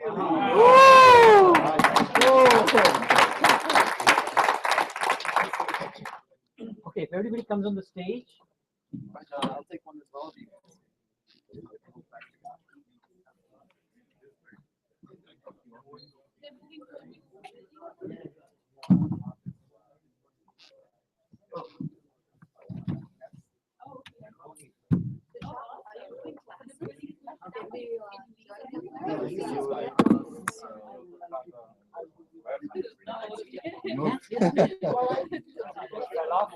Great session, Raj. 200. Awesome session. Thank you very much. I want to do very specific talks. Okay.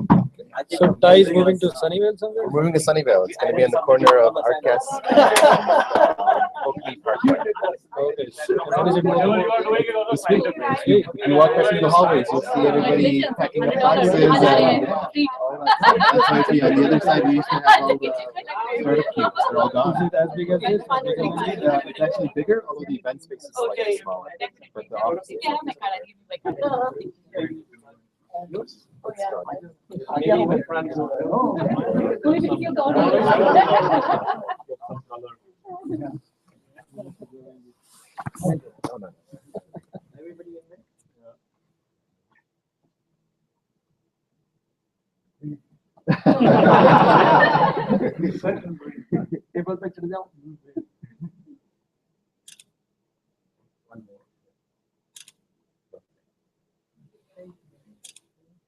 Wait. Another one. Is that your camera? Okay. This is the last class. Yeah. So where Is everybody visible or because of where is the new office? Oh, stay back. Okay. No, this is good. May have come. Post that. Yes. Thank you. Great. Awesome, guys. We shut down TiE. We shut down TiE. Thanks so much. Really enjoyed both the classes. Perfect. Thank you so much. Great. And I learned a lot, of course.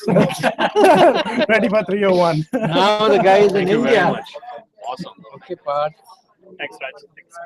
Raj, thank you again. That was good. Oh, that's good. This was on my 100 bucks. This is like Google, Microsoft, everything combined together. It's like that. Fantastic ROI. Yeah. I think but the ROI is going to come, I think, as you guys start using. I mean, nobody's going to teach I you think this is stuff. the catalyst. Nobody's going to teach you this stuff. Nobody teaches this stuff, especially in a nice, organized way, right? And if you can start applying it, huh?